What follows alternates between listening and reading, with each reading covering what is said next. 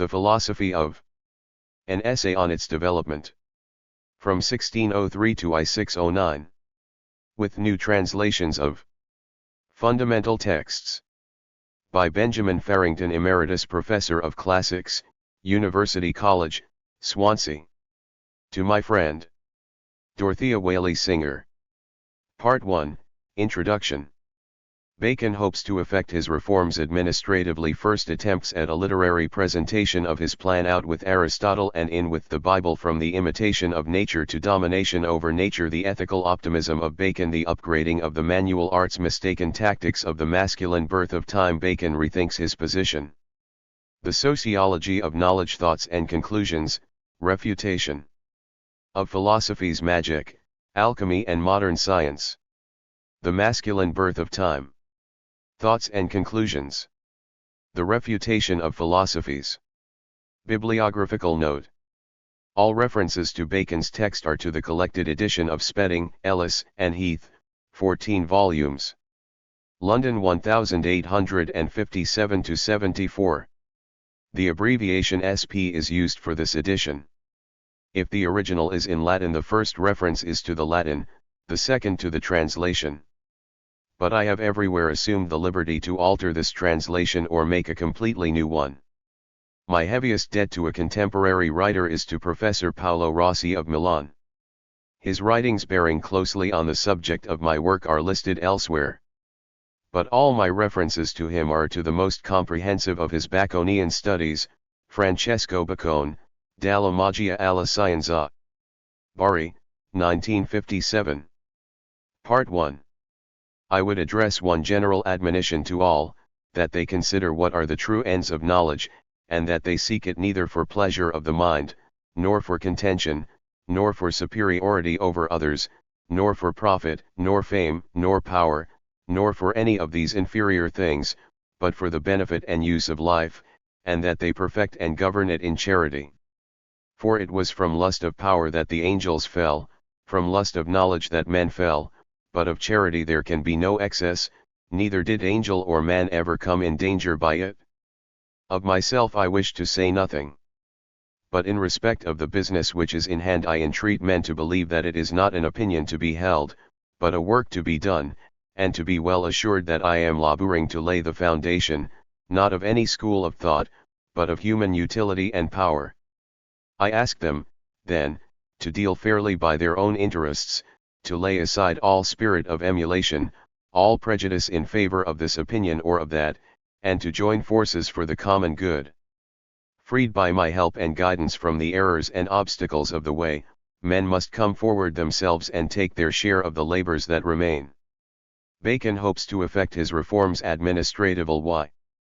Though Bacon did not publish the Great Instauration till 1620, the years 1603 to 9 were decisive in the evolution of his thought. It was in this period, which brings him from the age of 42 to 40 sight, that he first sought to give extended literary expression to his philosophical views. During these years he began 9 works, of which he finished only 4 and published only 2. Pressure of public business goes some way to explain the unfinished works. Having been neglected by Elizabeth, he begins to be noticed by James. But the deeper explanation lies, as we shall see, in the rapid evolution of his thought. He was still feeling his way. The decision, however, not to publish finished works has a different cause. Bacon intended his philosophy to bear fruit in practice and feared to court failure by premature disclosure. The time was not yet ripe. Till about the year 1649, remarks that acute observer, Aubrey, 'twas held a strange presumption for a man to attempt an innovation in learning. Consequently 2 of the finished works, Thoughts and Conclusions and the Refutation of Philosophies, were put into cold storage and left to his literary executors to publish. The 2 which he did publish, The Advancement of Learning and The Wisdom of the Ancients, were designed to prepare the public mind for the later full disclosure of his views. The purpose of this study is to follow the development of Bacon's thought through these 7 years. This could not well be done without appending translations of the 3 most important of the posthumous works, Temporis Partus Masculus, Cogitata et Visa and Redargutio Philosophiarum, modern versions of which are easier to find in Italian than in English. It is true that the substance of these writings was later more or less completely absorbed into the body of the Great Instauration. But this does not rob them of their importance. Spedding, when editing the collected works, spoke of them as among the most interesting of the whole collection because in them we may trace more than can be traced elsewhere of what may be called the personal history of his great philosophical scheme. Biographically they are indispensable. The germ of Bacon's philosophy obsessed his mind from boyhood. This is well known. What is not always remembered, or perhaps realized, is that at first he thought of introducing his reform administratively. Administrative action was a natural line, considering his family position, for his ambition to take. His father Sir Nicholas, and his uncle Lord Burleigh were long the twin pillars of the realm.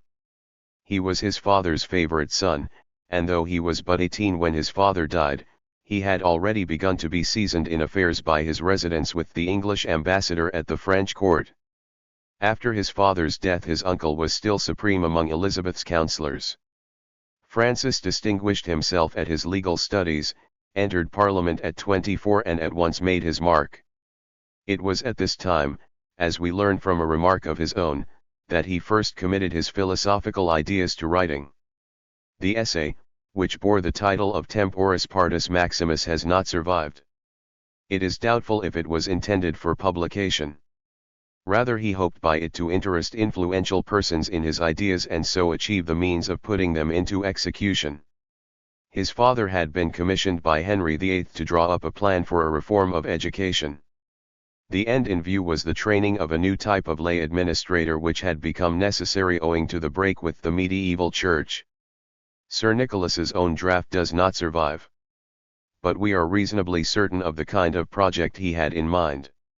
For though the plans were put in cold storage by Henry, they were revived by Elizabeth, and eventually took shape, according to the ideas of Sir Nicholas Bacon, but at the hands of Sir Humphrey Gilbert, about 1570 as a project for a University of London.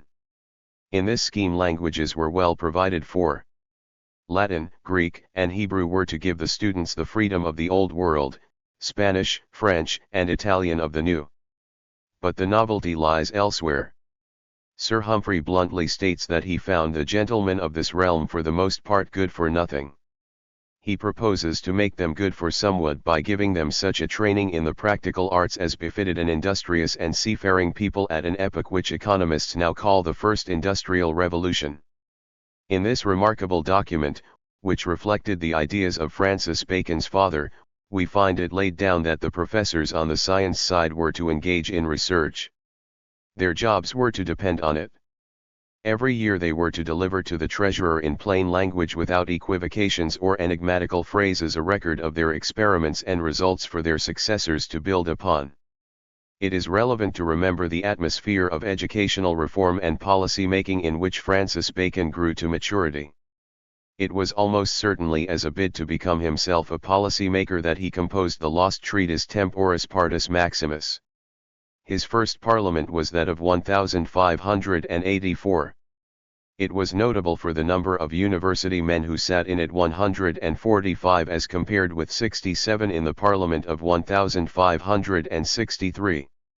In a letter of 1625 to Fr. Fulgentius, Bacon is quite precise in his statement that it was 40 years earlier that he had written the book.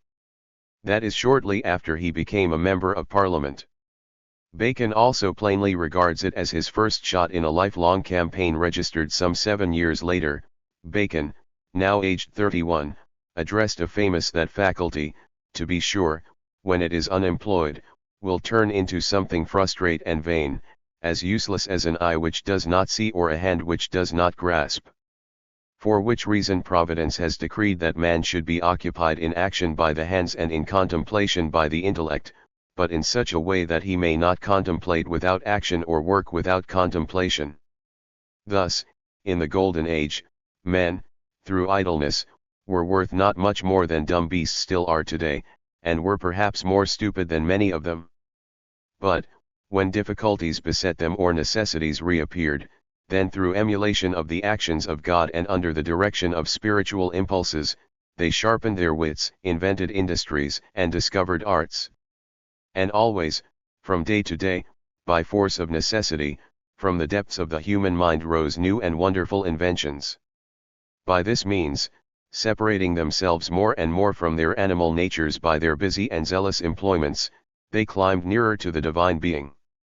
It is, of course, true that classical antiquity was not entirely devoid of the notion of the domination of man over the rest of creation, sanctius his animal mentis capacius altae dirit ad hoc, et quod dominari in cetera possit. Natus homo est Ovid, Metamorphoses 1, 75 8.1 so sang Ovid. And Cicero before him, in a long and splendid passage, had proclaimed, in short, by the use of our hands, we bring into being within the realm of nature, a second nature for ourselves. Still there is in Bruno a new breath, a new vision, an enlarged horizon. His words are not a statement of a fact but a challenge. These words were published in England in a book dedicated to Sir Philip Sidney at the date, as near as can be determined, when Bacon wrote his Lost Temporis Partus Maximus.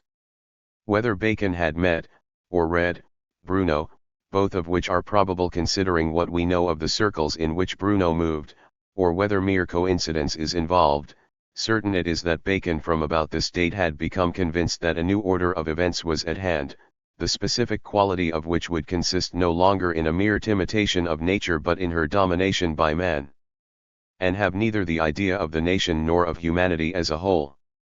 The Epicureans and the Stoics also are preachers of resignation. Even when we come to the rise of Christianity, he notes, the optimistic element in the worldview of Jesus was for long stifled by his teaching that the perfected world was to be the result of a catastrophic end to the natural order of things.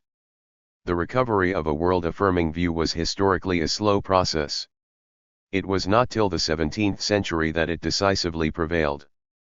Schweitzer has but a qualified respect for Francis Bacon. He calls him an almost unphilosophic and moreover somewhat worm-eaten personality. Nevertheless he acclaims him as the man who drafts the program of the modern worldview.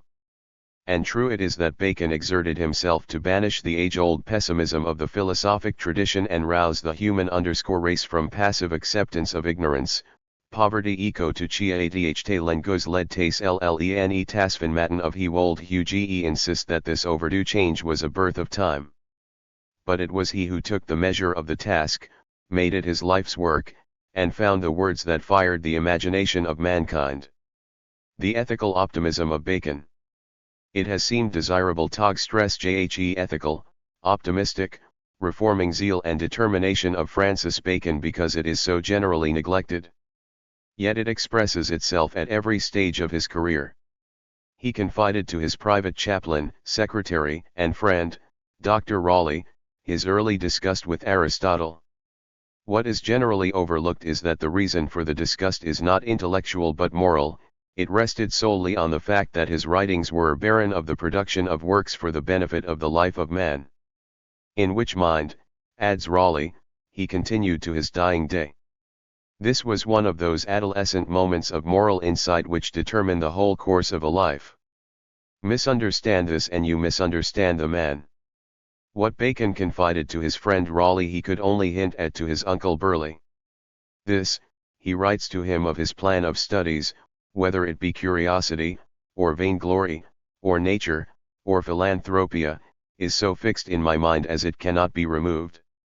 His Sacrae Meditations, a neglected source for knowledge of his inmost mind, tells the same tale. Its main theme is charity, not in the modern sense of poor relief, but in the full sense of brotherly love as the fundamental Christian duty. The second meditation, on the miracles of Jesus, ends, he restoreth motion to the lame, light to the blind, speech to the dumb, health to the sick, cleanness to the lepers, sound mind to them that were possessed with devils, life for the dead. There was no miracle of judgment, but all of mercy, and all upon the human body. The last sentence is characteristic. For Bacon charity meant meeting people's needs, not quarreling with their opinions. Point 1. Equally remarkable is the next meditation on the innocence of the dove and the wisdom of the serpent. Its problem is the special difficulty of those who aim, not at a private goodness, but at a public good. This was Bacon's case, and he observes that wicked men, who have not a wholesome thought in them, naturally assume that goodness springs from a certain simplicity of moral character and ignorance and inexperience of human affairs. Accordingly, unless they come to realize that every recess of their wicked hearts lies open to the understanding of him who is trying to move them, they treat him as a fool.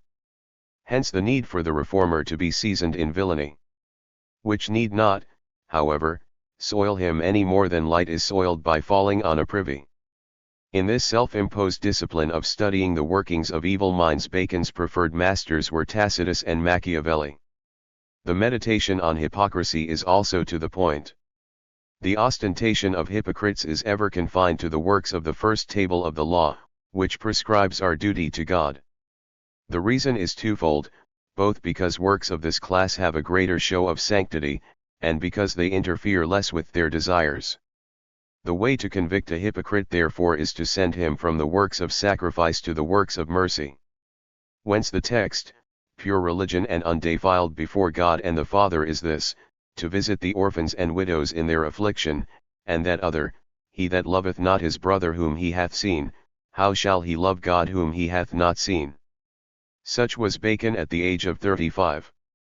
6 years later we have a direct fragment of autobiography and self-analysis. Here he tells us that he believed he was born for the service of mankind. That after consideration of his own capacities and the needs of mankind he came to the fortunate conclusion that he was best fit to do what was most needed, namely to devote himself to the discovery of new arts, endowments, and commodities for the bettering of man's life. He felt this to be a nobler ambition than politics, because what the statesman can do extends but over narrow spaces and lasts but short times, while the work of the inventor, though a thing of less pomp and show, is felt everywhere and lasts forever. He allowed himself, however, to be deflected into politics both for family and patriotic reasons, and because he hoped that if I rose to any place of honor in the state, I should have a larger command of industry and ability to help me in my work. Now, however, he finds his zeal mistaken for ambition, reflects that in waiting for the help and consent of others he is leaving undone the good he could do by himself alone, and accordingly, in pursuance of his old determination, is resolved to see what he can do by himself. This is a description by Bacon himself of his state of mind at the time when he began the composition of the masculine birth of time.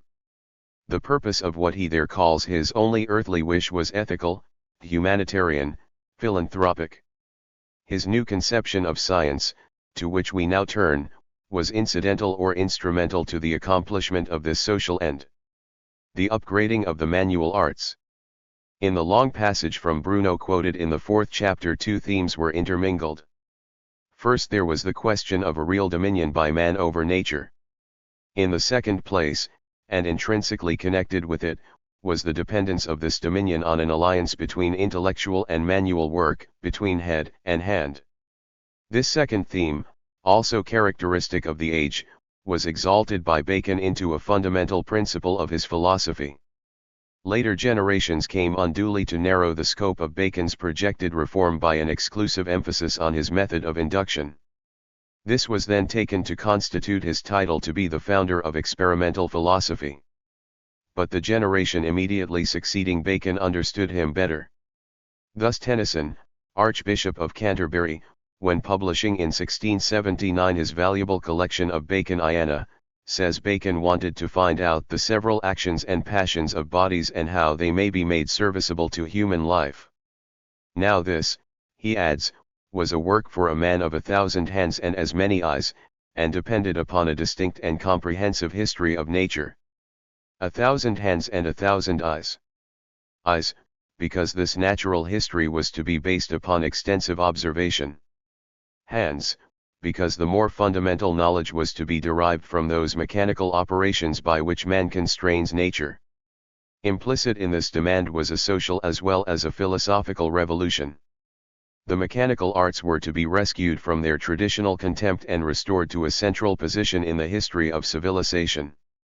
Here Bacon's proposals for educational reform went hand in hand with his political philosophy. He wished to wind up the feudal age in England and create a New England more on the pattern of the Dutch.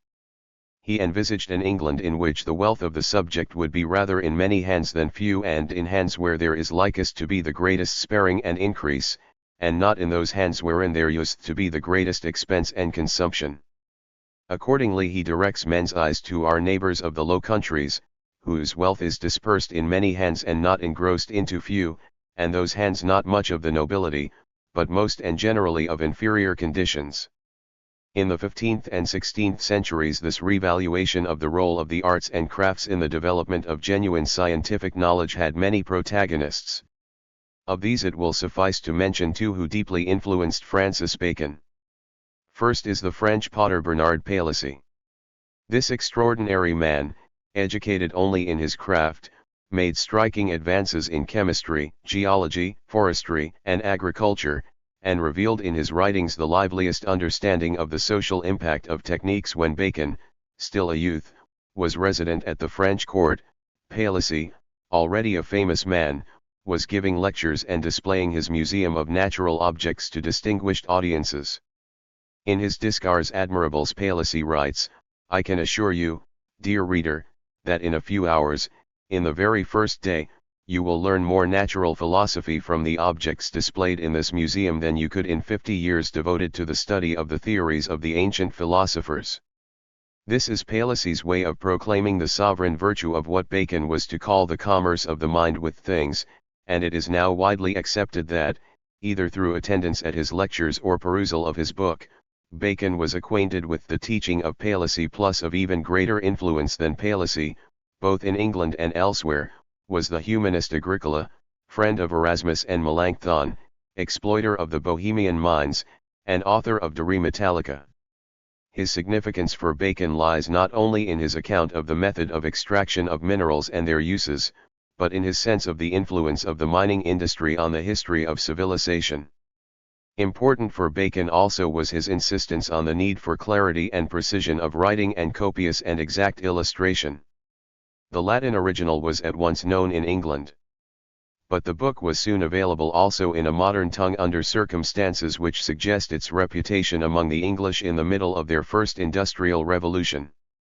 Michelangelo Florio, son of an Italian Jew who had become a Christian, fled to London, where he was befriended by Burleigh and appointed preacher to the Italian Protestant congregation. As an acceptable token of gratitude to his hosts he translated De Re Metallica into Italian and dedicated the volume to Queen Elizabeth in 1563. The book was from the first an indispensable textbook, the perfect example of what Francis Bacon later called experientia literata, or dumb practice which has been to school and learned to express itself in writ ng. It put on record Agricola's experience of the Bohemian mines and made it available for application throughout the world by reason of some which have much in their pen the referring sciences to action and the use of man, which mean quite another matter than I do. For they mean a contriving of directions and precepts for readiness of practice. But my intention contrariwise is to increase and multiply the revenues and possessions of man. Thus Bacon, in general terms, defines the difference between the logic of Ramus and his own. The second and the third are concerned with two different kinds of obstacles to the attainment of the new knowledge for which Bacon is trying to clear the way. These obstacles may be classed as psychological and sociological.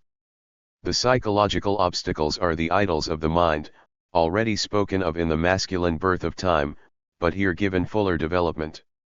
Thus in his 16th chapter he proposes to treat of the inherent and profound errors and superstitions in the nature of the mind, and of the four sorts of idols or false appearances that offer themselves to the understanding in the inquisition of knowledge, that is to say, the idols of the tribe, the idols of the palace, the idols of the cave, and the idols of the theatre. There is a difficulty about the idols of the palace, which are not mentioned except in this work and do not admit of a ready explanation. Elsewhere we read, instead, of the idols of the forum or of the marketplace, and I should think it certain that palace here is no more than a scribe's mistake for place. Unless the sketch for this chapter is a late addition, we therefore find Bacon already in 1603 in possession of his 4 types of mental obstacles to the acquisition of a true knowledge of nature, viz., those arising from our human nature, those arising from the nature of language, those arising from the circumstances and education of the individual, those arising from the errors of learned men. To set human knowledge thus in a new light, to provide a powerful technique for analyzing its distortions, is the revolutionary achievement of the psychological doctrine of idols. Connected with this and no less remarkable is Bacon's doctrine of the sociological distortion of truth. This is the subject of the 26th and last chapter of Valerius Terminus. Here he considers the impediments which have been in the nature of society and the policies of state. That there is no composition of a state or society, nor order or quality of persons, which have not some point of contrariety towards true knowledge. No later work of Bacon will fail to bear the imprint of the thought expressed in the sentences here italicized. It is the source of the doctrine of signs developed in the Refutation and perfected in the Novum Organum. Idols are a disease of the individual mind. Signs reveal the shortcomings of an epoch. They indicate that the systems of philosophy in use are in a bad condition and thus prepare the way for a more gentle and easy extirpation of idols from the understanding. 1 to the next year, 1604, belong 2 more unfinished works, Cogitationes de Natura Rerum and Cogitationes de Scientia Humana. The first of these writings contains in its 3rd chapter, on the negligence of the ancients in the inquiry concerning motion and the moving principles of things, a singularly clear statement of what Bacon considered to be the difference between the contemplative science of the ancients and the operative science at which he himself aimed. It is worth quoting, at least in part, since, without vituperation or even the bare mention of any names, it gives a coolly reasoned statement of the grounds for his passionate rejection of the ancient view. One whose object is to achieve an active natural philosophy must concern himself principally with the investigation of motion. To investigate, or exercise one's imagination, about the inactive principles of things is fit only for one whose purpose is to provide matter for talk and disputation. By inactive principles I mean those which tell us what things consist of but not by what force or in what manner they come together. A man might have by him a true description of the materials used for making sugar, glass, and cloth without the knowledge of the processes of making them. Yet speculation has been principally concerned with the investigation of these dead principles, as if a man should make it his business to anatomize the corpse of nature without inquiring into her living faculties and powers.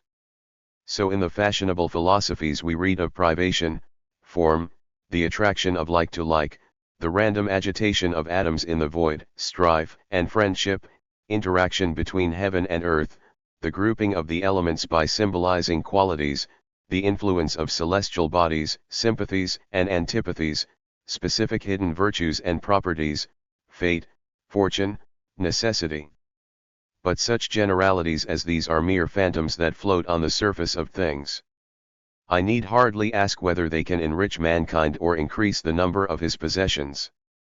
They merely inflate the imagination and are of no effect towards the accomplishment of works. From the second of the fragmentary works that belong to this year, that called Thoughts on Human Knowledge, one choose to illustrate one topic which continued throughout Bacon's life to grow in importance. That is his plan for a natural history of a new type.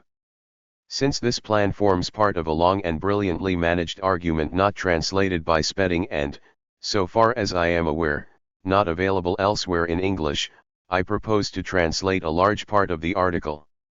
If we are to have a purer natural philosophy, its foundations must be solidly based in natural history, and a natural history which is both copious and accurate.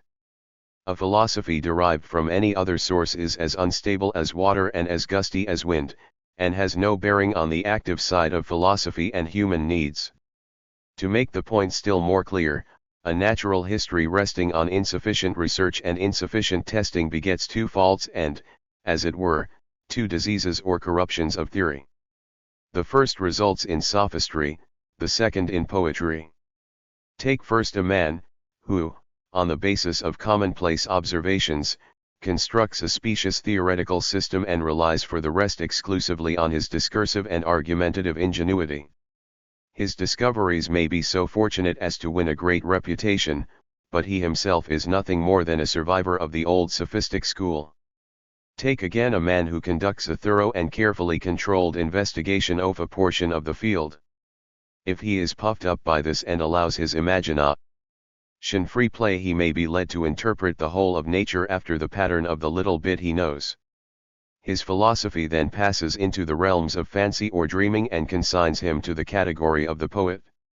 We should therefore recognize the depth and penetration of that saying of Heraclitus, who protested against those who sought their philosophy in their own private worlds instead of in the great public world.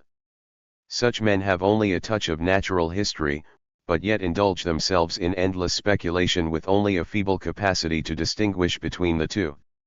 Of this weakness the most astonishing example is Aristotle. He was a great man, financed by a great king, familiar with natural and civil history, the author of a notably accurate history of animals, who moreover, as is clear from his Problems and Parva Naturalia, had devoted much thought to all sorts of researches, and who even allowed the senses their proper role. Nevertheless his natural philosophy is divorced from things, he notoriously deserted experience, and, however men may seek to hedge and quibble, produced as the result of his mighty exertions something much closer to logic than to physics or metaphysics.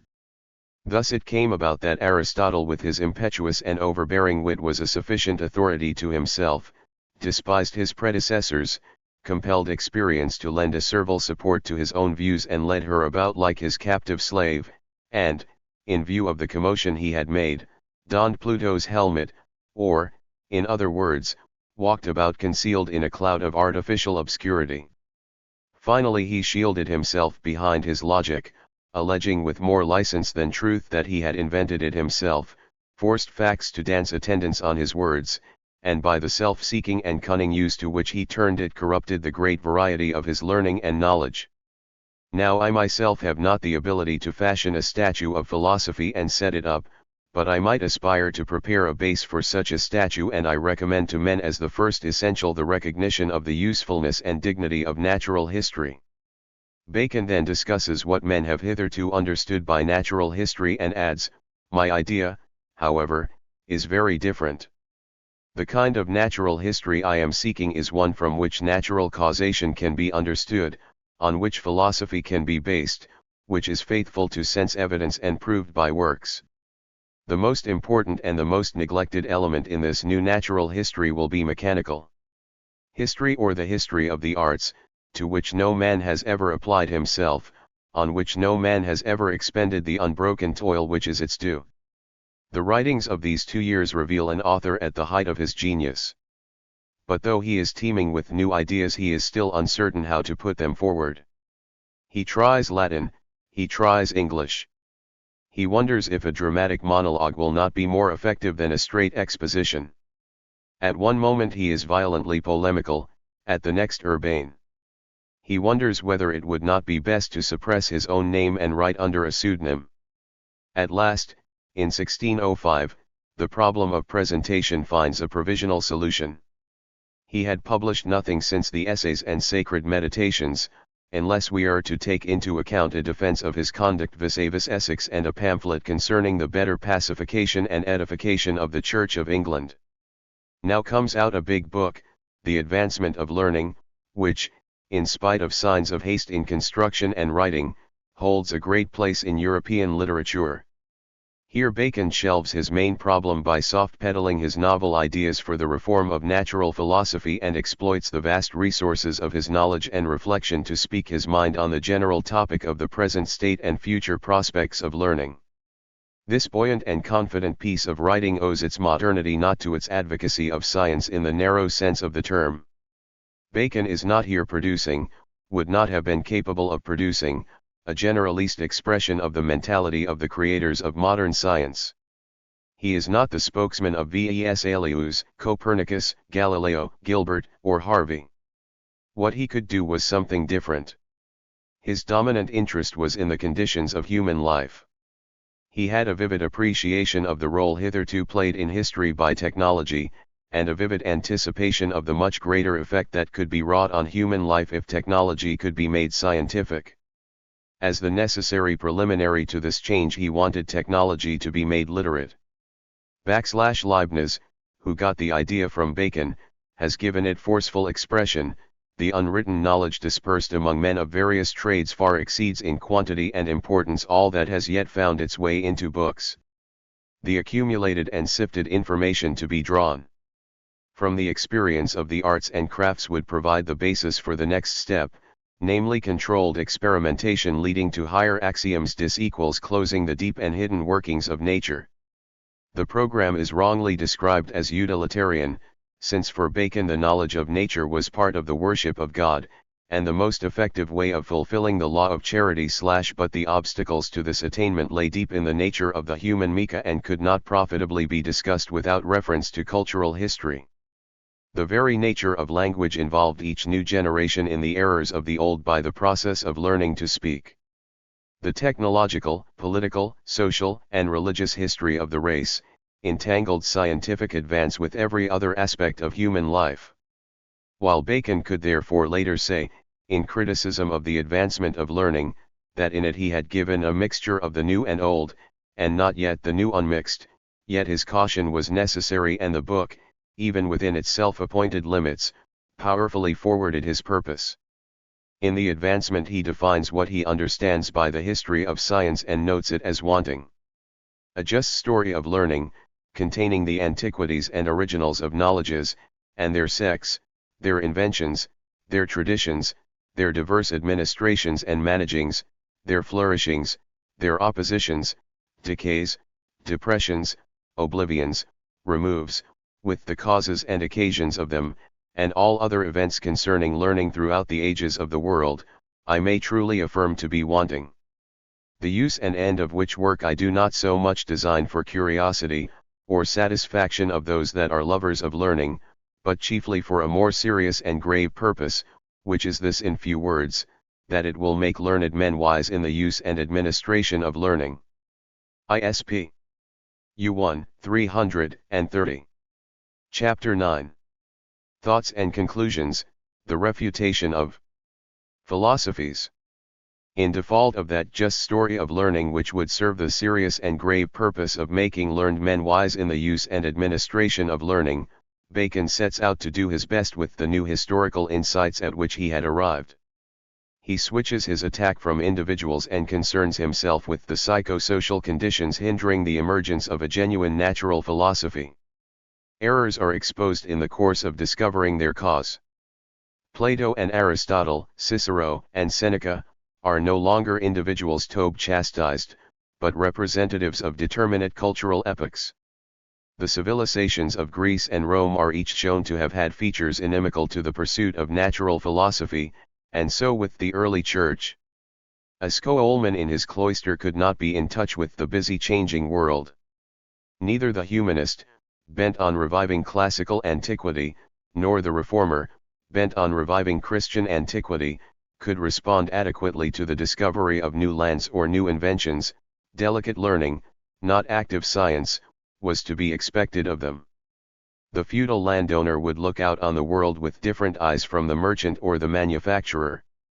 So Bacon takes stock of his world, its institutions and traditions, national temper, public policies, sectional interests, and seeks again the best means of presenting his plan to those who, for one reason or another, might be expected to misunderstand and condemn.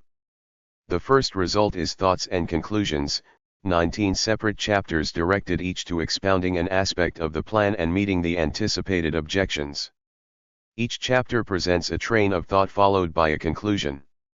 This essential structure of the little work is obscured by Anderson, who mistranslates the title Thoughts and Impressions. What it offers one's not a series of musings but of cogent arguments brought to a precise point. The whole work is written in the third person, like Julius Caesar's commentaries, and creates a similar expression of a proud self-effacement. The Refutation of Philosophies repeats much the same matter in a different style. The argument is now presented, in the manner of Plato's Laws, as a discourse by an unknown stranger to a Parisian audience of men of various nationalities. 45. Experienced in affairs of church and state. The character of the speaker is carefully drawn, rather like Bacon pretending to be a Frenchman, a little more man of the world than his usual self. Both writings, in style and content, show Bacon at the height of his genius. Their substance was later worked up afresh in aphoristic style to form the first book of Novum Organum, but this hardly detracts from their interest. What Bacon thought worth presenting in two different styles with different illustrative matter is worth our attention. The two statements support and illustrate one another. Unlike Plato, who thought rhetoric a voluptuary art ministering only to pleasure and on the same level as that of the cook, Bacon thought the function of rhetoric was to minister in one way or another to reason. Here we can study his theory in application as he seeks either to convince the reason, rouse the will, or serve the memory, all three processes being the preliminary to rational action. Least of all should we suppose that Bacon's failure to publish these writings meant that he condemned them. He only feared they might not at that juncture achieve their purpose. To assist his judgment on this point he submitted them to chosen friends, how many we do not know. It seems certain that his most congenial friend, Toby Matthew, approved. We do not know whether Lancelot Andrewes ever found time to express an opinion. Sir Thomas Bodley, in a long letter which is innocent of any true understanding of what Bacon was at, made it plain that neither he himself nor any sober body of academic opinion would stand for Bacon's plan. Bacon seems to have taken this as decisive for the immediate fate of his two choice writings. He was without literary ambition in any personal sense. There was a work he wanted done. These writings would not further it just then. He left them to his literary executors for publication after his death. Furthermore, the possibility of carrying out his project actively now again presented itself, and in two ways. In the first place, his political prospects revived. 2 days before the coronation of James, Bacon was knighted. He was but one of a batch of 300, still it was a mark of favor. Then, in 1607, the lesser of the two offices Essex had tried to secure for him from Elizabeth was granted him by James. He became Solicitor General. Next year he had another piece of luck. The reversion to the clerkship of the Star Chamber, which he had long held, fell in and brought with it a substantial increase of fortune. He now had about £5,000 a year, and if all he had wanted was to set up a private laboratory and start experimenting himself, this was the chance. But, of course, that was not what he wanted. He had no particular line of research like Gilbert or Harvey, he had only a consuming belief that if a great number of investigations could be put in hand simultaneously they would illuminate one another and provide that accumulation of material on which a genuine philosophy of nature might be based. One way to his goal, therefore, was to cultivate the king's favor and hope for further advancement. But there was also another way. His private diary for 1608 reveals that Bacon had thought of a fresh plan by which he might get command of the necessary wits and pens. His idea was to get himself made head of some school or college. Westminster, Eton, Winchester, Trinity or St. John's in Cambridge, Magdalen in Oxford, are the places he thinks of. It is entertaining to speculate what the future of education in England might have been if he had secured control of one of these institutions and installed the vaults, furnaces and laboratories which he says in his diary he would need. He devotes much thought to the idea. He thinks of approaching Sir Thomas Russell for a collection of phenomena concerning surgery, distillations, mineral trials. He has a plan to set on work my Lord of Northumberland, Sir Walter Raleigh, who was warden of the Stannaries, and the mathematician Harriot, all three of them, Bacon notes, themselves being inclined to experiment. He pricks off the names of 3 eminent physicians as likely to understand and help Dr. Poe, Dr. John Hammond, Sir William Patty. He thinks it worth trying whether Richard Bancroft, Archbishop of Canterbury, being single and glorious and believing in the sense, might not be drawn in. Then there is his old friend, Bishop Lancelot Andrewes. It has been thought cynical that Bacon includes him among possible sources of help on the grounds of his being single, rich, sickly, a professor to some experiments. But Bacon himself left directions in his own will to further scientific research. What is there cynical in hoping his rich friend would do the same? The money would have been as well spent as the £3,000 it cost the wealthy bishop to entertain King James for a few days.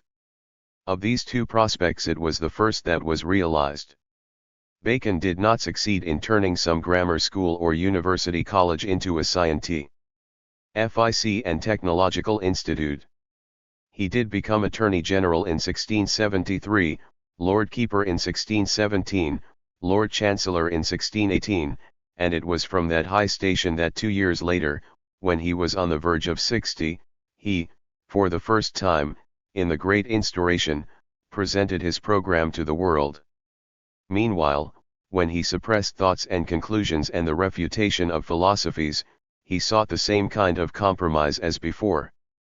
His De Sapientia Veterum, like the Advancement, was designed to be a mixture of old and new, a softening up operation, in anticipation of the time when he could issue the new unmixed. Published in 1609, this brilliant and popular work rises as naturally out of the unpublished writings of 1607 and 1608 as the Advancement did out of the unpublished writings of 1603 and 1604. Though it is in a sense a compromise, its true significance is creed. It was ill-placed by Spedding not among the philosophical but among the literary works. To Anderson and, after him, to Rossi, we owe the full understanding of its place in the Baconian philosophy of works. During the composition of thoughts and conclusions and the refutation of philosophies, Bacon remained faithful to his old protestation that science is to be sought from the light of nature, not from the darkness of antiquity. But, as he deepened his historical studies and his historical insight, he became more and more impressed with the achievement of the pre-Socratic philosophers. He sensed in their fragments a more direct contact with nature than in later Greek schools and, in his enthusiasm, made a pioneer study of their scattered remains which was to be of importance for the scholarship of the 19th century. He developed a preference for the materialism of Democritus over the idealism of Plato, and his sense of the superiority of the natural philosophy of Empedocles and Democritus over the logic and metaphysics of Aristotle and Plato became the chief example, if not the very foundation, of his view that the river of time bears down to us on its surface the slighter and emptier relics of the past and drowns the more solid achievements in its depths. The formation of this private conviction in Bacon's mind coincided with an intense curiosity of the age about the true meaning and interpretation of fables and myths. This, which was by no means a trivial subject of inquiry, had given rise in Italy to a series of notable books.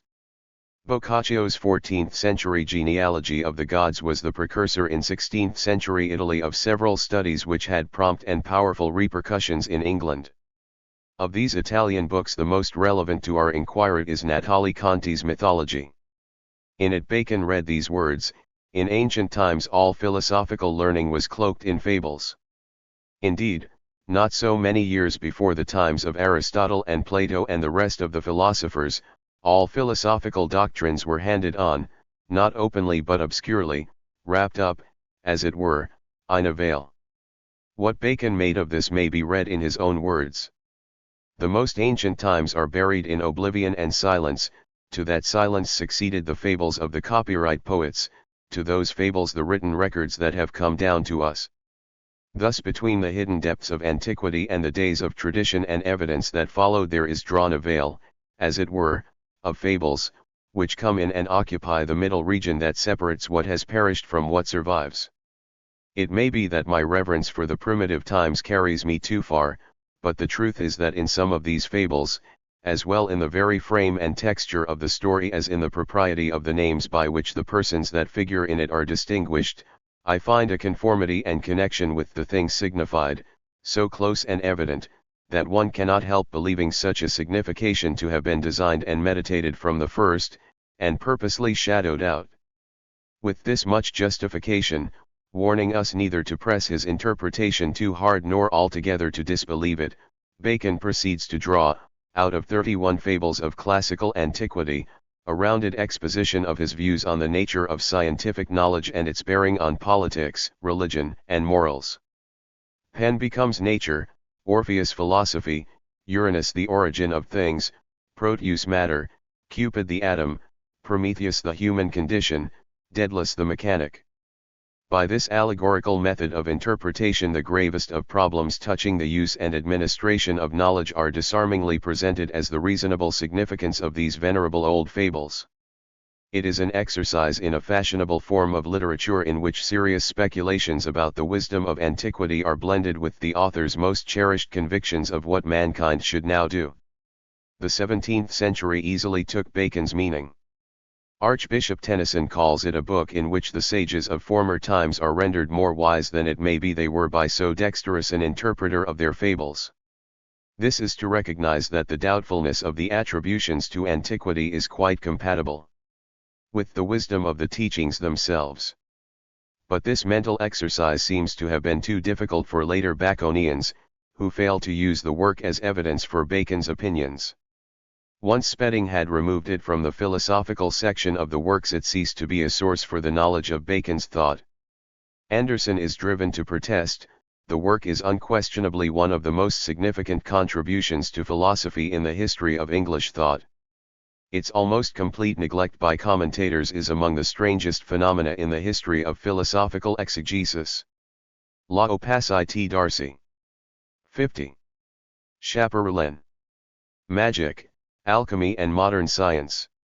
One other puzzle in Baconian scholarship has defied full elucidation till our day, namely, Bacon's ambivalent attitude to magic and alchemy.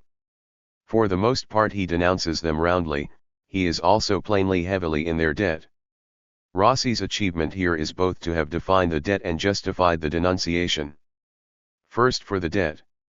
In Silva Silvarum, that hasty compilation of already existing natural knowledge on which Bacon works so feverishly in the shadow of approaching age, he guilelessly takes from magico-alchemical sources many of their distinctive theories along with their alleged facts.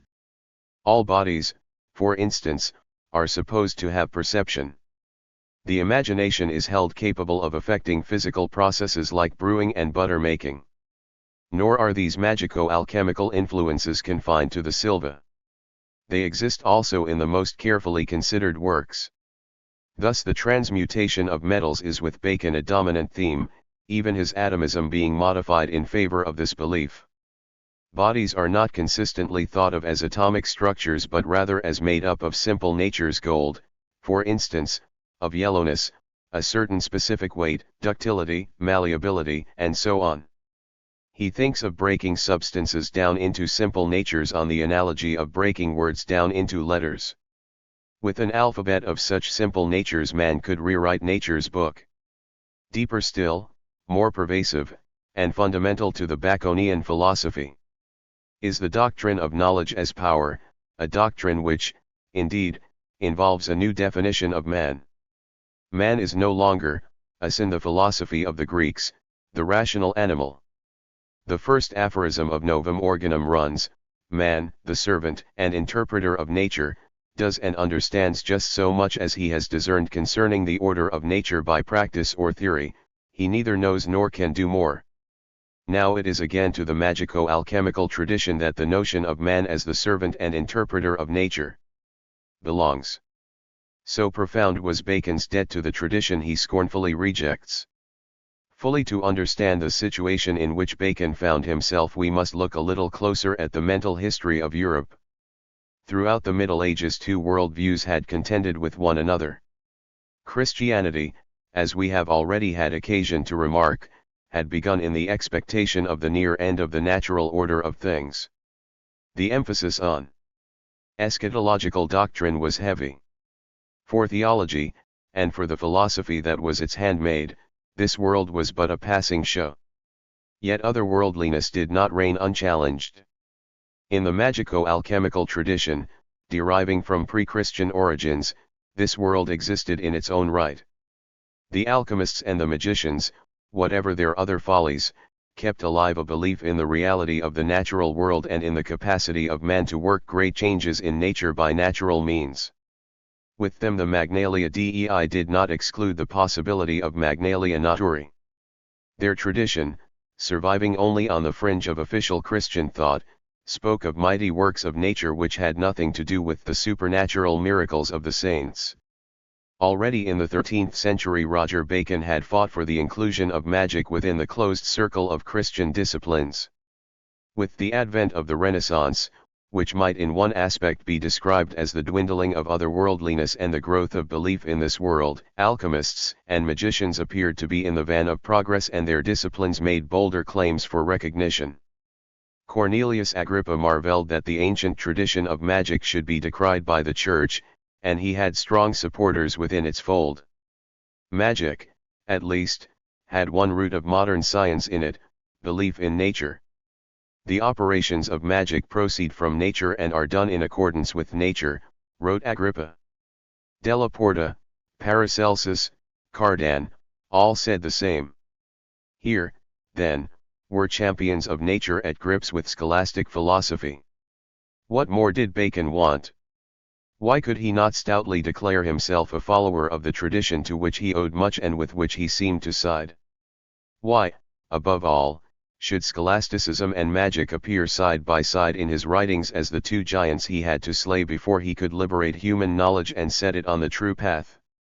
The reasons for his condemnation of alchemy and magic are clearly and sufficiently set forth in the writings translated in this book. They constitute an essential part of Bacon's contribution to science and may be briefly summarized. The operations of magicians and alchemists are confined to a narrow range of experience and produce but few effects, and those of a nature to rouse wonder rather than serve any useful purpose. The theory on which their operations rests is entangled in an obscure, ancient, and partly auricular tradition which has given free rein to gross imposture.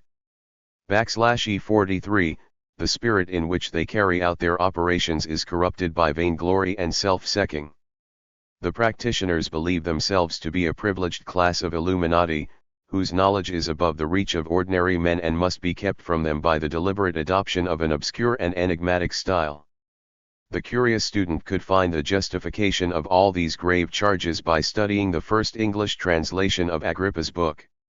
This translation, belonging to the middle of the 17th century, shows the hold magic still had on an educated public on the eve of the foundation of the Royal Society. From this examination it emerges that Bacon's condemnation of magic and alchemy, like his condemnation of scholasticism, rested on moral as well and as intellectual grounds.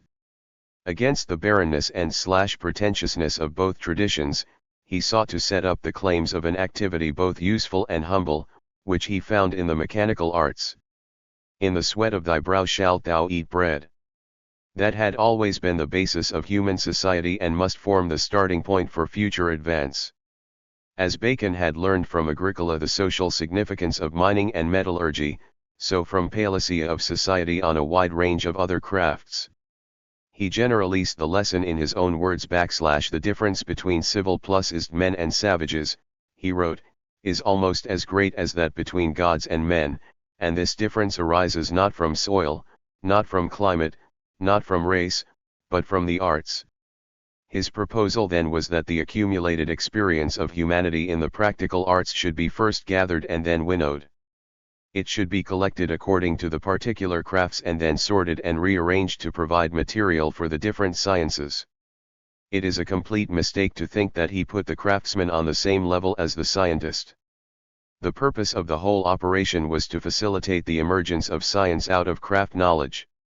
The scientist, however, must be humble enough to understand that no degree of cleverness could compensate for the ignorance of particular facts. The most attractive theories must abide the test of experiment. But the new knowledge, when gained, would be fed back into the industrial life of the nation. This was no small task, as Bacon well knew. It was king's business. It could not be left to the monk in his cloister, the alchemist's furnace, the rich nobleman's curiosity, or the workshop of the artisan. It required to be taken under the wing of the government. It must enjoy the blessing of the church and the approval of the universities. It needed the provision of new institutions adapted to its special ends and adequately equipped and financed. It should be organized as a democratic, cooperative enterprise intended for the public good and seen to be so. It invited international cooperation as a thing of concern for all mankind. For it was not simply an addition to knowledge but the inauguration of a new way of life, the great instauration of man's dominion over the universe. Such in practical terms was the plan. But for Bacon himself it was also a burning vision, seen in his boyhood, cherished throughout life, worked for with the wisdom of the serpent in enforced patience through endless delays amidst men who for the most part could not share it, but retaining its authority to the end.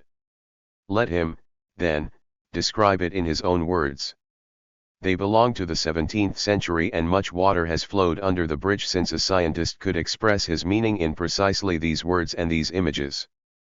But if we want to come close to Bacon we must come close to him as he was, not as the historian with a 20th century mind would refashion him and rephrase his thoughts. We need to recapture his faith, and that can still be felt through the antiquated vesture in which it is clothed. It adds to the force of his words that they were written as a part of his preface to the History of Winds in 1623, 3 years before his death.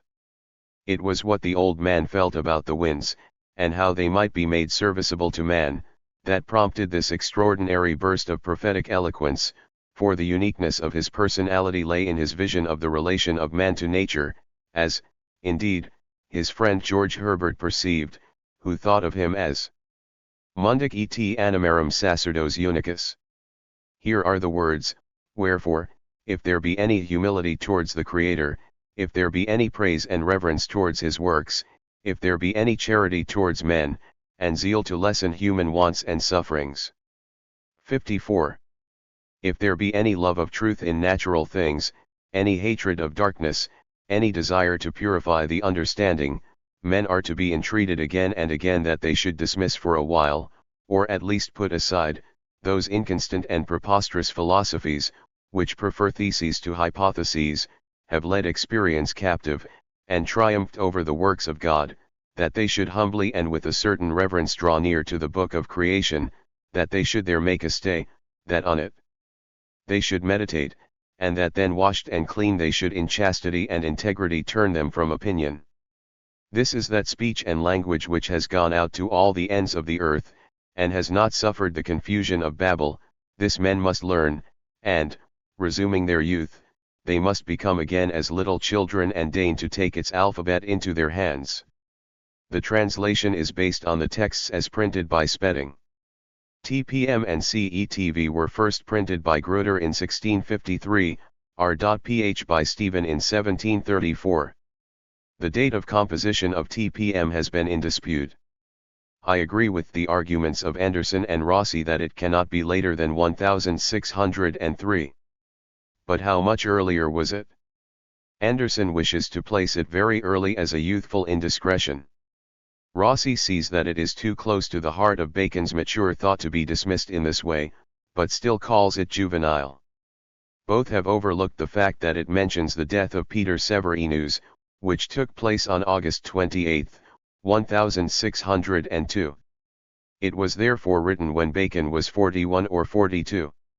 As regards the method of translation, I have found as N. Bacon did with Bishop Jewell and as Spedding did with Bacon himself, that the thought in the Latin is so embedded in the syntax that a word-for-word translation is a mere betrayal. But I have labored to carry the exact sense into English idiom. Bf. A.E. The masculine birth of time. Or the great instauration of the dominion of man. Ov erith the universe. Tq God fhesja her.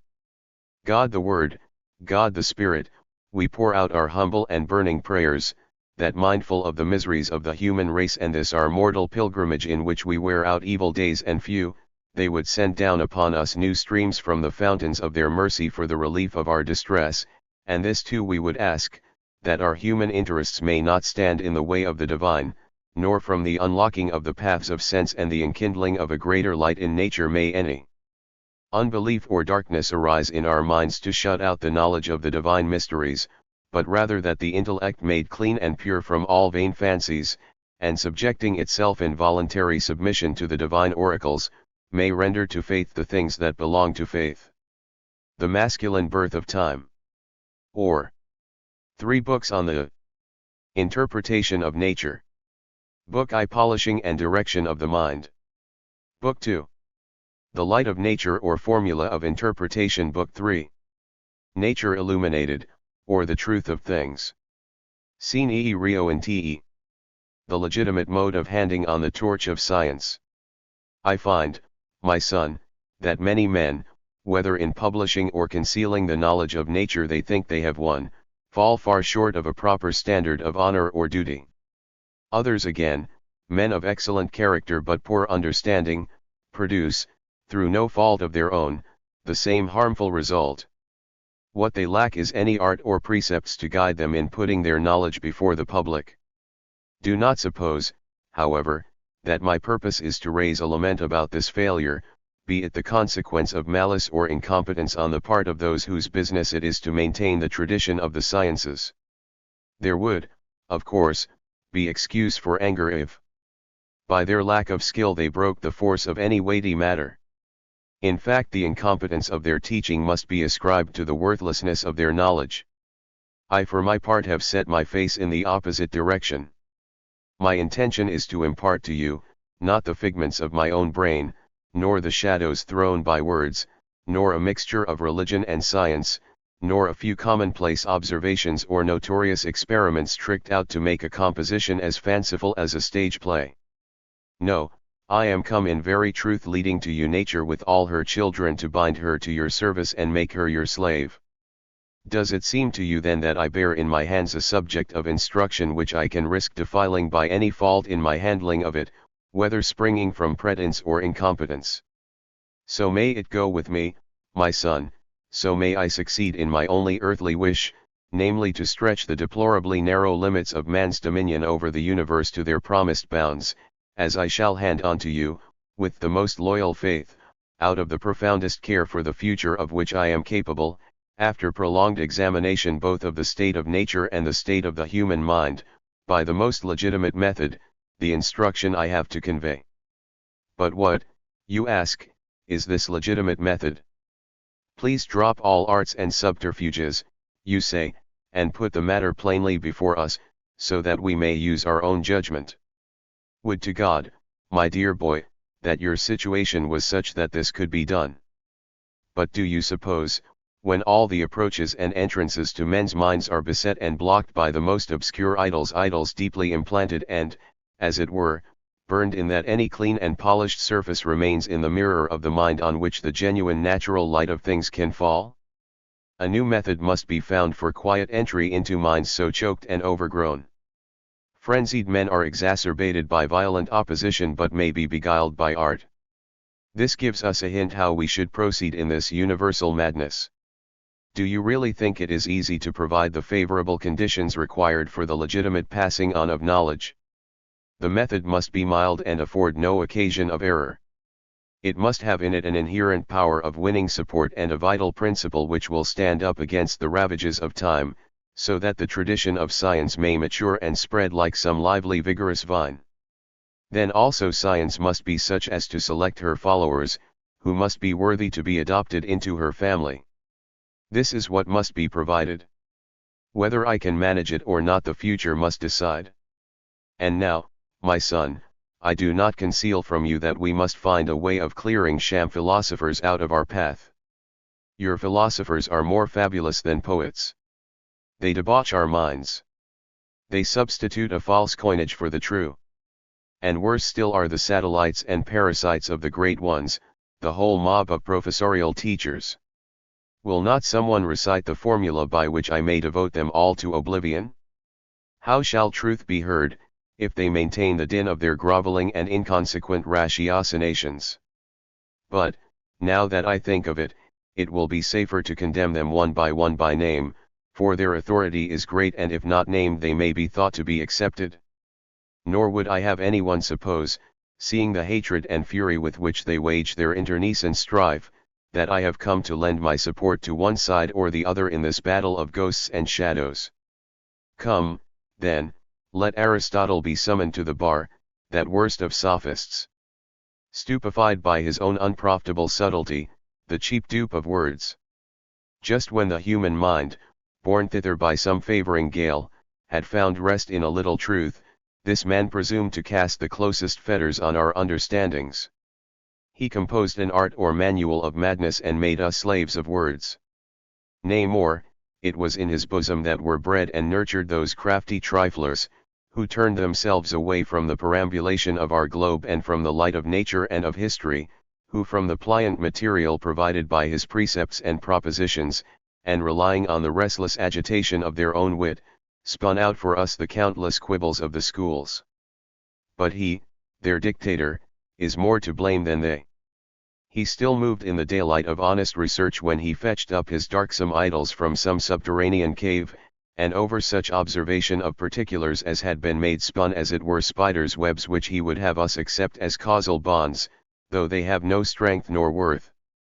In our modern age the same sort of webs have been spun with great industry by Jerome Cardan, who, like Aristotle, is at variance with facts and with himself.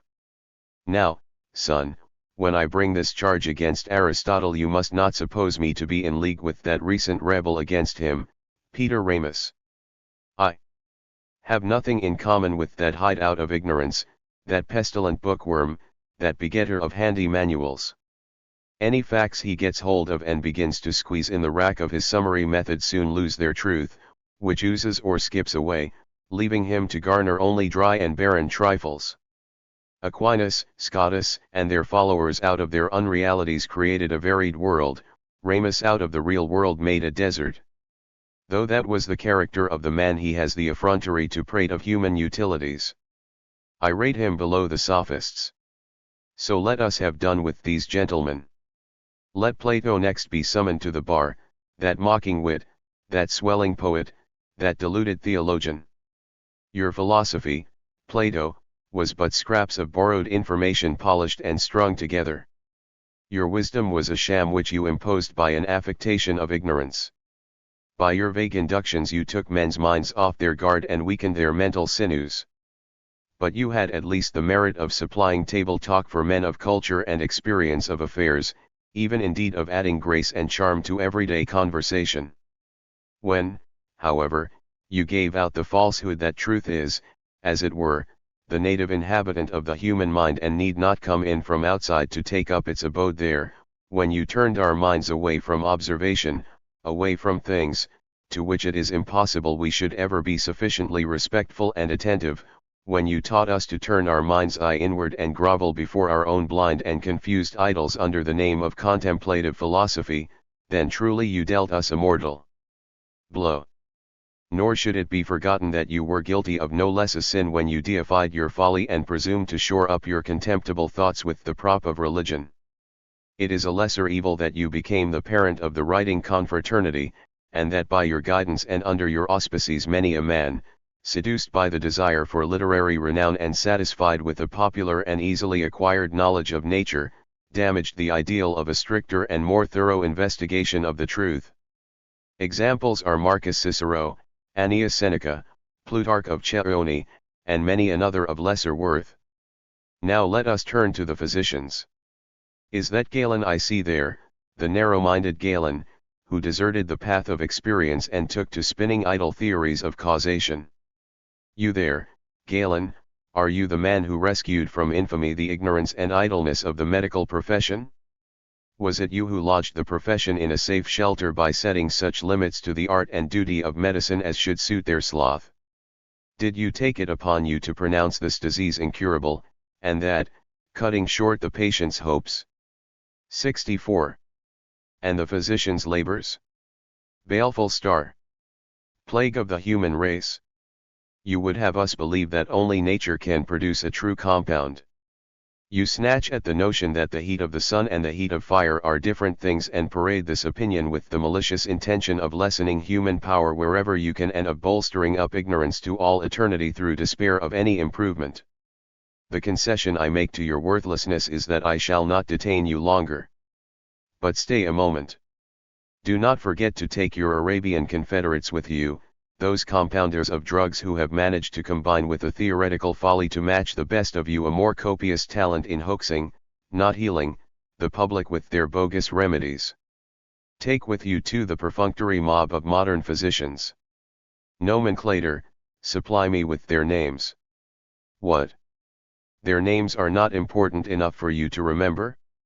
True, they are worthless fellows, but for my part I recognize certain ranks and grades among them, and hold the worst and most contemptible to be those who win general applause for the eloquence and orderliness of their writings while confining the whole art of medicine within the narrow bounds of their hair-splitting method. Fernal is one of these. Less noxious are those who exhibit a greater variety and propriety of experimental material, even if diluted and drowned in a flood of stupid argumentation. An example is Arnoldus de Villanova.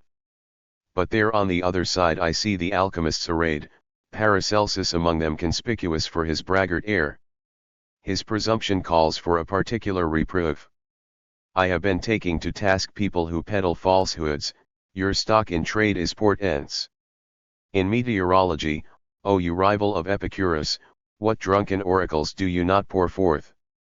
Indeed, Epicurus, like a man dropping off to sleep or with his attention fixed on something else, utters words at random. But your utterances are too silly to be random. You seek out the most absurd authorities to swear allegiance to. But you do not restrict yourself to meteorology. You have a passion for taking your idols in pairs and dreaming up mutual imitations, correspondences, parallelisms, between the products of your elements. As for man, you have made him into a pantomime. Who can fail to wonder at the distinctions, products of your own imagination, by which you have torn asunder the unity of nature? It is easier to put up with Galen speculating on his elements than with you engaged in tricking out your own fancies. He tried to study the hidden properties of things, you their obvious and superficial qualities. It is we who deserve pity for spending our time in the midst of such distasteful trivialities. With what misplaced zeal this man, skilled in all the arts of imposture, seeks to impose upon us his triad of first principles. Though admittedly the scheme is not utterly useless and does bear some relation to things. But now hear graver charges. By mixing the divine with the natural, the profane with the sacred, heresies with mythology, you have corrupted, O you sacrilegious impostor, both human and religious truth. The light of nature, whose holy name is ever on your lips, you have not merely hidden, like the sophists, but extinguished. They deserted experience, you have betrayed it. The evidence drawn from things is like a mask cloaking reality and needs careful sifting. You subjected it to a preordained scheme of interpretation. Where you ought to have tried to calculate motions, you grasped at the elusive, protean, nature of substances and thus polluted the springs of knowledge and left the human mind stripped of its aids. When the obscurities and delays involved in experimental research were such that the sophists dodged them and the empirics were unequal to them, you added fresh obscurities and adventitious delays.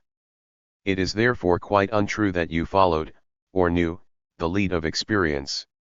Nay, even the blind greed of the magicians you stimulated to the utmost of your powers, your only check on their inordinate thoughts being hope, and on their inordinate hope being promises.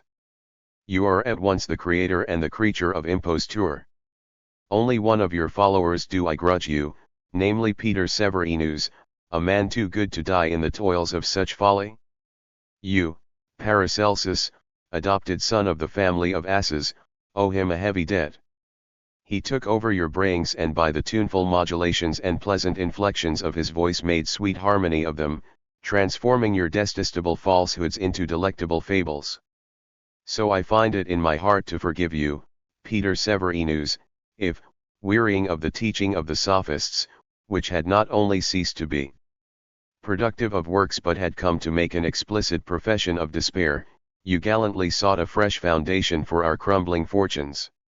When you came across these doctrines of Paracelsus, recommending themselves by their noisy trumpeting, the cunning of their obscurity, their religious affiliations, and other specious allures, with one impulsive leap you surrendered yourself to what turned out to be not sources of true knowledge but empty delusions. You would have been well and truly advised if your revolt from ingenious paradoxes had taken you instead to nature's laws, which would have offered you a shorter path to knowledge and a longer lease of life.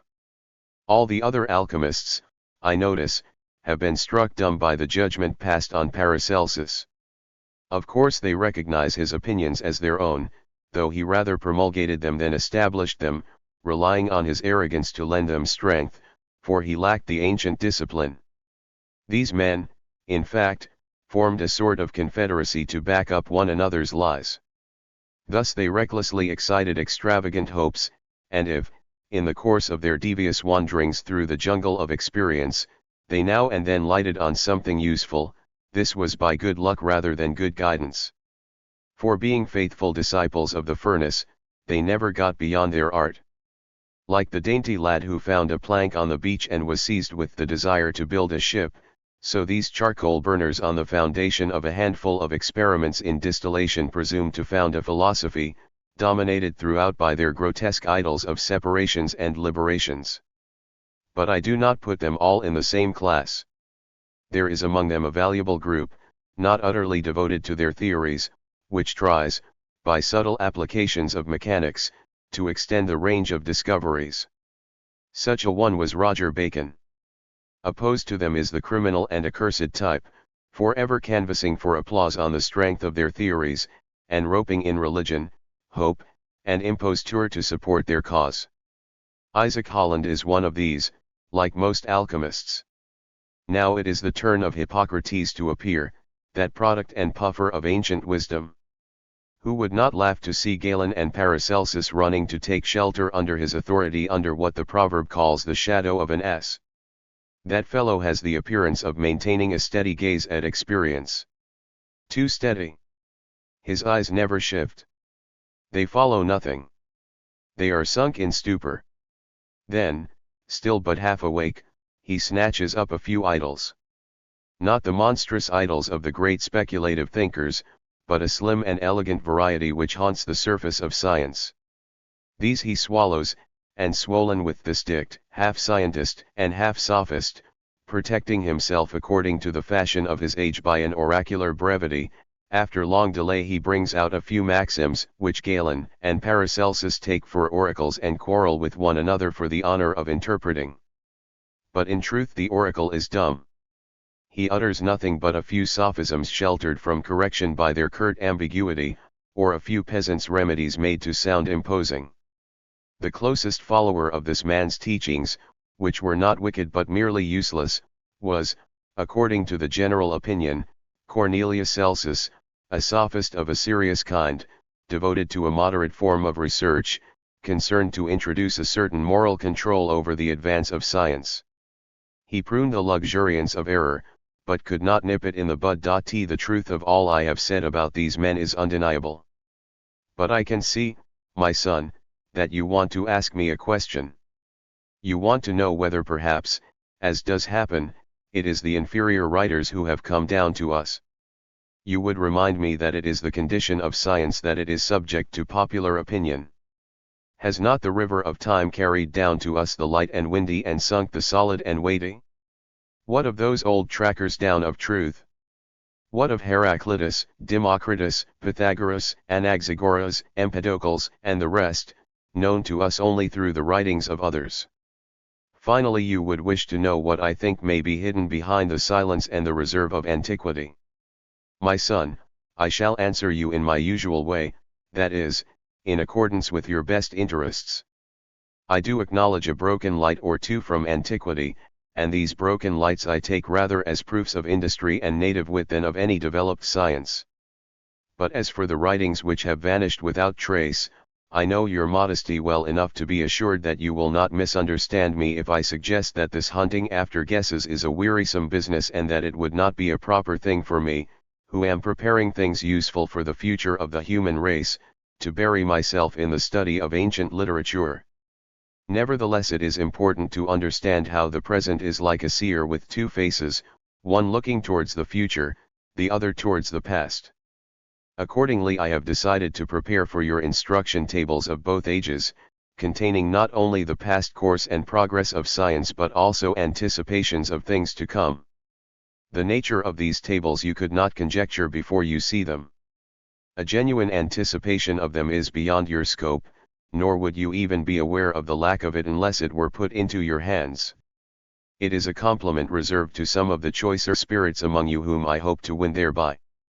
But generally speaking, science is to be sought from the light of nature, not from the darkness of antiquity. It matters not what has been done, our business is to see what can be done. If a kingdom won in victorious fighting were offered to you, would you refuse it unless you had followed up the clues of ancient genealogies to prove that your ancestors had held it before? So much for the remote fastnesses of antiquity. Point 1. Now about those heads of schools you mentioned, judgment is easy. Unity is the hallmark of truth, and the variety of their opinions is proof of error. In fact, had not political conditions and prospects put an end to these mental voyages, many another coast of error would have been visited by those mariners. For the island of truth is lapped by a mighty ocean in which many intellects will still be wrecked by the gales of illusion.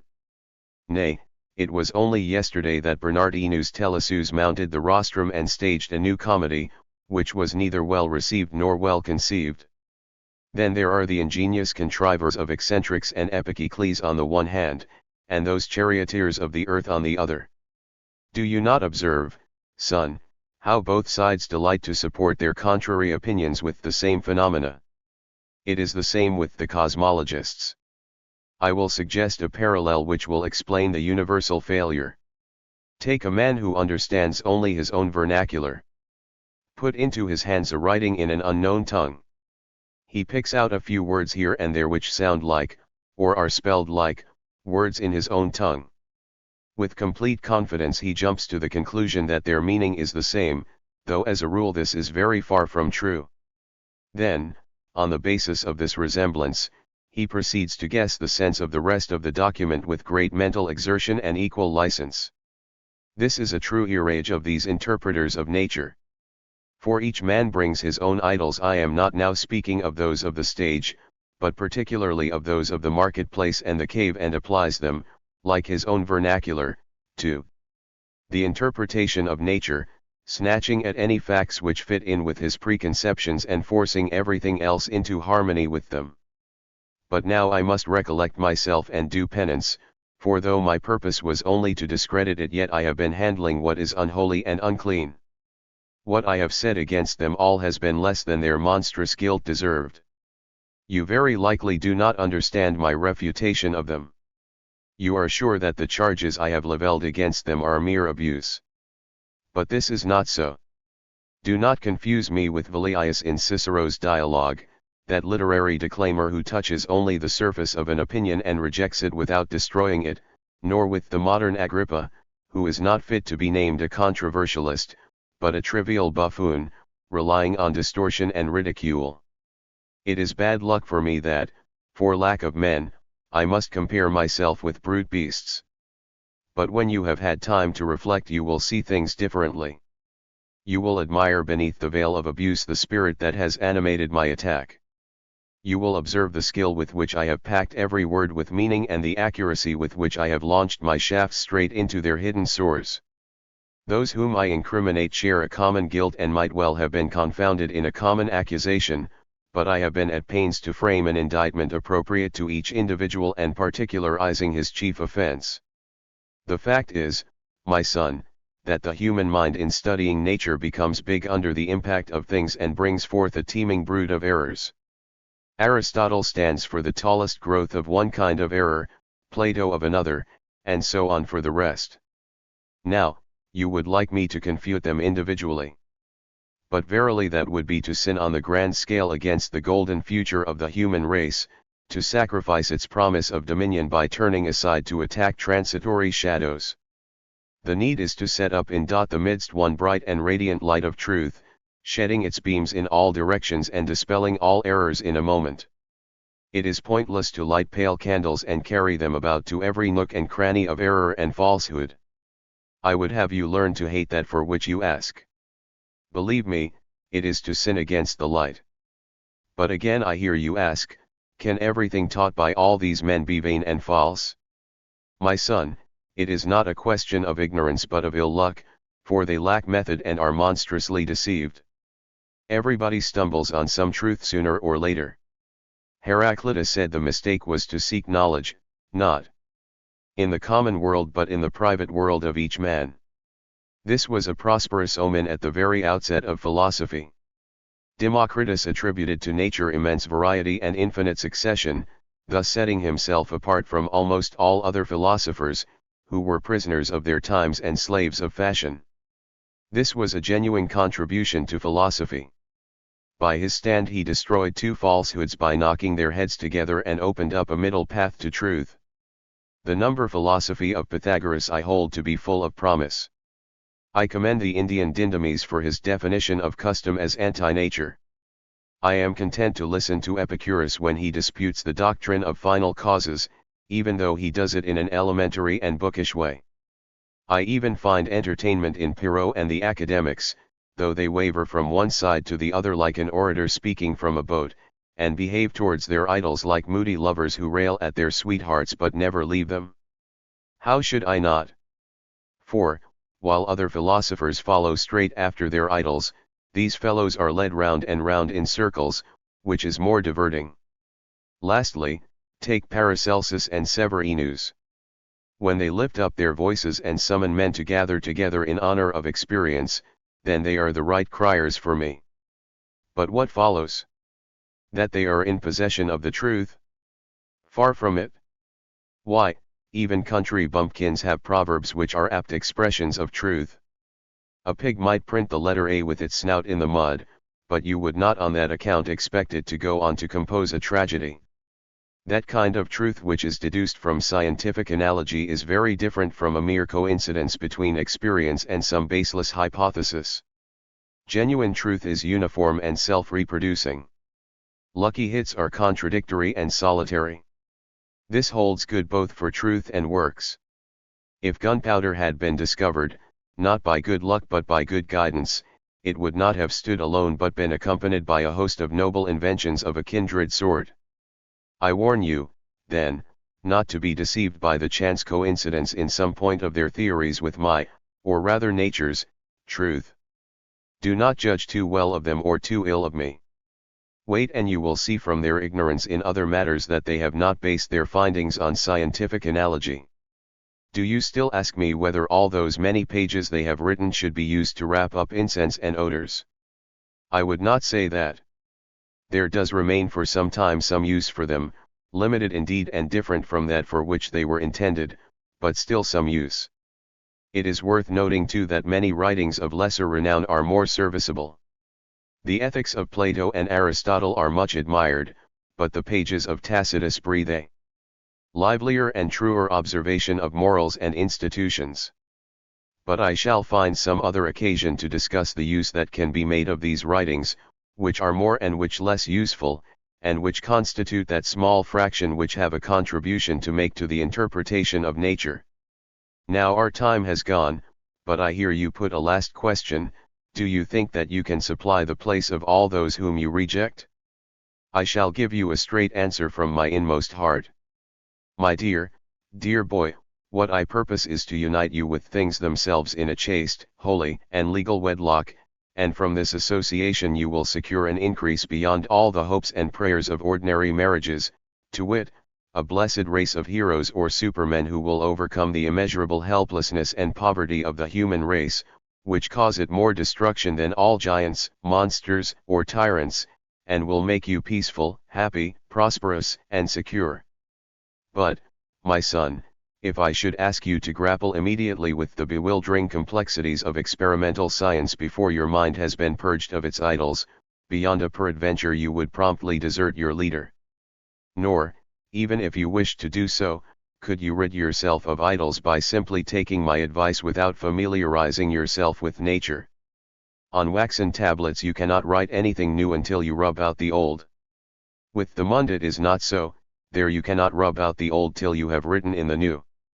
Nay, though you might possibly divest yourself of the idols of the inn, there would be every fear of your falling victim to the idols of the road, unless you were prepared. You have become too accustomed to following a guide. At Rome, too, when tyranny was once in the saddle, the oath of allegiance to the Senate and the people became a vain thing.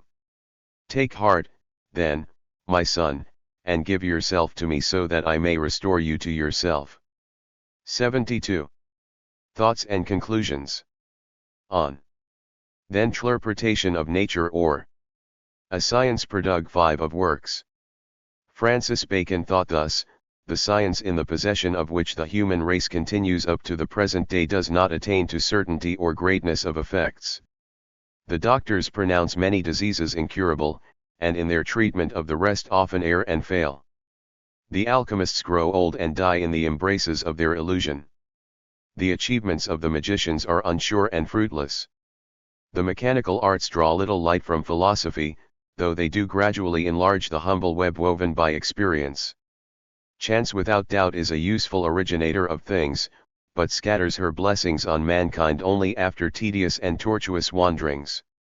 Hence he drew 3 conclusions: the human discoveries we now enjoy should rank as quite imperfect and undeveloped. In the present state of the sciences, new discoveries can be expected only after the lapse of centuries. The discoveries men have up to now achieved cannot be credited to philosophy.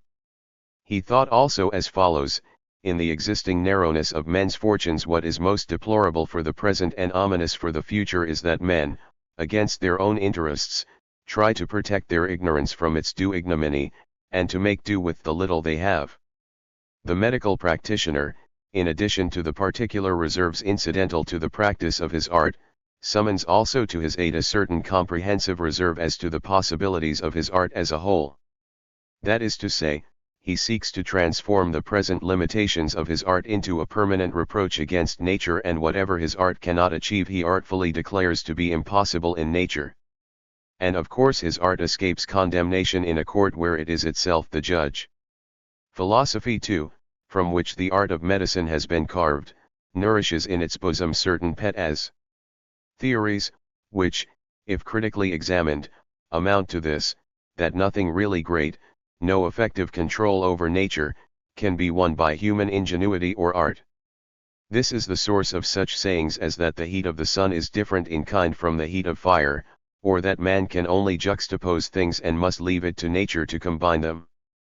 But, if these propositions be looked into, their effect is found to be a mischievous limitation of human power, a deliberately contrived mood of despair, which rejects not only the auguries of hope but the windfalls of experience, and hamstrings the promptings and sinews of all enterprise. What the philosophers are concerned with is that their art should be held perfect. They want their vainglorious and ruinous boast, that whatever has not yet been discovered is indiscoverable, to pass still for true. The alchemist, on the other hand, in order to exalt the reputation of his art, shifts the blame for his failure onto his own shortcomings. He misunderstood the meaning of some term or passage, and he turns his attention again to the superficial whisperings of an oral tradition. Or he slipped up in the minutiae of his practice, made a mistake in the proportions or weights. Thus he repeats his experiments to infinity under more favorable auspices this time, and, if he ever does stumble in the course of his bewildering experiments on some result superficially novel or of moderate utility, he feasts his mind on such pledges of success, exaggerates them, spreads the report of them, and continues to subsist on hope. The magician, for his part, when he manages to produce some supernatural effect, thinking that he has now got nature in his power, gives wings to his imagination, loses his sense of proportion, and supposes that there is nothing any longer to which he may not aspire. He fails to notice that there is common to all nations and ages a certain narrow range of operations within which magic and superstition produce their delusive effects. As for the mechanic, he is apt to think himself as among the great inventors, if he has had the good luck to give a finer finish or enhanced elegance to some old invention, to combine in one what was previously separate, to make a fruitful application to practice of something already known, or to reproduce a familiar model on a bigger or smaller scale. From these considerations Bacon concluded, that men either despise invention as a waste of effort, or, if they believe that splendid discoveries have been made, suppose the knowledge of them to be wrapped up in jealous silence by the few, or descend to the level of calling every petty addition or improvement to the practice of the crafts a new invention. The net result is 74. Underscore the abandonment of the noble task of adding by open and steady toil to the sum of inventions worthy of the human race. He thought also, when men survey the variety of operations and the elaborate apparatus made available by the mechanical arts for the uses of civilization, they are inclined rather to marvel at the wealth of man than to appreciate his poverty. They fall into this mistake because they fail to see that the original operations of nature observed by man, which form, as it were, the soul or first mover of all that admired variety, are really neither many nor fetched from any great depth. All the rest depends only on human patience and the deft and regulated movement of hand or tool. Indeed, so far as this last point is concerned, a workshop is wonderfully like a library, for a library also exhibits a wonderful variety of books, but, if you look closer, you find only infinite repetition, new in the manner but not in the substance.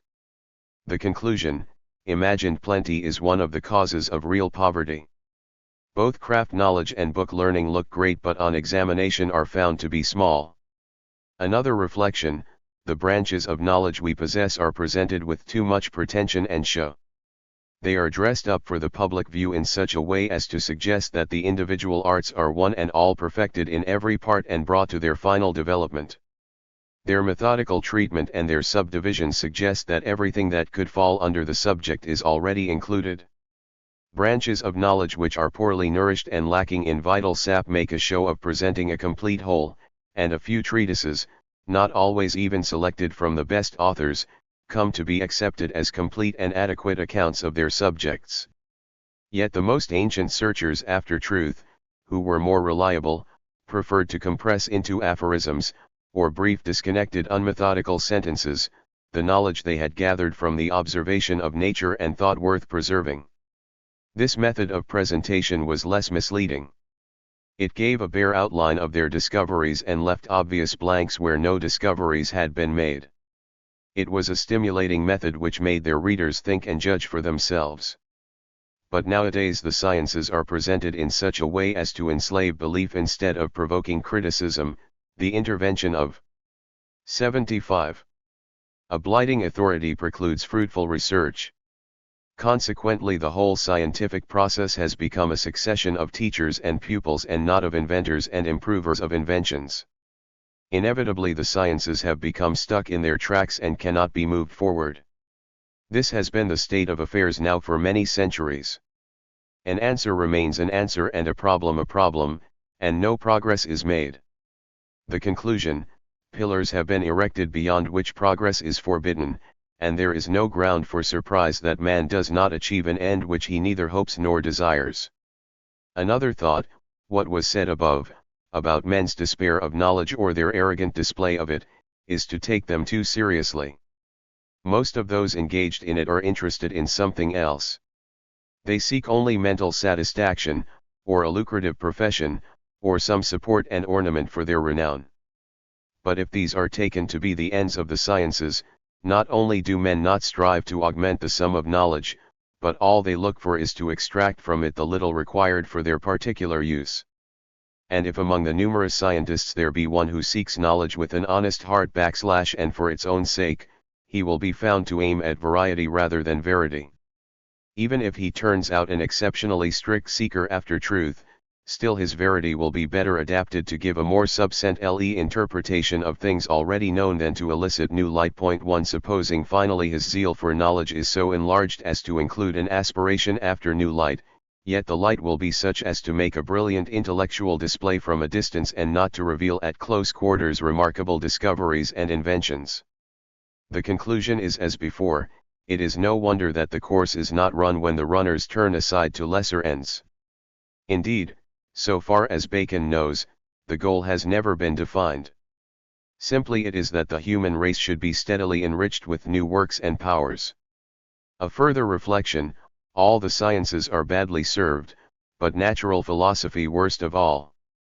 It has only superficially engaged the attention of men, it has been soon dropped, it has never been seriously cultivated and brought under the plough. Once the Christian faith had been established and received, the majority of men of wit applied themselves to theology, to which branch of learning the most handsome rewards and generous aids were directed?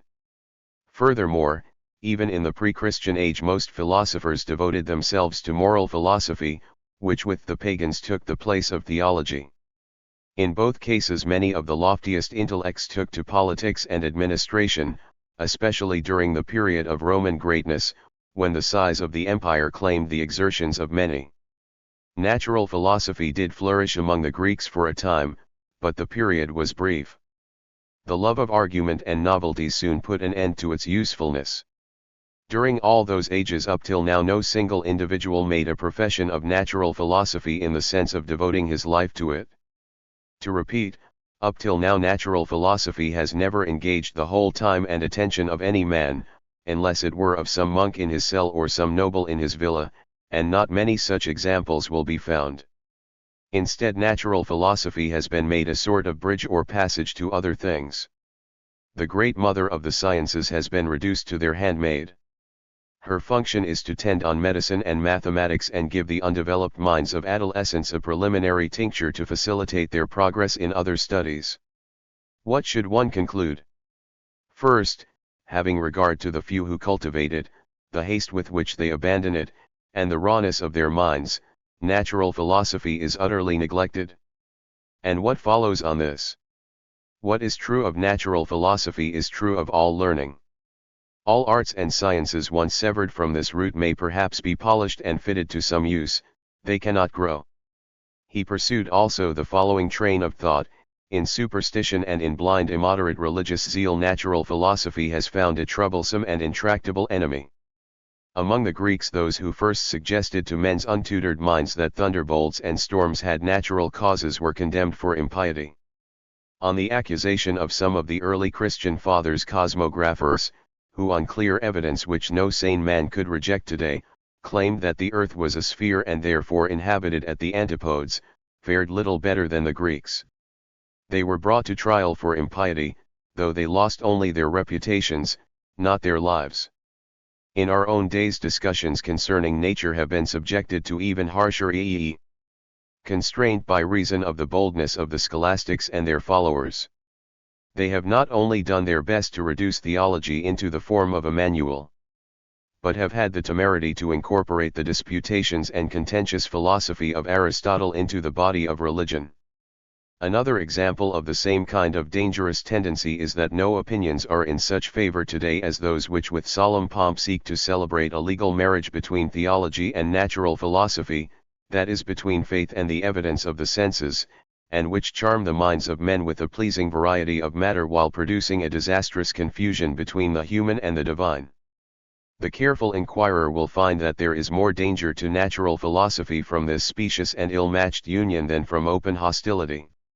For in this intimate contract only what is already received in natural philosophy is included, all fresh growth, additions, improvements are excluded more strictly and obstinately than ever before.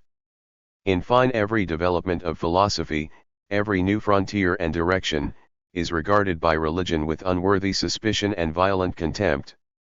Others of a simpler turn of mind fear lest any thorough inquiry into nature may transgress permitted bounds.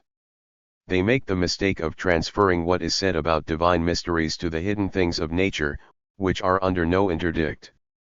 There are those too whose cunning leads them to suppose that, if secondary causes are unknown, everything will be directly referred to the hand and magic wand of God. This they suppose to be of great importance for religion, but in fact they merely seek to please God by a lie. Others, not without warrant in precedent, fear that any change and stir in natural philosophy is bound to end in a clash with religion which will bring it to a halt. Some finally even fear that in the inquiry into nature something may come to light which will overthrow religion. Both these fears smack of incredulity and unspiritual wisdom. The latter, indeed, cannot be entertained without impiety registered. The conclusion of this meditation is that in opinions of this sort there is much evidence of weakness, malice, and instability. Next to the Word of God, natural philosophy is the most certain cure for superstition and the most approved nutriment of faith. Its rightful station is as the accepted and loyal handmaid of religion, for religion reveals the will of God, natural philosophy His power. He was not wrong who said, "Ye are being ignorant of the Scriptures and of the power of God." Thus linking together knowledge of God's will and meditation on His power by an indissoluble bond. But though this be so, the analysis given above stands unshaken. Among present obstacles to natural philosophy, zeal without knowledge and blind superstition stand supreme. Another train of thought, in the traditions and organization of academies, colleges, and other institutions designed as seats of learning and for the interchange of ideas, everything inimical to the progress of the sciences is to be found. Far the greater number of persons there are concerned primarily with lecturing and in the next place with making a living, and the lectures and other exercises are so managed that the last thing anyone would be likely to entertain is an unfamiliar thought. Anyone who allows himself freedom of inquiry or independence of judgment promptly finds himself isolated. If he survives this, when he comes to choose a career in the world he finds his enthusiasm and nonconformity a great obstacle. For in these places studies are confined to the works of certain authorities. A man who disagrees with them or raises awkward questions is censured as a disturbing and revolutionary influence. Yet to any true discernment it should be clear that there is a distinction between politics and the arts. Fresh light and innovations are not as dangerous in the one case as in the other. In politics even improvements are suspect on account of their power to disturb, for political control rests on authority, assent, reputation, opinion, not on demonstration and on truth. But in the arts and sciences, as in mining for minerals, there ought everywhere to be the bustle of new works and further progress. The distinction is right and necessary. The conclusion: in actual life the educational policy and administration now in vogue crushes and checks the development and propagation of the sciences. Another meditation: the whole prevalent climate of opinion raises obstacles on all sides to the advance of science. Most men are unfair to their own age, and prejudiced in favor of antiquity. They believe that if we were now obliged for the first time to seek what the ancients sought and discovered, we should be quite unequal to the task. They believe too that if man with confidence in his own mother wit did open up some line of inquiry, he would merely rediscover something already approved by antiquity, or tried, rejected, and deservedly forgotten. Others, out of an absolute contempt for the human race and human understanding, whether in ancient or in modern times, have fallen into an opinion both extravagant and superstitious. They suppose that the first beginnings of the sciences originated with spirits, and that it is only by spirits condescending again to consort with men that any new discoveries can be made. Others, whose temper is more strict and sober but whose scepticism is greater still, frankly give up hope of any improvement in the sciences, alleging the obscurity of nature, the shortness of human life, the deceitfulness of the senses, the insecurity of judgment, and the difficulties and endless variety of experiments. According to them only an unsteady and immature mind can entertain hopes of a much better life than we now enjoy, for though the start of the journey is easy, the middle is steep, and the end unsure. They urge that even if discoveries were made they would not be recognized, for they are as dubious of the reception of any great achievement as of its possibility. For sciences are born and brought to maturity in great minds, but the rewarding and honoring of them rests with the people or their leaders, or in any case with men of modest learning.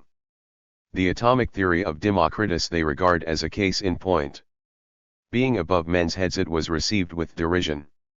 They do not deny that deeper insights into nature occur from time to time, but since they are as inaccessible to the senses of men as religion itself, after no great lapse of time they are blown about and extinguished by the wind of popular opinion.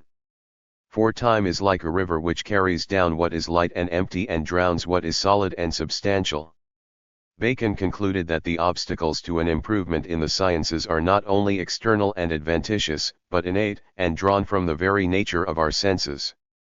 The nature of words, being vague and ill-defined, is another source of illusion, nay, almost of violence to the human understanding.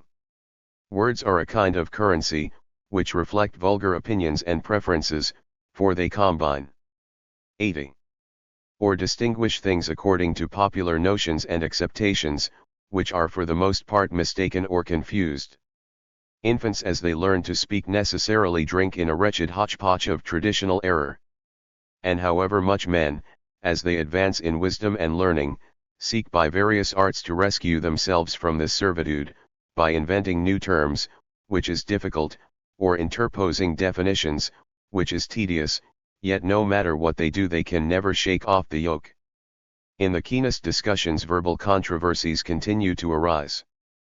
Worse still, those faulty meanings of words cast their rays, or stamp their impressions, on the mind itself. They do not only make discourse tedious, but they impair judgment and understanding. Bacon concluded that among the internal sources of error this defect of language must be reckoned a serious and dangerous one. Ir.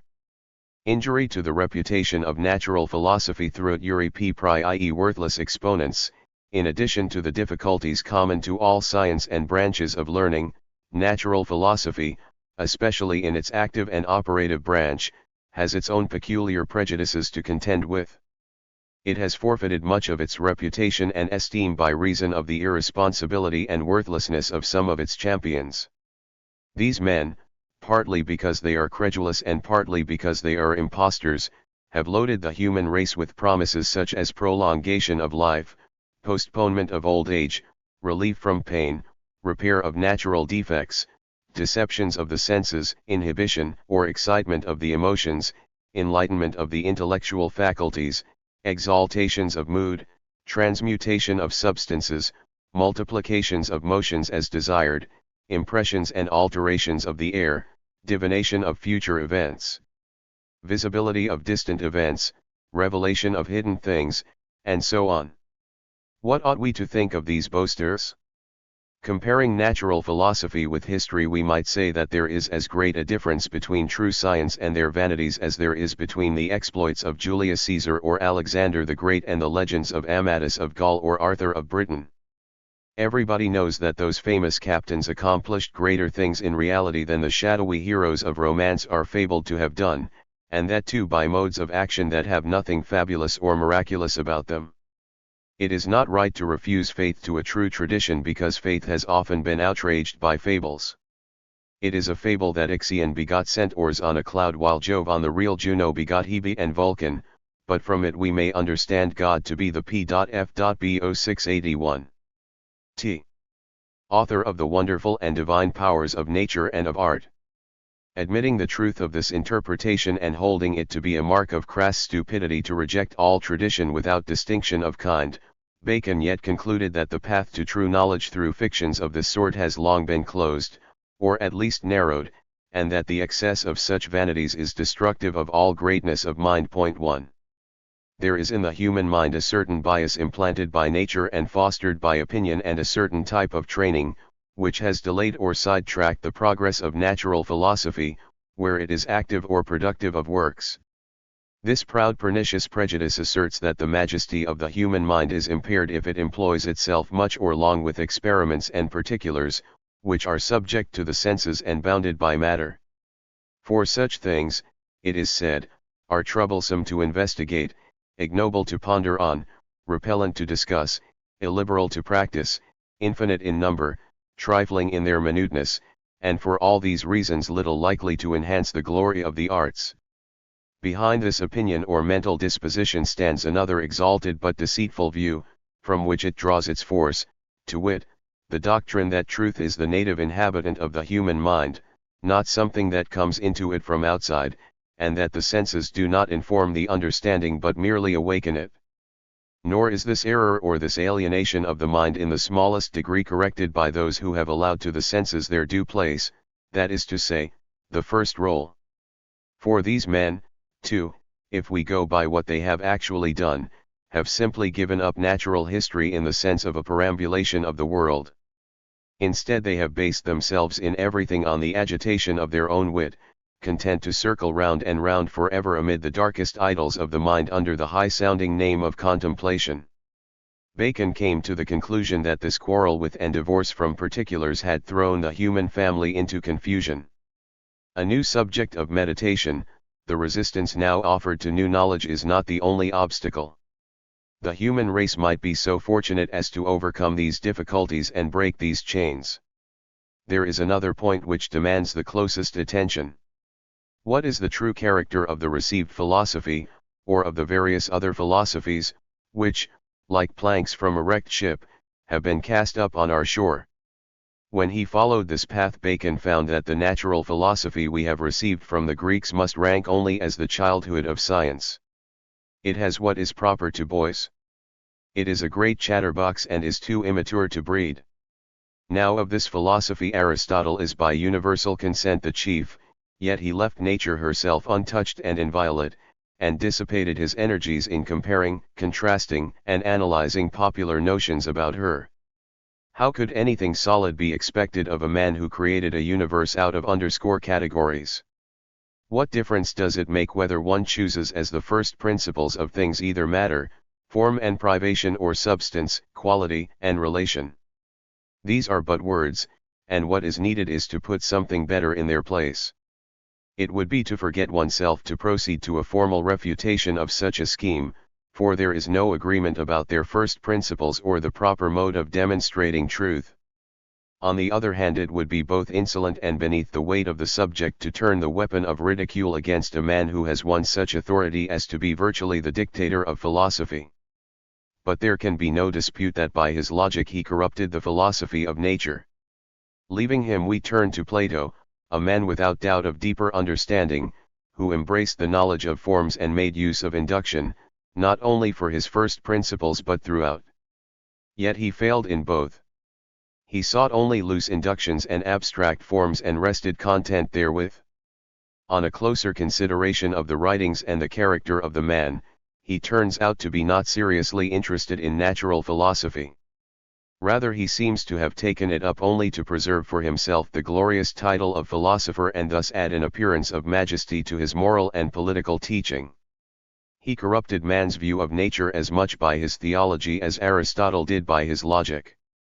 If the truth be spoken, he is as near to a Poct as Aristotle is to a sophist. With these two we have the advantage that their opinions can be drawn from their original source, since their works are extant.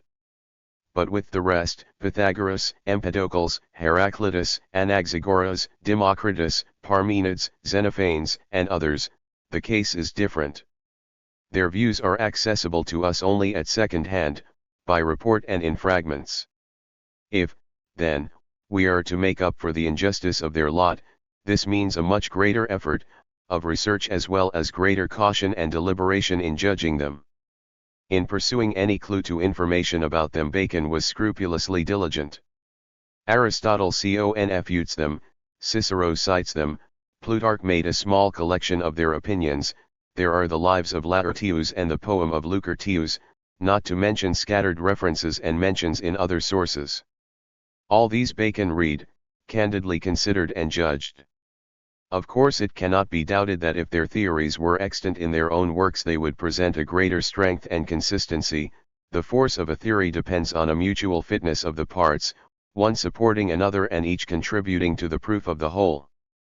Handed down in fragments, their views seem weak. Bacon allowed for this and formed no slight opinion of their worth. Amidst the variety of opinions not a few showed close observation of nature and careful assignment of causes, and, as was only to be expected, some succeeded better in some points, some in others. Exceptions should, perhaps, be made of Pythagoras. For, although his numbers do contain some suggestion of natural philosophy, his discoveries and opinions were for the most part better suited to form the foundation of a religious order than a school of philosophy. This is borne out by the event. His teachings contributed more to the Manichaean heresy and the superstition of Mohammed than to natural philosophy. 1. The rest were certainly natural philosophers, some of whom penetrated into nature with more depth and insight than Aristotle did. Aristotle, it must be confessed, busied himself, like an Ottoman Turk, in the slaughter of his brethren, and with success. Yet he cannot escape the judgment that must be passed on the Greeks as a whole. Their opinions and theories are like the arguments of so many stage plays, devised to give an illusion of reality, with greater or less elegance, carelessness or frigidity. They have what is proper to a stage play, a neat roundedness foreign to a narration of fact. Nor was it to be expected that the staging, or publication, of such theories could quickly end. What was there to check these aimless divagations of the human mind? Sect after sect would have continued to arise in natural philosophy, were it not that men's habits, tastes, and political inclinations took a turn hostile to such novelties even in the speculative sphere. Here the analogy of astronomy can help us. One party wants the earth to revolve, another wants to explain the apparent motions by eccentrics and epicecles, and what is visible in the heavens supports either opinion equally and gives no casting vote. Nay, even the calculations based on tables of observation suit either view. So it is with natural philosophy. Here, and with even greater facility, theories can be thought up, all different, all self-consistent, all pulling men's minds in different directions, and all appealing for support to the vulgar observations which in questions of this sort are allowed the role of judge. Have there been in our time or the preceding generation any lack of men to think up new systems of nature? I myself remember the appearance on the stage of Telesus to present a new play with a plausible plot which, however, did not convince many. Not so long ago Fray Castor, with no pretensions to founding a new sect, used his freedom of judgment and inquiry with a pleasing candor. Cardan, a man of lesser weight, did the like. Then our fellow countryman, Gilbert, having displayed great steadiness and constancy of judgment in his painstaking investigation of the magnet and deployed a great retinue, nay, an army of experiments in support, promptly threatened the foundation of a new sect in natural philosophy. He should have been warned by the fate of Xenophanes, to whose opinion he inclined, for his name was turned to ridicule. These men, then, and any others now or hereafter of the same sort, ought to be classed with the mass of ancient thinkers from whom they do not essentially differ. They are men who venture to make pronouncements on the basis of a restricted number of observations, who touch nature only with the tips of their fingers, and do not so mingle themselves into her being as to attain either contemplative truth or works of utility. Bacon, in short, believed that as an outcome of all these philosophies, elaborated through all these cycles of time, not one single experiment could be adduced which was effective in raising or enriching the condition of mankind and could at the same time be truthfully put to the credit of such speculations. On the contrary, Aristotle's fiction of four elements, though it is true he rather lent his authority to it than originated it, was snapped up by the physicians and drew after it similar groups, of four characters, four humors, four primary qualities. Like a malignant and baleful star, this brought sterility on medicine and on many of the mechanical arts. Men suffered themselves to rest content with these elegant artificialities and convenient shortcuts, and troubled no further. Meanwhile it was about philosophies of this poor quality that the stir and buzz of speculation and argument arose so vividly foreshadowed in the legend of Scylla. That lady had the face and countenance of a maiden, but her loins were girt about with yelping hounds. So these doctrines present at first view a charming face, but the rash wooer who should essay the generative parts in hope of offspring, is blessed only with shrill disputes and arguments. Let it be said, however, by way of caution, that our rejection of these theories is no reflection on the intelligence or industry of their authors. It touches only the theories themselves. For the cruel truth is that if a man once abandons the light of nature, then the more eminent he be in intellect and zeal, the deeper he plunges into the obscure tortuous caverns where fantasies and idols dwell, and the harder it is for him to get out. It must not be inferred, either, from Bacon's rejection of the general theories of these philosophers, that he approves the particular theories and secondary causes usually offered and sought in their writings. These are no more to be trusted than the general theories. For they are dependent on the general theories and exhibit an equal lack of strictness of method in research. They appeal only to the familiar and the obvious, in which the human mind contentedly acquiesces, but make no effort to get beneath the surface of nature. They still remain subject to the universal defect, that is, they seize on experiments and effects already known and do no more than hold them together by a flimsy network of logic cut to the precise measure of the familiar facts. This does not amount to the demonstration of some causal relation or some natural process opening the way to effects and experiments as yet unknown. Having traversed the world of the received philosophy, Bacon, eager to miss no possible path, cast his eyes towards that region of cloud and darkness, the secret recesses of remote antiquity. He knew well that, if he chose to act with less than absolute sincerity, it would not be difficult to convince men that among the sages of antiquity, long before the Greeks, a science of nature had flourished, of much more potency than theirs and sunk in deeper. 86. Oblivion. He knew well what solemnity it would add to new discoveries to connect them with remote antiquity in the same way as self-made men invest themselves from the dubious traditions of the genealogists with the glory of some ancient stock. But Bacon was resolved to rely on the evidence of facts and avoid any sort of imposture. He reserved the right to an opinion of his own about those distant ages, but thought it must not be allowed to influence the business in hand. Whether or not discoveries now made had been known to the ancients and the knowledge had been extinguished and rekindled with the changes of human fortune, is a matter of no moment, just as it matters not at all whether the New World is the old Atlantis or is now discovered for the first time. For truth must be sought from the light of nature, not recovered from the darkness of antiquity. It may occur to some reader that nothing is being said about the art or philosophy of the alchemists, and he may interpret this silence as meaning that Bacon, out of respect for that art, is unwilling to include it among the unproductive philosophies, since, in fact, it has produced useful inventions not a few for the benefit of mankind. There is a story very fit to be applied to this art which will explain Bacon's attitude. An old man bequeathed to his sons a treasure of gold buried in some unknown spot in his vineyard. The sons set to digging the vineyard and found no gold but won a fine harvest as the fruit of their labors. So the sons of chemistry, searching for gold which may or may not be there, have by their bustle and stir been of no small profit and service to mankind. But their discoveries take their rise and bear their fruit on no higher plane than those of the mechanical arts. They depend on mere experience.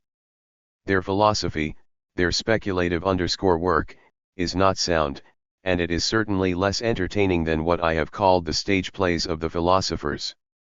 True, their triad of first principles is not a useless discovery, for it has a certain affinity with things. Nevertheless, these men, habituated to a few experiments in distillation, have reduced the whole of natural philosophy to separations and liberations to the neglect of true changes.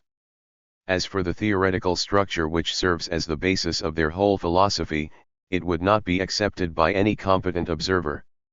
They hold that there are four matrices or elements of things in which specific seeds mature their young. These births, they say, are quadriform to match the differences of each element, with the result that in sky, air, water, earth nothing exists which has not some conjugate or parallel in each of the other three. This imaginary ordering of nature no true natural philosopher would admit even into his dreams.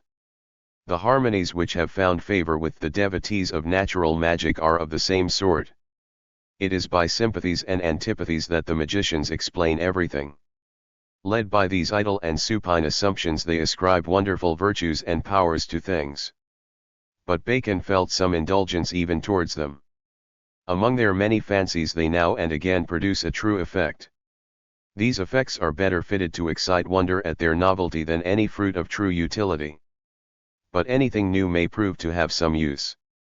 At least it shakes some trifle out of nature's lap and enables us to see better if not yet to do anything.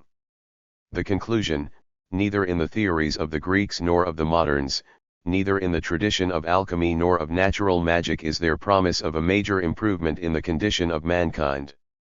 These studies should either be consigned to oblivion or left to the zeal of common and ordinary minds. The true sons of science should turn their faces in another direction.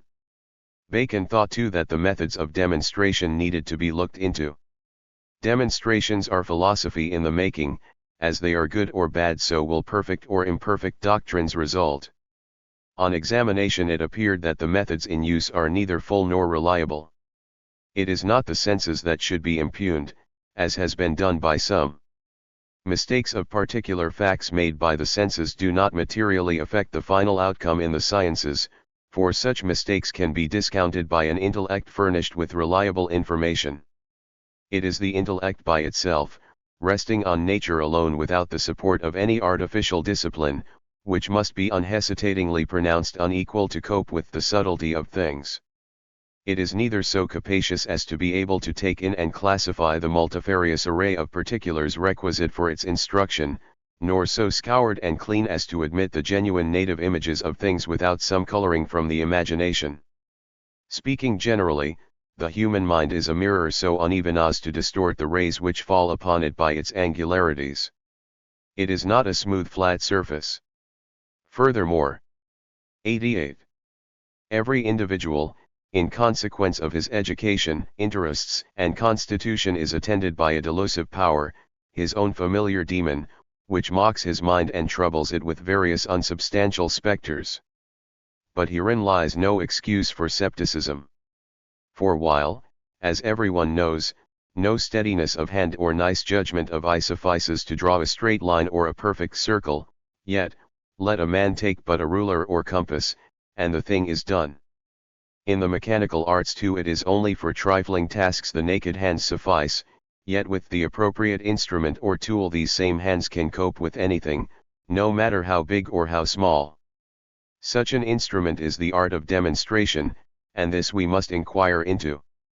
We come then to Aristotle's oracle, as we may call it, the syllogism, and we propose to dispatch it in a few words. In subjects which are based upon opinion, like ethics and politics, it is certainly of use. Here it serves as a sort of helping hand to the operations of the mind. But it is quite unsuited and inadequate to cope with the subtlety and obscurity of nature. A syllogism consists of propositions, a proposition of words, and words are the counters or symbols of notions or mental concepts. If then the notions themselves, which are the life of the words, are vague, ignorant, ill-defined, down the whole edifice tumbles. The syllogism being disposed of, what have we left? Induction. This is the one last refuge and support. On it are centered all hopes. This is the method which by slow and faithful toil gathers information from things and brings it to the understanding. But even of this method all that men know is the name. Its meaning and use have eluded them till now. Men have been at fault both in its application and in its form. Impatient of delay and looking on all sides for short-cuts, in a hurry to establish fixed points round which, like poles, their disputations might revolve. They applied induction only to the basic principles of the sciences, naively trusting to fill up the middle terms by syllogistic derivations. So much for the application. As for the form, though they had determined it accurately in the case of the syllogism, their treatment of induction was cursory and careless and produced no more than a simple and even puerile form, a form which proceeds only by simple enumeration and yields only doubtful, not necessary, conclusions. Such being the result of the meditation on methods of demonstration, can it be wondered at that Bacon found himself in disagreement with both the ancients and the moderns? A wine drinker and a water drinker, says the familiar jest, cannot hold the same opinions, and, while they drink an intel 89. Lectual beverage which either flows from a natural source or has been raised with slight labor from some well, Bacon prefers a draught prepared from innumerable grapes, grapes matured and plucked in due season from selected clusters, crushed in the press, purged and clarified in the vat, a draught moreover which has been so treated as to qualify its powers of inebriating, since he is resolved to owe nothing to the heady fumes of vain imaginings. The conclusion, the philosophies we have discussed stand condemned not only as barren of works but as resting on modes of demonstration found weak and treacherous. They are not only out of contact with things, but deserted and betrayed by the props they had provided for themselves. But it is not only the methods of demonstration that are at fault. The methods of discovery, or invention, if indeed there be any, are just as much in need of examination. And here Bacon found evidence not so much of wandering from the true path, but simply of solitude and emptiness. He was indeed dumbfounded at it. To think that no man among men should ever have had it in his heart or on his mind to direct the resources of human wit and intellect towards the arts and sciences and to pave a path towards that goal. To think that this whole endeavor should have been, should still be, left to the obscurity of tradition, the dizzy round of argument, the eddies and whirlpools of chance and mere experience. He felt driven to condone the strange practice of the Egyptians. Like other ancient peoples, they deified their inventors, and if they set up images even of brute beasts in their temples, well, they had the excuse that the irrational animals have discovered almost as many of nature's operations as men have done. Men indeed have failed to use their prerogative of reason to this end. However, we must not neglect to look into such discoveries as are made. We may consider first the simple artless mode of discovery habitual to men. All this amounts to is that everyone who makes the attempt first seeks out and peruses what others have said on the subject and then adds his own quota of thought. But it is a baseless procedure either to entrust oneself to the authority of others or to solicit, to invoke, one's own spirit to deliver oracles. Next comes the kind of discovery or research in favor with the dialecticians.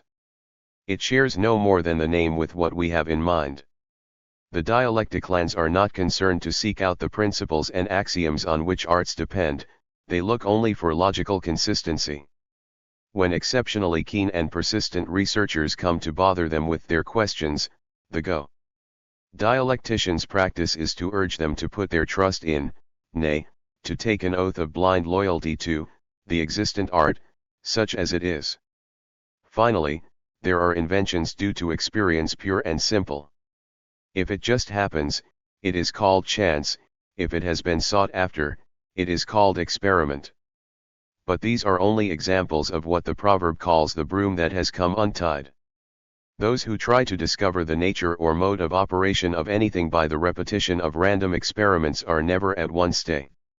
They alternate between puzzled inaction or giddy activity, hot on the trail one moment, covered with confusion the next, their one discovery being the need for further investigation. How could it be otherwise? To imagine that the nature of anything can be found by examining that thing in isolation, is a notion born of ignorance and inexperience. The nature one seeks may be latent in some things, but manifest and palpable in others, in some things a matter for astonishment, in others too common to notice. There is, for example, a property in bodies which makes them hold together. Water bubbles seem to shut themselves up in little hemispherical membranes, the force by which they do this strikes us as something mysterious and ingenious. The force which holds wood or stone together we take for granted, and give them the name of solid. Bacon's conclusion was that men should perhaps be called rather unlucky than ignorant. It is not that they have not exerted themselves, but ill luck or fond illusions have deflected them from their course. It is time an end were put to this desperation, or at least to these laments. We must decide once for all whether it would be better to abandon the endeavor and rest content with what we have, or make a serious exertion to improve our lot. The first step to this end is to set up in view the worthiness and excellence of the aim proposed, and so kindle greater enthusiasm for hard work on an exacting business. In this connection Bacon recalled how in antiquity extravagant enthusiasm led men to accord divine honors to inventors, while on those who deserved well of their fellows in civil affairs, on founders of cities and empires, lawmakers, liberators of their country from long-standing evils, overthrowers of tyrants, and others of this ilk, the style of heroes only was conferred. Not for nothing, Bacon reflected, was this distinction observed in ancient times, for the benefits inventors confer extend to the whole human race, while those of civil heroes are confined to particular regions and narrower circles of human settlement. And there is this too. Inventions come without force or disturbance to bless the life of mankind, while civil changes rarely proceed without uproar and violence. If then the utility of some one particular invention so impresses men that they exalt to superhuman rank the man who is responsible for it, how much more noble would that discovery be which should contain within itself the potentiality of all particular inventions, and open up to the human spirit a path of direct and easy access to new remoter powers. Take an example from history. In olden days, when men directed their course at sea by observation of the stars, they merely skirted the shores of the old continent or ventured to traverse small landlocked seas. They had to await the discovery of a more reliable guide, the needle, before they crossed the ocean and opened up the regions of the New World. Similarly, men's discoveries in the arts and sciences up till now are such as could be made by intuition, experience, observation, thought. They concerned only things accessible to the senses. But, before men can voyage to remote and hidden regions of nature, they must first be provided with some better use and management of the human mind. Such a discovery would, without a doubt, be the noblest, the truly masculine birth of time. Again, Bacon noted that, in the scriptures, King Solomon, though blessed with empire, gold, splendor of architecture, satellites, servants, ministers, and slaves of every kind and degree, with a fleet to boot, and a glorious name and with the flattering admiration of the world, yet prided himself on none of these things. Instead he declared that it was the glory of God to conceal a thing, the glory of a king to find it out, as if the divine nature enjoyed the kindly innocence of such hide and seek, hiding only in order to be found, and with characteristic indulgence desired the human mind to join him in this sport. And indeed it is this glory of discovery that is the true ornament of mankind. In contrast with civil business, it never harmed any man, never burdened a conscience with remorse. Its blessing and reward is without ruin, wrong, or wretchedness to any. For light is in itself pure and innocent, it may be wrongly used, but cannot in its nature be defiled. Bacon next considered the nature of human ambition and found it to be of three kinds, one perhaps not worthy of the name. The first is of those men who with restless striving seek to augment their personal power in their own country. This is the vulgar and degenerate sort. The second is of those who seek to advance the position of their own country in the world, and this may be allowed to have more worth in it and less selfishness. The third is of those whose endeavor is to restore and exalt the power and dominion of man. 92. Underscore himself, of the human race, over the universe. Surely this is nobler and holier than the former two. Now the dominion of man over nature rests only on knowledge. His power of action is limited to what he knows. No force avails to break the chain of natural causation. Nature cannot be conquered but by obeying her. This put Bacon upon thinking of examples to illustrate not simply the force of inventions but how such force is accompanied by rewards and blessings. This force is most plainly seen in those three inventions unknown to antiquity, and whose origins are still to us obscure and inglorious, to wit, printing, gunpowder and the nautical needle. These three, few in number, and not lying much out of the way, have changed the face and status of the world of men, first in learning, next in warfare, and finally in navigation. On them have followed countless changes, as a close scrutiny reveals. In fact, no empire, no school, no star seems to have exerted a greater influence on human affairs than these mechanical inventions. As for their value, the soonest way to grasp it is this. Consider the abyss which separates the life of men in some highly civilized region of Europe from that of some savage, barbarous tract of New India. So great is it that the one man might appear a god to the other, not only in respect of any service rendered but on a comparison of their ways of life. And this is the effect not of soil, not of climate, not of physique, but of the arts. Thus, in the geographical world, the old is much more civilized than the new. In the scientific world this is not so. On the contrary, recent acquisitions must be held the more important.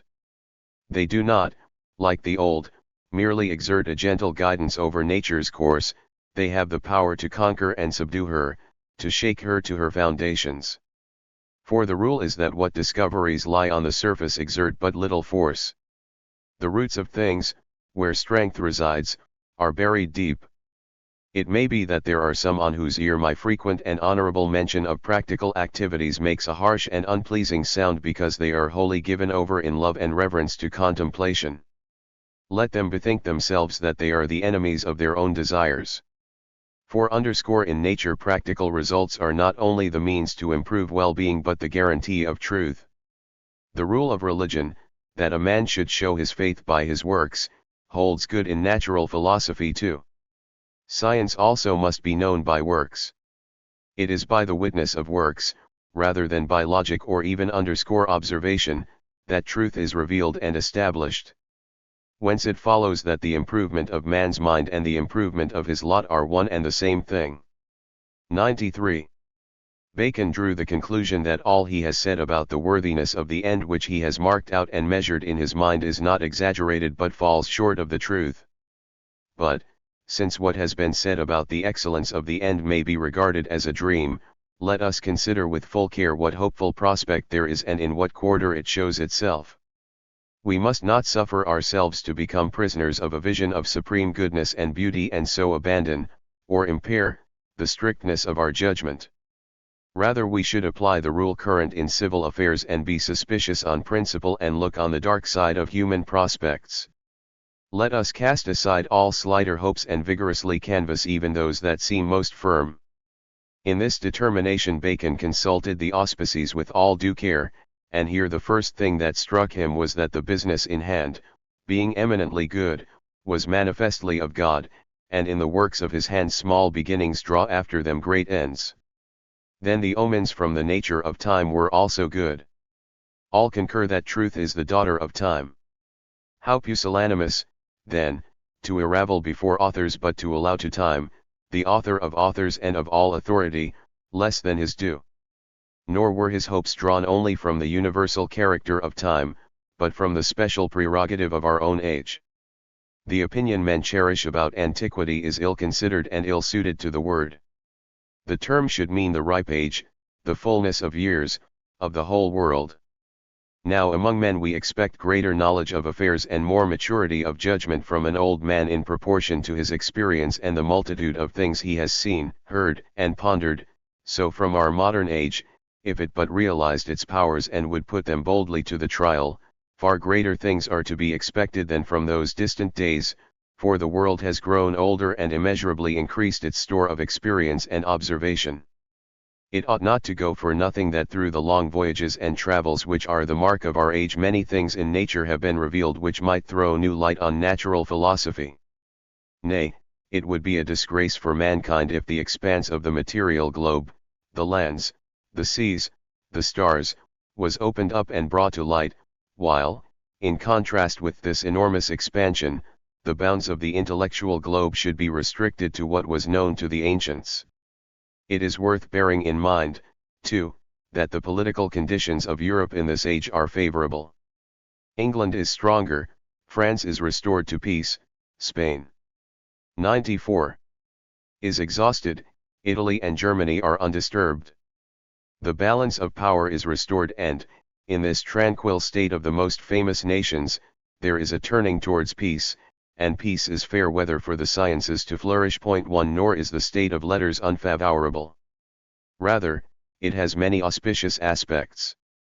By the art of printing, a thing unknown to antiquity, the discoveries and thoughts of individuals are now spread abroad like a flash of lightning. Religious controversies have become a weariness of the spirit, and men are perhaps more ready to contemplate the power, wisdom, and goodness of God in his works. Still, let us assume we have to do with a man who is overwhelmed by the unanimity and duration of the world's acquiescence in the opinions of former days. If such a man considers closely he cannot fail to see that leaders of opinion are but few and that all the rest, their followers, are but ciphers. They have never given a valid assent to the general opinion, for this results from an act of independent judgment. All they have managed to do is to make the step from ignorance to prejudice. If, then, the unanimity of these opinions is an illusion, so is their duration. On examination it shrinks to very narrow bounds. Suppose we allow 25 centuries to the recorded history of mankind. Of these scarce 5 can be set apart as propitious towards, and fruitful in, scientific progress, and the kind of sciences they cultivated were as far as possible removed from that natural philosophy we have in mind. 3 periods only can be counted when the will of knowledge really turned, one among the Greeks, the second with the Romans, the last among the nations of Western Europe. All other ages have been given over to wars or other pursuits. So far as any scientific harvest is concerned, they were barren wastes. Another favorable omen is found in an understanding of the power and true nature of chance. Chance, operating in suitable circumstances, has prompted many discoveries. This explains why, in the discovery of fire, the Prometheus of New India followed a different course from the European Prometheus. Flint is scarce in New India. Clearly, in inventions which depend on the availability of suitable materials, chance plays a large part. In inventions remote from daily experience, a smaller one, yet, be its role big or little, in every age it is the fertile parent of discoveries, nor have we any reason to suppose it has grown old and past bearing. Bacon accordingly opined that, since discoveries occur even when men are not looking for them and are thinking of something else, it is reasonable to expect that when men are looking for them, and that not in fits and starts but systematically and methodically, many more discoveries will be made. Of course, it happens now and again that a man stumbles by accident on what has eluded the earnest search of another, but the opposite is the normal thing. The action of chance is intermittent, undesigned, random, art acts steadily, purposively, operatively. A happy omen for the discovery of what still lies hid may be drawn also from what has already been brought to light. For many discoveries are of such a kind that, before they were made, nobody could have entertained the least notion of them. Men's anticipations of the new are fashioned on the model of the old. The old governs their imagination. Yet this is a completely fallacious pattern of thought. There is no universal law that discoveries fetched up from the source and fount of things must flow down to us along familiar channels. Suppose, before the invention of cannon, somebody had described, not the thing, but its effect. Suppose him to have said, an invention has been made by which walls and fortifications of the greatest strength are battered and levelled from a great distance. Would not his hearers have indulged in all sorts of speculations about the multiplication by weights and wheels and so forth of the power of artillery relying on torsion? Would the idea of a violent explosion have entered anyone's imagination? They would have seen no example of such a thing save an earthquake or thunderbolt, already rejected by them as incapable of imitation. Or suppose, before the discovery of silk, somebody had remarked, there exists a kind of thread useful for clothes and furnishings which is far finer than cotton or wool and at the same time stronger, handsomer, softer. Men would have begun to think of some vegetable silk, or superfine animal hair, or of the feathers or down of birds. But who would have thought of a worm spinning, and spinning so copiously, and year after year? Indeed, if anyone had let fall the word worm, he would have been a target for mirth with his dreams about this new kind of spider's web. These examples should help us to think about the secrets still locked in nature's bosom. They are such as to elude and mock the imagination and thought of men. So, Bacon reflected, if a man puts the rein on his hopes of fresh discoveries because, on the evidence of what he sees about him, he regards them as impossible or improbable, he needs to be admonished that he does not know enough even to frame an intelligent and reasonable wish.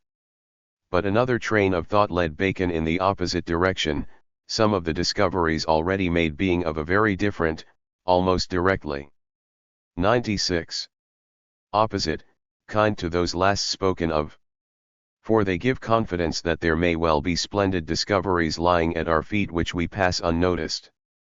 It is probably true that the discovery of gunpowder, silk, the mariner's compass, sugar, glass, rest on the hidden properties of things, but printing involved nothing more than the combination of things already known, things that lay on the surface, as one might say.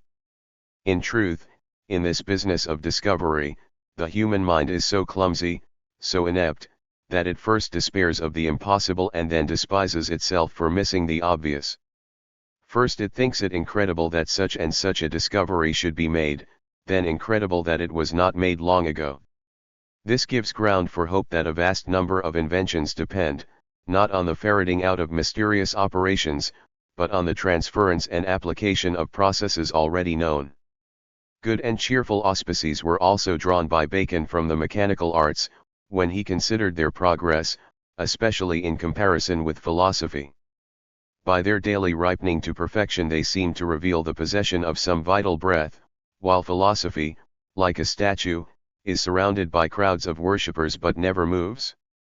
With their first originators the mechanical arts show themselves rude, uncouth, unwieldy, but later they gain in strength and grace.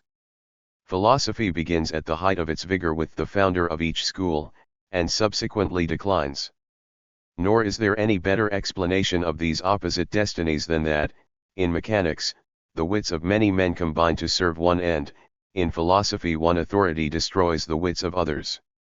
For as soon as men surrender to authority they cease to be creative and take their servile station as bodyguards of one man. Thus philosophy, torn away from its roots in experience, whence it derived its first vigorous shoot and growth, droops and dies. Apprised by this thought Bacon noted also another fact. In both the arts and sciences there is a universally accepted cleavage into the empirical and the rational or philosophical. But in Bacon's view these twin attitudes have not up to now been properly mingled and combined. The empirics are like ants, they gather and consume. The rationalists are spiders spinning webs registered asterisk out of themselves. But the bee combines both functions. It gathers its material from flowers of garden and field, and digests and transforms them by a faculty of its own. This is the type of true philosophy. It takes the matter furnished by natural history and mechanical experience and stores it in its memory, but not before it has been transformed and wrought upon by the understanding. Bacon is, of course, aware that some empirics disclaim the title of empiric pure and simple, and some dogmatists are ambitious to be P.F.B. 797. Thought-determined and intelligent experimentalists. But, whichever group they belong to, these pretensions are only evidence of their wish to have a reputation above their fellows. In fact the divorce between the two activities, speculation and experiment, has always obtained. But if the two could be joined in a closer and holier union the prospects of a numerous and happy issue are bright indeed. There is also this further ground for comfort. When he reviewed the infinite expenditure of brains, time, and money on objects and pursuits which, fairly judged, are useless, Bacon was certain that a small portion of this expenditure devoted to sane and solid purposes could triumph over every obstacle. Men shrink back from the multiplicity of particular facts. Yet the phenomena of the arts are easily grasped in comparison with the fictions of the mind once they break free from the control of factual evidence. Thus all the arguments adduced above urge us on to adopt a hopeful view. But the surest ground of hope is in the mistakes of the past. When the affairs of a commonwealth had been mismanaged, there was comfort in the remark, the blacker the past, the brighter the hope for the future. In philosophy, too, if the old errors are abandoned, things will take a turn for the better.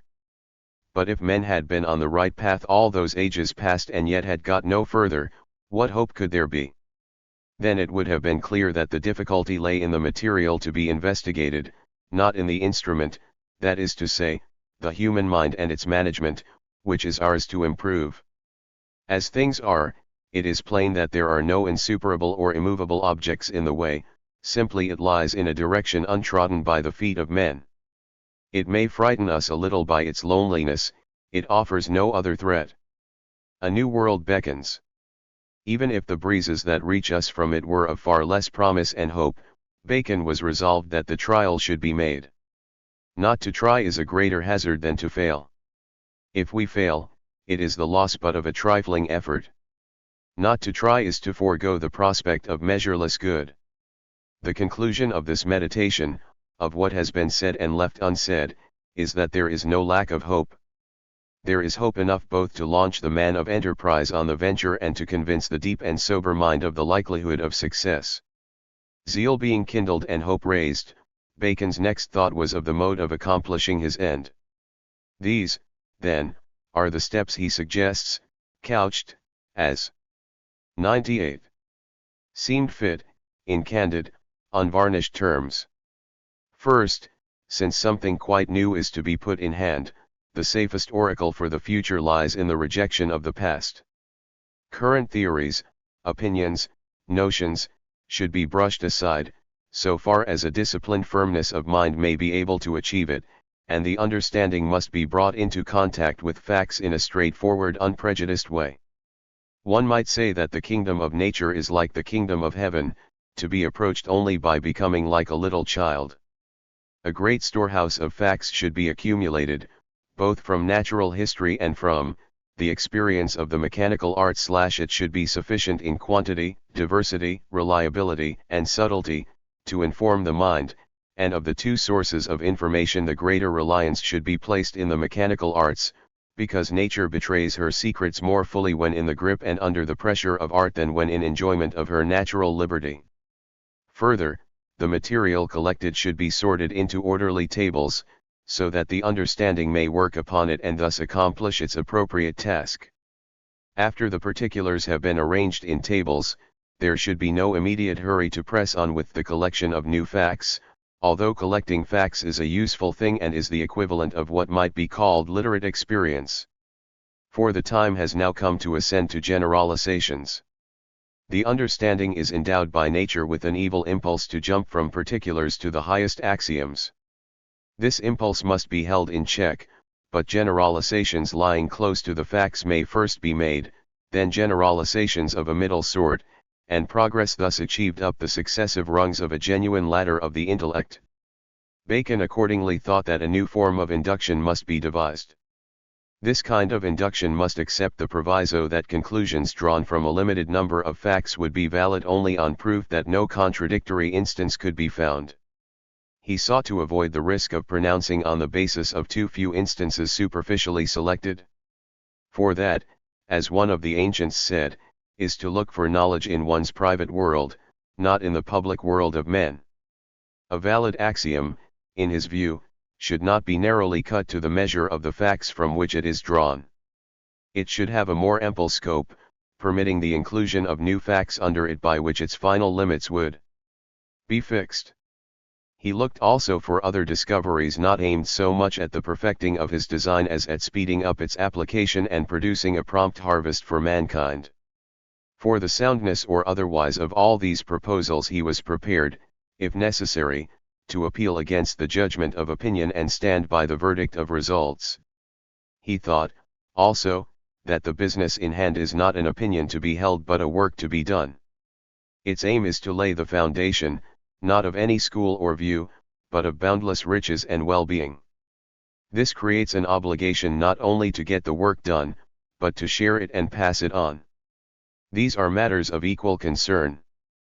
But Bacon could not fail to observe that men, in respect of the knowledge they think they have, resolve the problem of publication or concealment with nothing in mind but their own reputation and renown. So it comes about that men with the least valuable wares offer them in a dim deceptive light as the safest path to their own glory.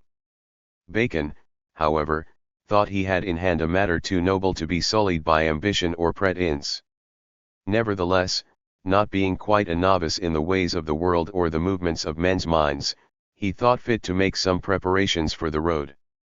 He could not forget that inveterate prejudices, like the delusions of the insane, must be artfully circumvented rather than exasperated by violent opposition. Accordingly, to avoid fanning rather than quenching the flames of contention, and with due regard to simplicity and candor, he recognized the desirability of a certain measure of prudent conformity. To this end he proposed a work on the interpretation of nature and on nature itself, designed to eradicate errors with the least possible offense and thus to effect a peaceable entry into the apprehensions of men. This, he thought, should be all the easier, as he did not propose to put himself forward as leader or guide, but to elicit and spread light from nature herself, thus precluding for the future the need of a leader.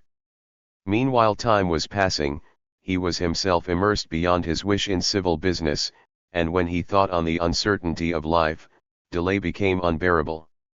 He felt the need to secure at least some part of his plan, and decided to put forward a simpler statement, which, though not published, might yet suffice to prevent the miscarriage of a thing so wholesome. So, after long and anxious thought, he decided that the first thing necessary was To set forth tables of discovery, or, as it were, formulae of a legitimate mode of research, in certain fields, to serve as an example and to be a sort of visible embodiment of the work to be done. This seemed the best way to distinguish the true from the false path, to put it beyond doubt that what is proposed is as far as possible from being a matter of mere words, and so to frighten off, on the one hand, the man who has no confidence in the project, and, on the other, anyone who seeks to magnify it unduly. No doubt, when the tables are produced, a certain doubt, or despair, of completing similar tables for other branches of research will depress the feebler spirits, and they will qualify their approval of the pattern by bewailing the absence of further rules and directions.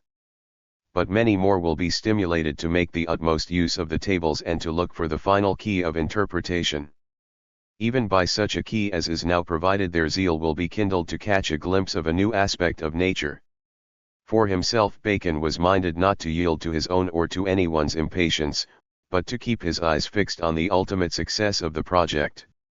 He would therefore communicate his tables only to a few and keep the rest back till after the publication of a treatise for popular perusal.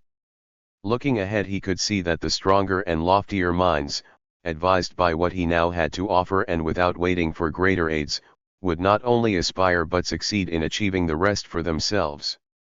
Briefly, his view was that it was true, as someone remarked, that men of sense would find enough here to meet their needs and fools would not be helped by more. But he did not intend to slacken his own efforts. Without some introduction, the tables could not serve as a starting point for teaching. They needed a preface, and this he hopes the present writing might supply, for that was the intention of every word in it. This further he would have known.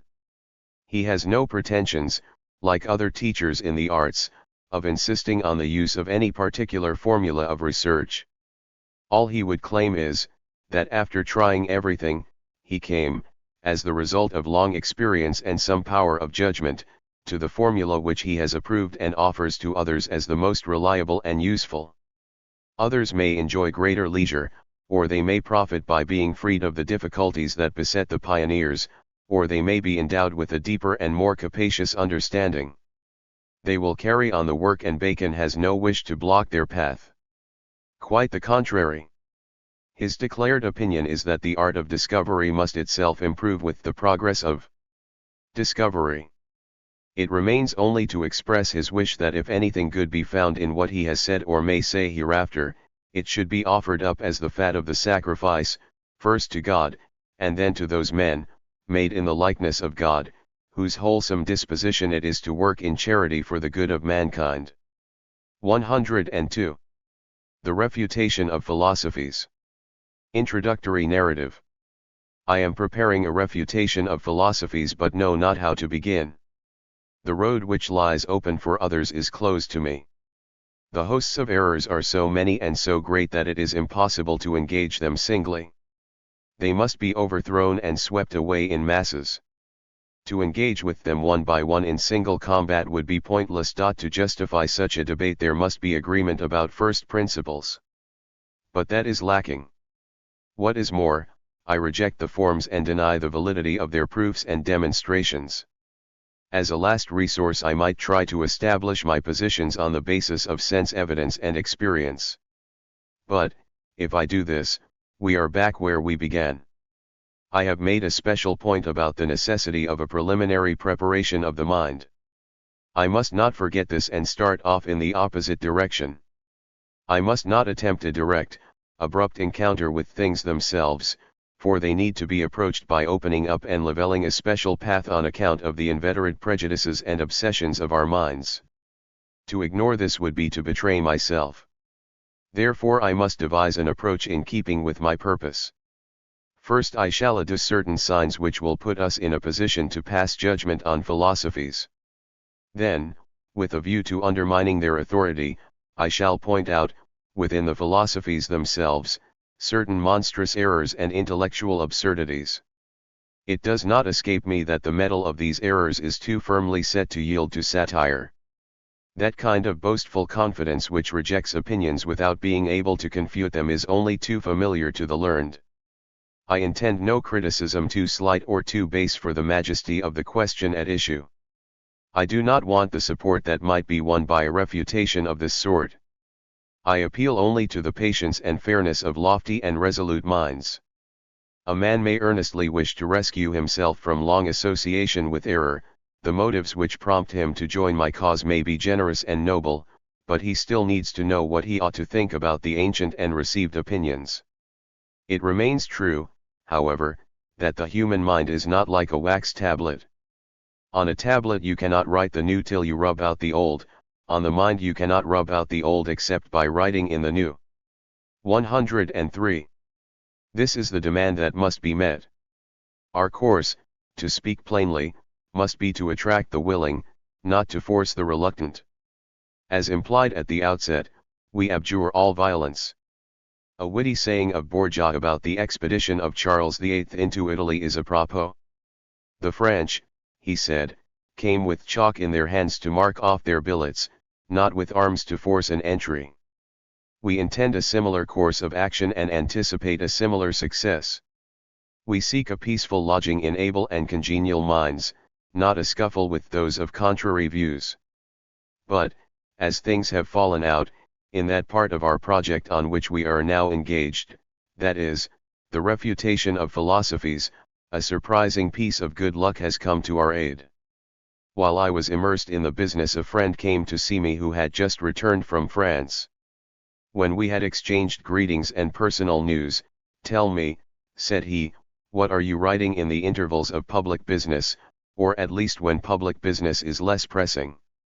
"Your inquiry is timely," said I, "for, just in case you think I have nothing on hand, I am planning an instauration of philosophy, containing nothing empty or abstract, but designed to improve the conditions of human life." "A noble task," said he. "Who is helping you?" "You must understand," I replied, "that I am working in complete isolation." "That is a hard lot," said he, and immediately added, "but take it from me that there are others who have the matter at heart." Filled with joy I exclaimed, "You have restored me to life. I had come to believe my child would perish in the wilderness." "Well," said he, "would you like me to tell you what happened to me in France?" "TLD like nothing better," said I, "and you shall have my thanks to boot." Then he told me that in Paris a friend had taken him along and introduced him to a gathering, the sight of which, he said, would rejoice your eyes. It was the happiest experience of my life. There were some 50 men there, all of mature years, not a young man among them, all bearing the stamp of dignity and probity. He picked out among them officers of state, senators, distinguished churchmen, people from all ranks of life, and foreigners from various nations. At his entry they were chatting kissily among themselves but sitting in rows as if expecting somebody. Not long after there entered to them a man of peaceful and serene air, save that his face had become habituated to the expression of pity. They all stood up in his honor, and he looked round and said with a smile, "It is more than I can understand, as I recognize you one by one, how you can all be at leisure at the same time.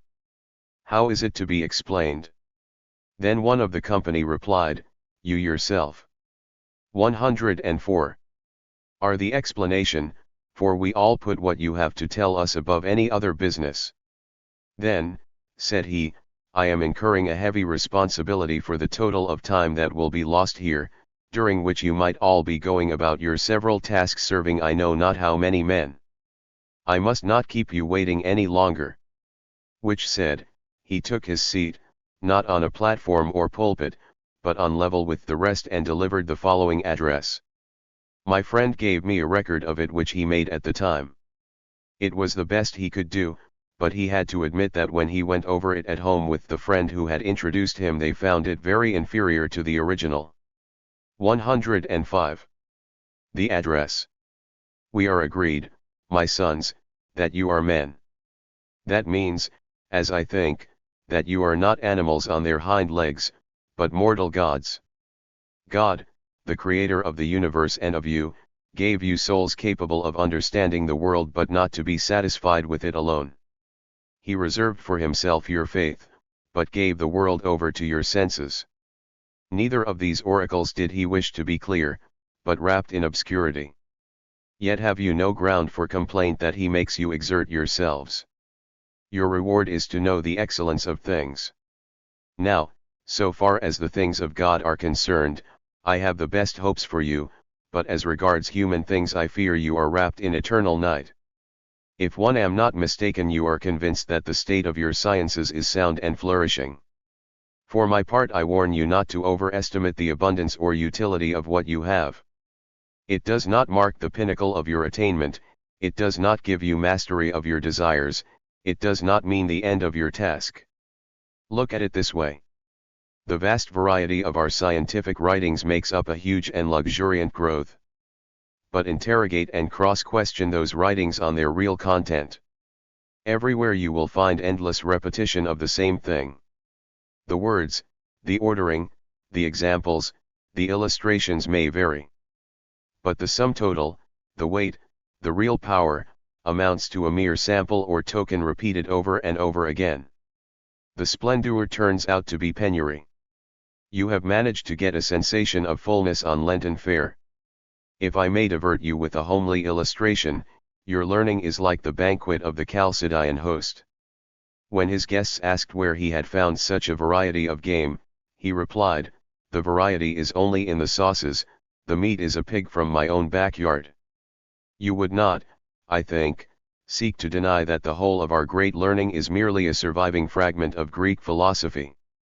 Nor was this creature bred and nurtured in the glades and thickets, but in schools and cells, like a domestic animal being fattened. Suppose we leave aside the Greeks, what have the Romans, or Arabs, or our own age to offer, that is not drawn from the discoveries of Aristotle, Plato, Hippocrates, Galen, Euclid, and Ptolemy, or is reducible to them? Your riches are but the personal properties of these few men. Your hopes and your fortunes are precariously concentrated in the brains of these six. God did not give you rational souls in order that you should place in men the faith. 106. You owe to him. He did not give you reliable and trustworthy senses in order that you might study the writings of a few men.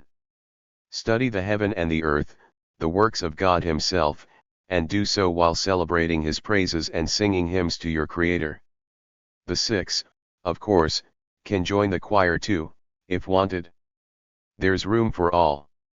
Your doctrine, originating in Greece and adopted by you, which steps forward with such pride and show, was it not only a fragment of the whole of Greek wisdom?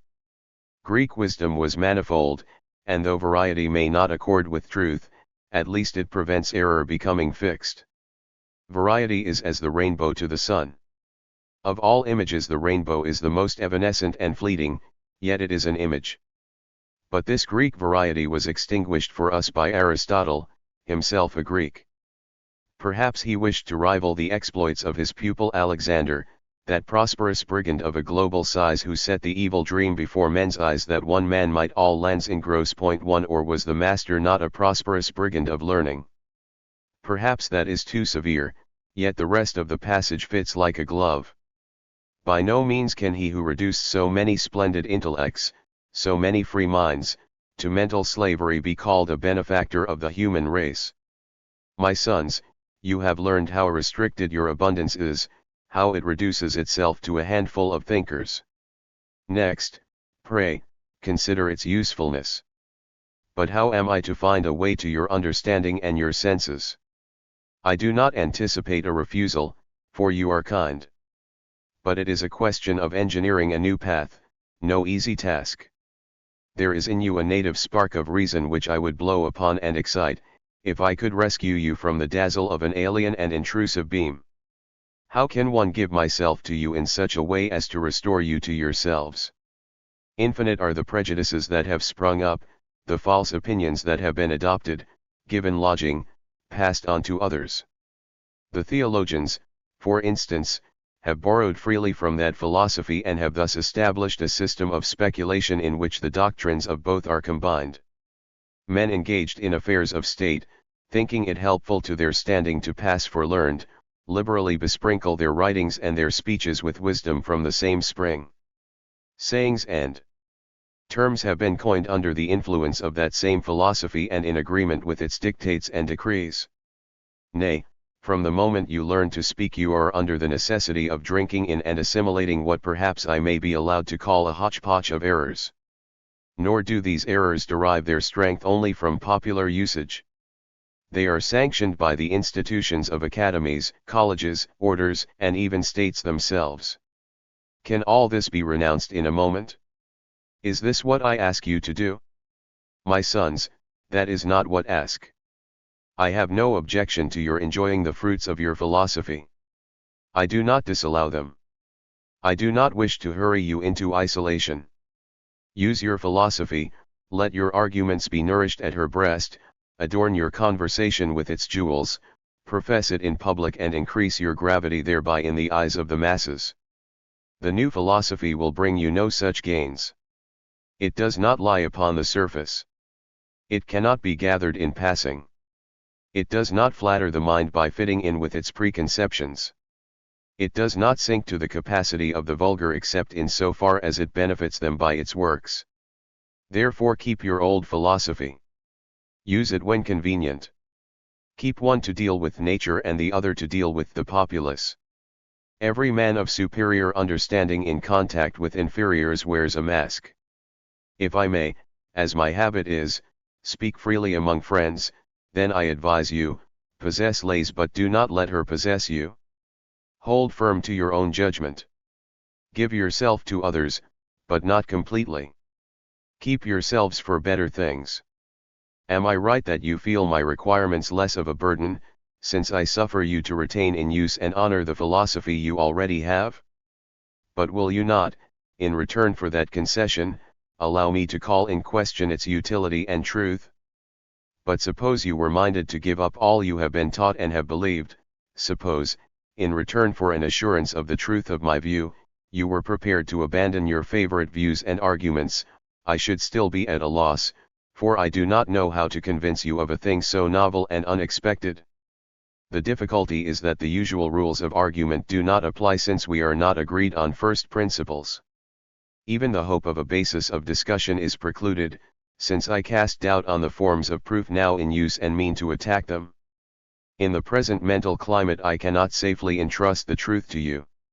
Your understandings must be prepared before they can be instructed, your minds need healing before they can be exercised, the site must be cleared before it can be built upon, and this is the sole purpose of our being here today. Is there, then, any procedure by which we can have a profitable discussion? We must not give up hope. Undoubtedly, sons, there is in the human soul some portion of our understanding, however preoccupied and beset, which welcomes truth, and there is a path which leads down thereto by a gentle incline. Come, then, my sons. Let us on both sides put off any pretensions we may have to learning. Let us assume the character of simple folk. Let us not discuss the essence of things but try to draw some tentative conclusions from external signs. In this at least we shall be acting like common men. Your learning, we have said, is derived from the Greeks. But what sort of people were they? I mean to go in for no abuse. I shall neither repeat nor imitate what others have said. I am content simply to remark that that nation was always precipitate mentally and professorial by habit, two characteristics inimical to wisdom and truth. We must not shut our ears to the words of the Egyptian priest, spoken to a distinguished Greek statesman and recorded by a famous Greek author. For he spoke like a true oracle when he said, "You Greeks are always children." Children they were, not only in their knowledge of the past but even more in their natural philosophy. What could be more childlike than a philosophy prompt to chatter and argue and incapable of begetting works, a philosophy inept in dispute and empty of results? Let me remind you, in the words of the prophet, of the rock from which ye were hewn, and bid you reflect that the nation whose authority you follow is the Greek. So much for the first sign. Now for the second, to wit, the character of the age in which philosophy was born and launched on its career. It took its rise, sons, in an age that bordered on fables, was poor in historical knowledge, was little informed or enlightened by travel and knowledge of the earth, lacked both the respect for antiquity and the wealth of our modern times, and was deficient in dignity and precedent. We are free indeed, to believe that there were divine heroes in ancient times with wisdom loftier than the common condition of mankind.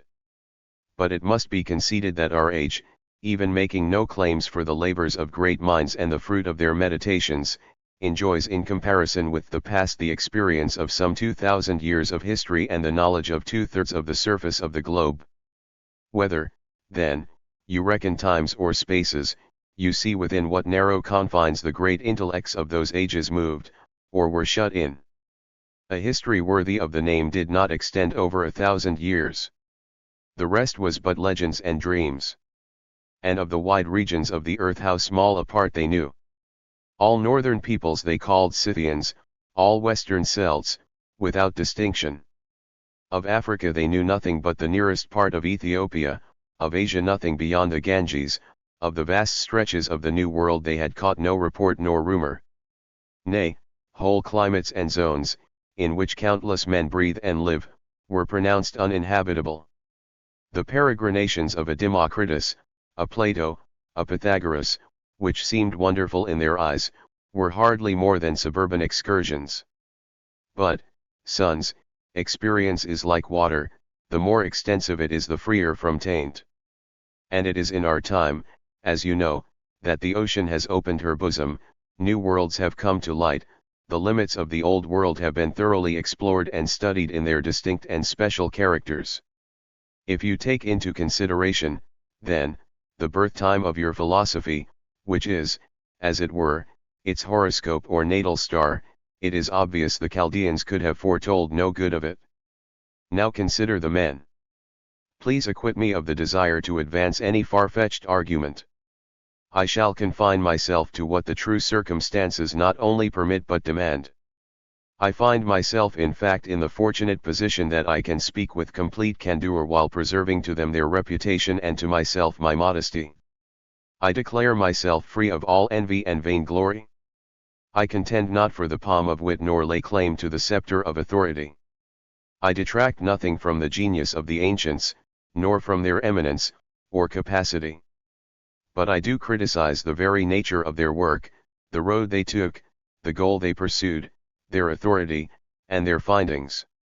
This is inevitable. Our belief in the riches we have inherited from them is the supreme cause of our poverty. No man can measure the extent of the injury they do to progress. Among the ancients there are two whose findings can be drawn from their own writings, Plato and Aristotle. It would be well if this were true of some of the others. But Aristotle, like the Ottoman Turk, did not think he could reign secure till he had slain his brothers. This, though not immediately, eventually fell out as he desired. About these two, then, I must say a few words. I refrain from adding Xenophon to the list, a delightful writer and an excellent man. But those who take up philosophy, not as an anxious and laborious sphere of duty but as a sort of holiday excursion, are not for 110. Me. I restrict myself, then, to the two, Plato and Aristotle, and be it said at once that anybody who does not place them among the greatest human minds has failed in understanding or in candor. They were capacious, acute, lofty. But it remains to determine to what class of philosopher they belonged. I recognize three classes among the philosophers of Greece. There are first the sophists. They journeyed from one city to another, and in each place where they made a stay, they undertook, in return for a fee, to make the young men wise. Such were Gorgias, Protagoras, Hippias, whom Plato everywhere scourges and holds up to ridicule in his mocking style. For these men were not only orators and composers of speeches. They claimed to know everything. The second class, possessed of a more exalted sense of their importance, opened schools, founded or took over sects with a fixed system of beliefs, and had pupils, adherents, and successors.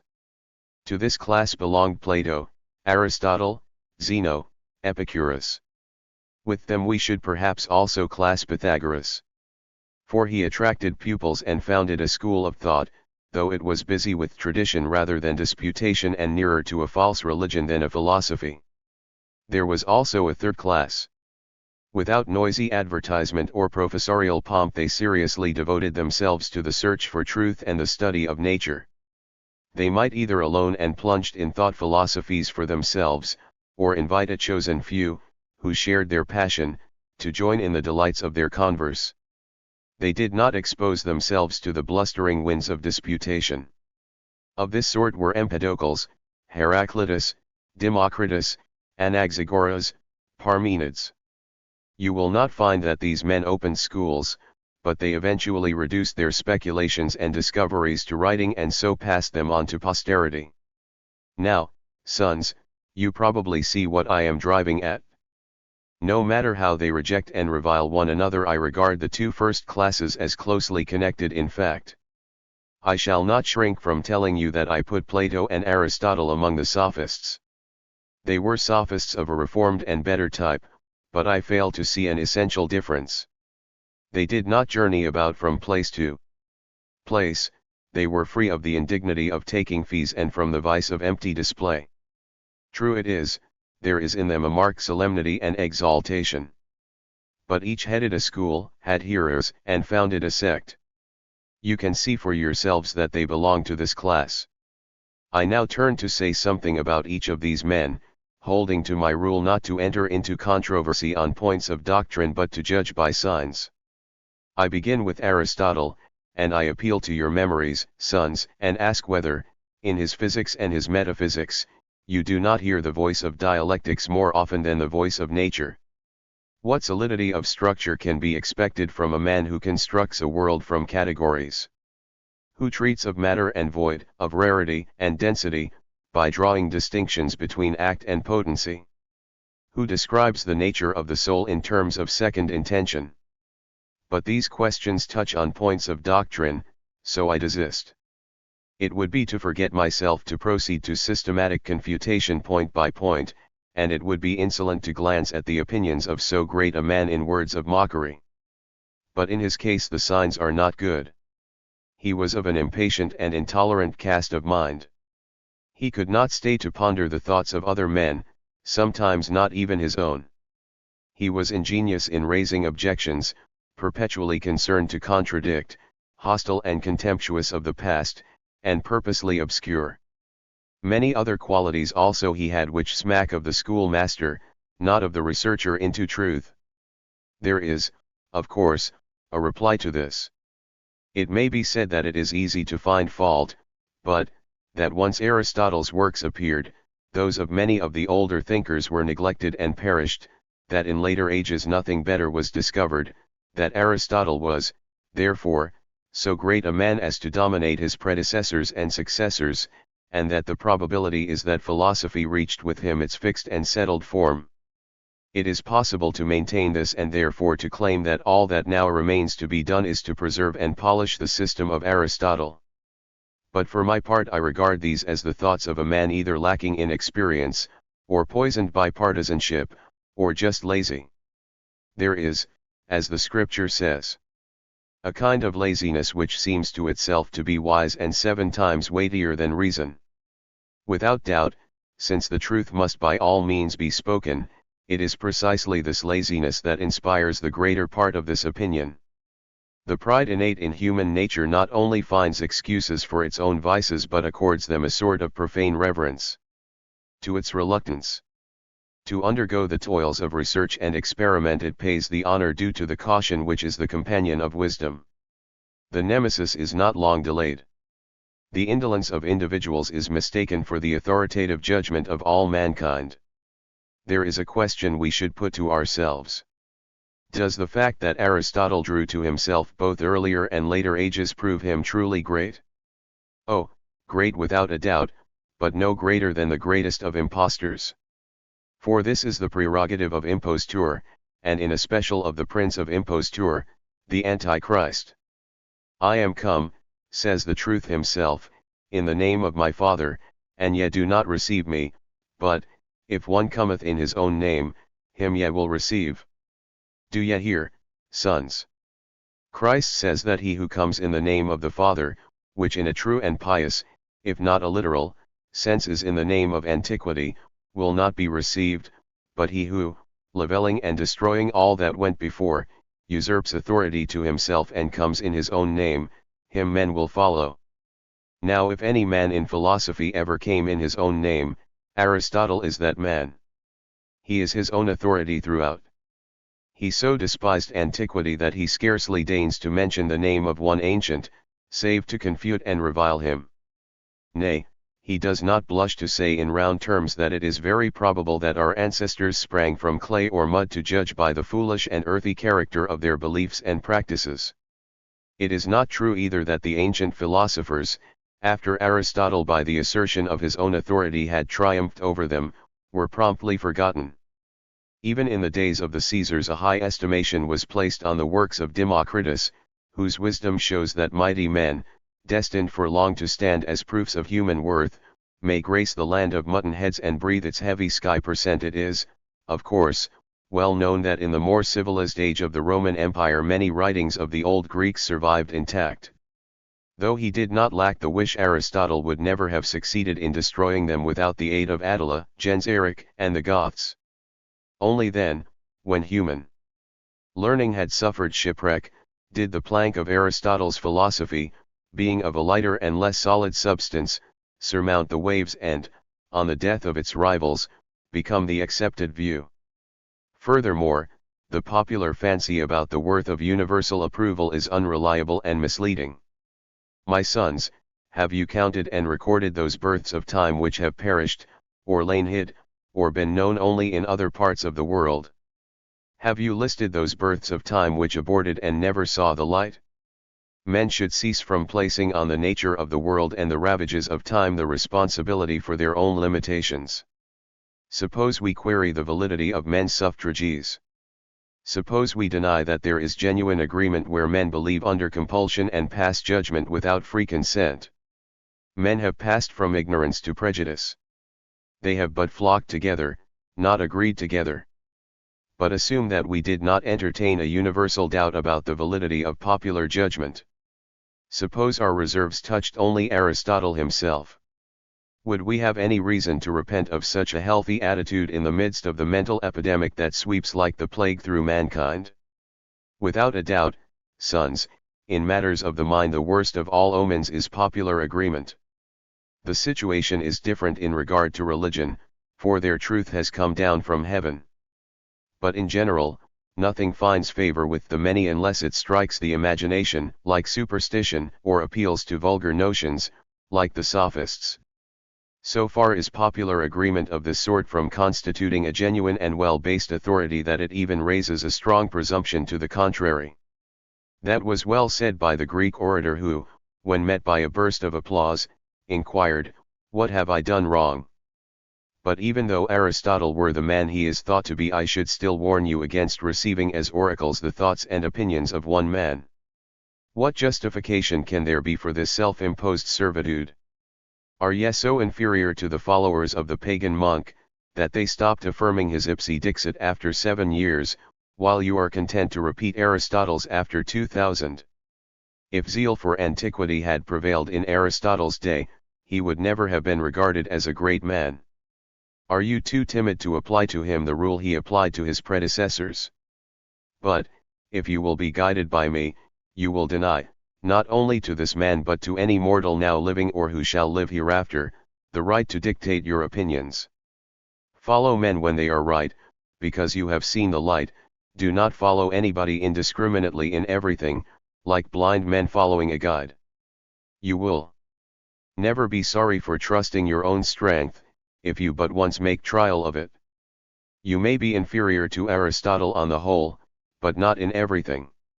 Finally, and this is the head and front of the whole matter, there is at least one thing in which you are far ahead of him in precedence, in experience, in the lessons of time. Aristotle, it is said, wrote a book in which he gathered together the laws and institutions of 255 cities, yet I have no doubt that the customs and example of the single state of Rome are worth more than all of them combined, so far as military and political science are concerned. The position is the same in natural philosophy. Are you of a mind to cast aside not only your own endowments but the gifts of time? Assert yourselves before it is too late. Apply yourselves to the study of things themselves. Be not forever the property of one man. About Plato my opinion is this. Though he avoided a political career and declined to seek public office on account of the disturbed conditions of his time, yet by natural inclination he was drawn towards political questions and devoted to them his main strength.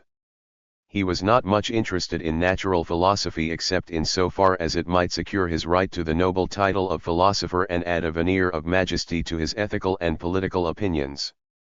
Consequently, what he wrote about nature has no foundation in fact. Rather he infected and corrupted natural studies by his theology as much as Aristotle did by his dialectic. There are excellent signs in his case, if only. And he made use of induction throughout, not only to establish first principles but also middle propositions. These two parts of his method, the quest for forms and the use of induction, are truly divine, and on their account he deserved, if he did not win, the name of divine. But he corrupted them and made them fruitless by aiming only at abstract forms and taking the material for his inductions only from superficial and vulgar experience. Instances of this kind, being known to everybody, are suited to discussions but not to research. Accordingly, since he did not practice serious study and observation of natural phenomena, which are the only basis of philosophy, it is no matter for wonder that neither his lofty genius nor his happy method accomplished much. But again I find myself slipping away from science to a consideration of his natural philosophy. A rigorous distinction, in fact, is not possible, nor, I think, has the digression displeased you. Nay, it may perhaps be that you would like my opinion of those other philosophers known to us, not in their own writings, but through the writings of others: Pythagoras, Empedocles, Heraclitus, Anaxagoras, Democritus, Parmenides, etc. Here, my sons, I shall keep nothing back but frankly open up to you the whole of my thought. Know then that I have, with the utmost zeal and patience, sought out the slightest breath of tradition about the findings and opinions of these men. Aristotle confutes them. Plato and Cicero quote them. Plutarch devoted an essay to them. Laertius wrote their lives. The poet Lucretius sings of them. All these sources, together with various other fragments and references which can be traced, I have sought out and read, nor have I accorded them a contemptuous glance, but weighed them with patient fidelity. There can be no doubt that if their opinions, now known to us only through untrustworthy intermediaries, were extant in their own writings so that they could be drawn from the living spring, they would make an impression of much greater solidity than they now do. For the force of a theory rests on an apt harmony of mutually sustaining parts and on a rounded and complete demonstration, and is weakened when handed down piecemeal. Lamb convinced that, in the great variety of these opinions, there are a considerable number that have been arrived at after careful study of nature and assignment of causes. Inevitably some are better in one point, some in another. But if they be compared with Aristotle, my firm conviction is that several of them penetrated more shrewdly and deeply into nature in many points than he.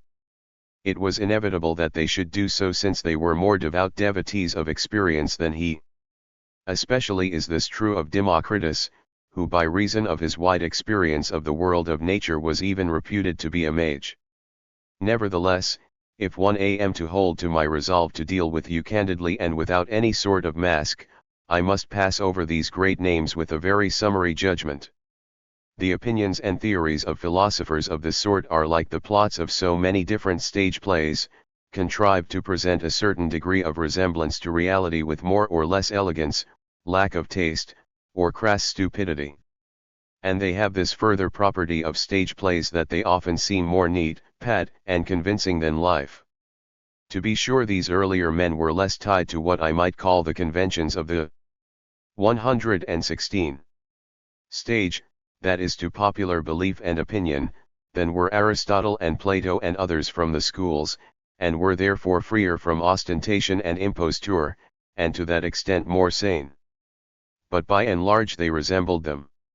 All Greek philosophers, I might venture to say, were in the same boat. Their errors were various, the causes of error the same. Nay more, I have no doubt that if power had remained in the hands of the people and of free states, the wanderings of the human mind, ever setting sail to catch the breezes of popular fancy, would never have come to a halt and confined themselves even within the limits of the mass of different speculations of which we now have knowledge.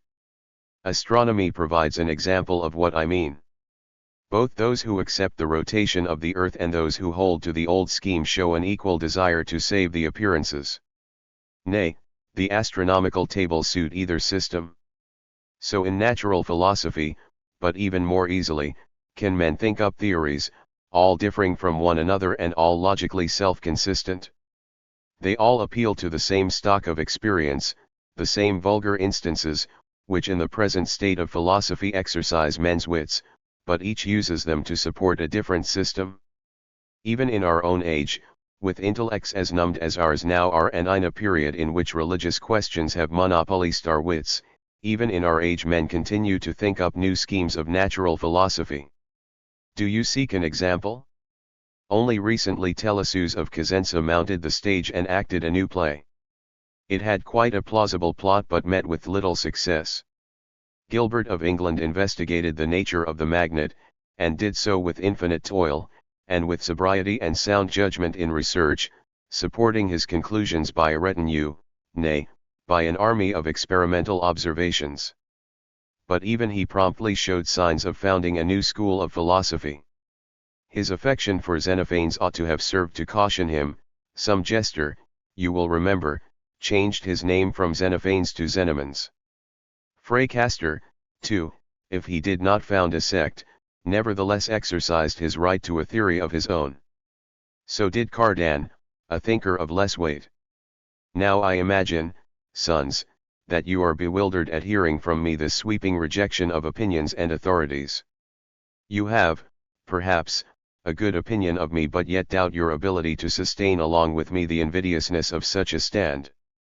Very probably you are wondering and weighing up in your own minds what my ultimate intention is, and what kind of proposition I am about to put before you.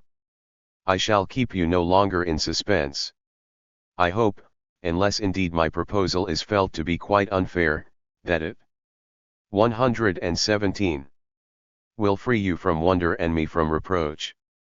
You will not have forgotten the suggestion I made at the outset, that the ancients should retain undiminished and unimpaired, not their authority and credit, but the honor and reverence in which they are held.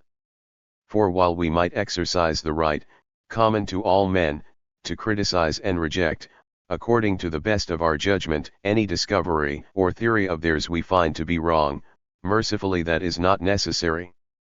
By a lucky dispensation we can avoid contradicting them and thus escape the ill feeling it provokes. Listen then, sons, while I explain this point. I profess to have something better to offer you than the ancients. If I did this while pursuing the same path as they, then by no verbal ingenuity could I avoid challenging them in intellect, excellence, or capacity. Not that that would be improper or unprecedented. It would merely expose me to an unequal contest, for I have no illusion about my inferiority both to the men of old and the men of the present day. But, to put the matter simply before you, inasmuch as a lame man on the road will outstrip an athlete who is off it, the case is altered. Frankly, then, without artifice or pretense, I state my case, and this is it: if all the wits of all the ages were combined, then, if they continued to pursue their present path, that is to say, the method of mental cogitation and argument, they could make no great advances in the sciences. Nor is this all.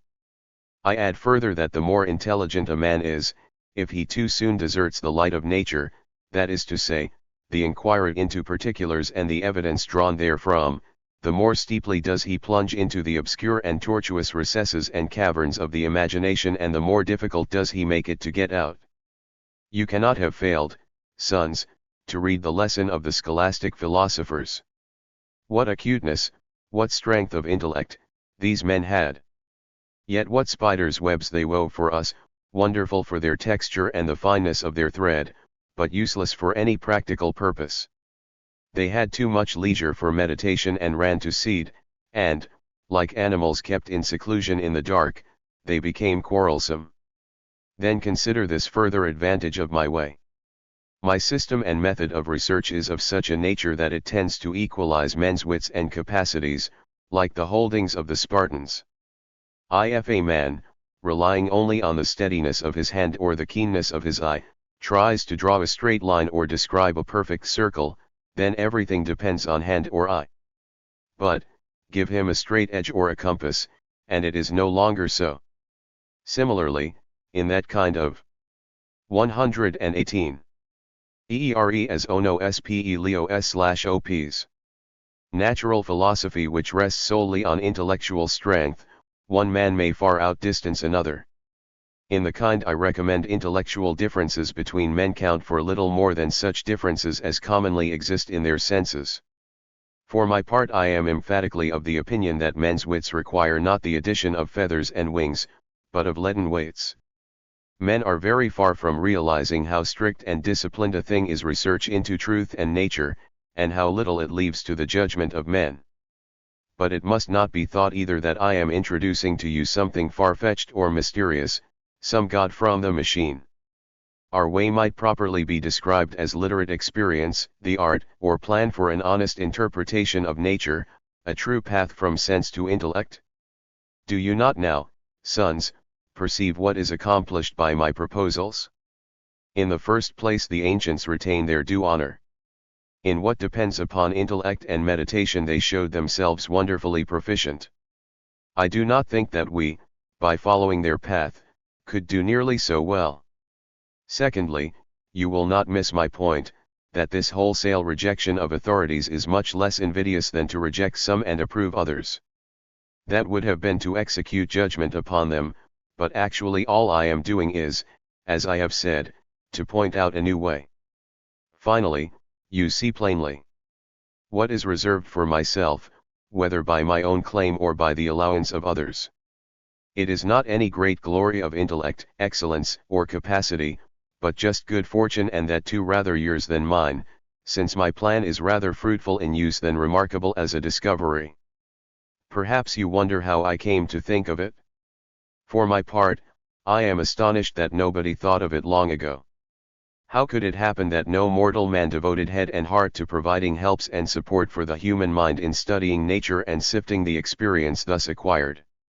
To think of the whole process of discovery and invention being left to the obscurity of tradition, the giddy whirl of argument, the billows of chance, and the devious course of mere experience.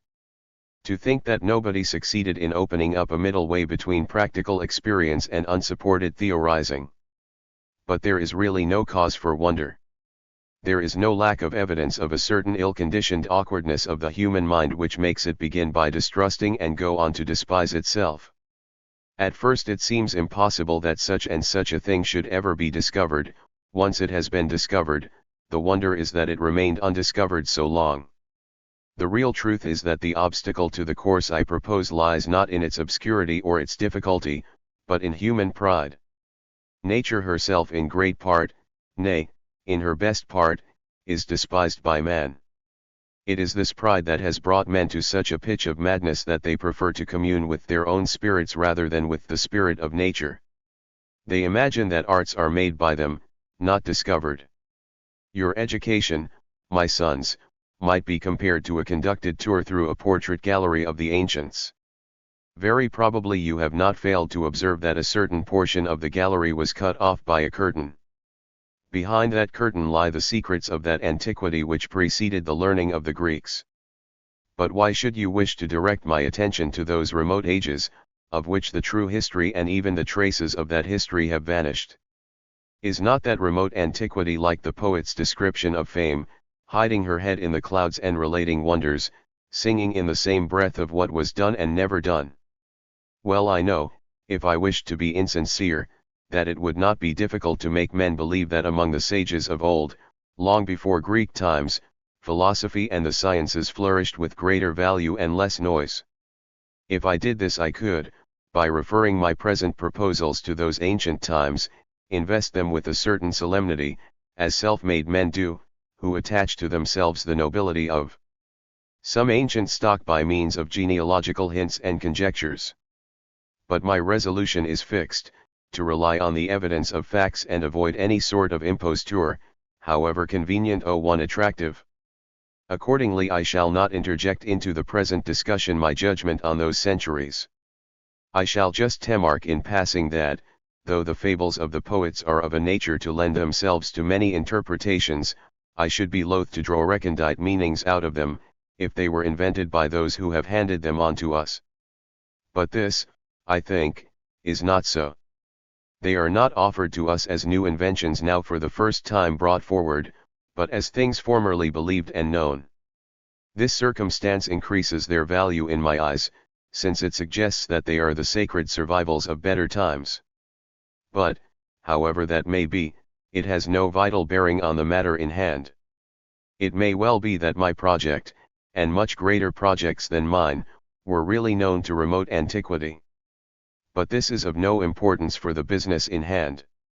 Similarly, no practical importance attaches to the debate whether the New World is the old Atlantis and was known to the ancients, or whether it has now been discovered for the first time. Truth must be discovered by the light of nature, not recovered from the darkness of the past. Now, sons, even if it be something more than you have bargained for, I must take leave to offer you my views on the philosophy of the alchemists. The fact is that your philosophy, by being strong in arguments and weak in works, has produced in some quarters a high regard for alchemy. And, when we consider the practice of the alchemists, we may agree that its merits are well hit off in the familiar story of the old man and his sons. He bequeathed to them, you remember, a treasure of gold buried in his vineyard in some spot unknown. They put their backs into the work, dug up the vineyard and, though they found no gold, made it productive. It is the same with the sons of chemistry. There may or may not be gold buried in nature's field, but at least, by their laborious digging, by their activity and persistence, they have done much to further and assist mankind. They have endowed human life and fortunes with many discoveries not to be despised. Nevertheless, the worth of their speculative philosophy is slight and deceptive. You have heard of the spoiled boy who found a plank on the strand and dreamed of building himself a ship. Such are the alchemists. They are in love with their art, possessed with the ambition to base a whole philosophy on a few experiments made in their furnaces. This kind of theorizing is more easily and openly convicted of vanity than that already discussed, which has the advantage of greater sobriety and discretion. For the commonly held philosophy traverses the whole field of nature and samples a little of almost everything, and is therefore better able to defend itself in the eyes of most men.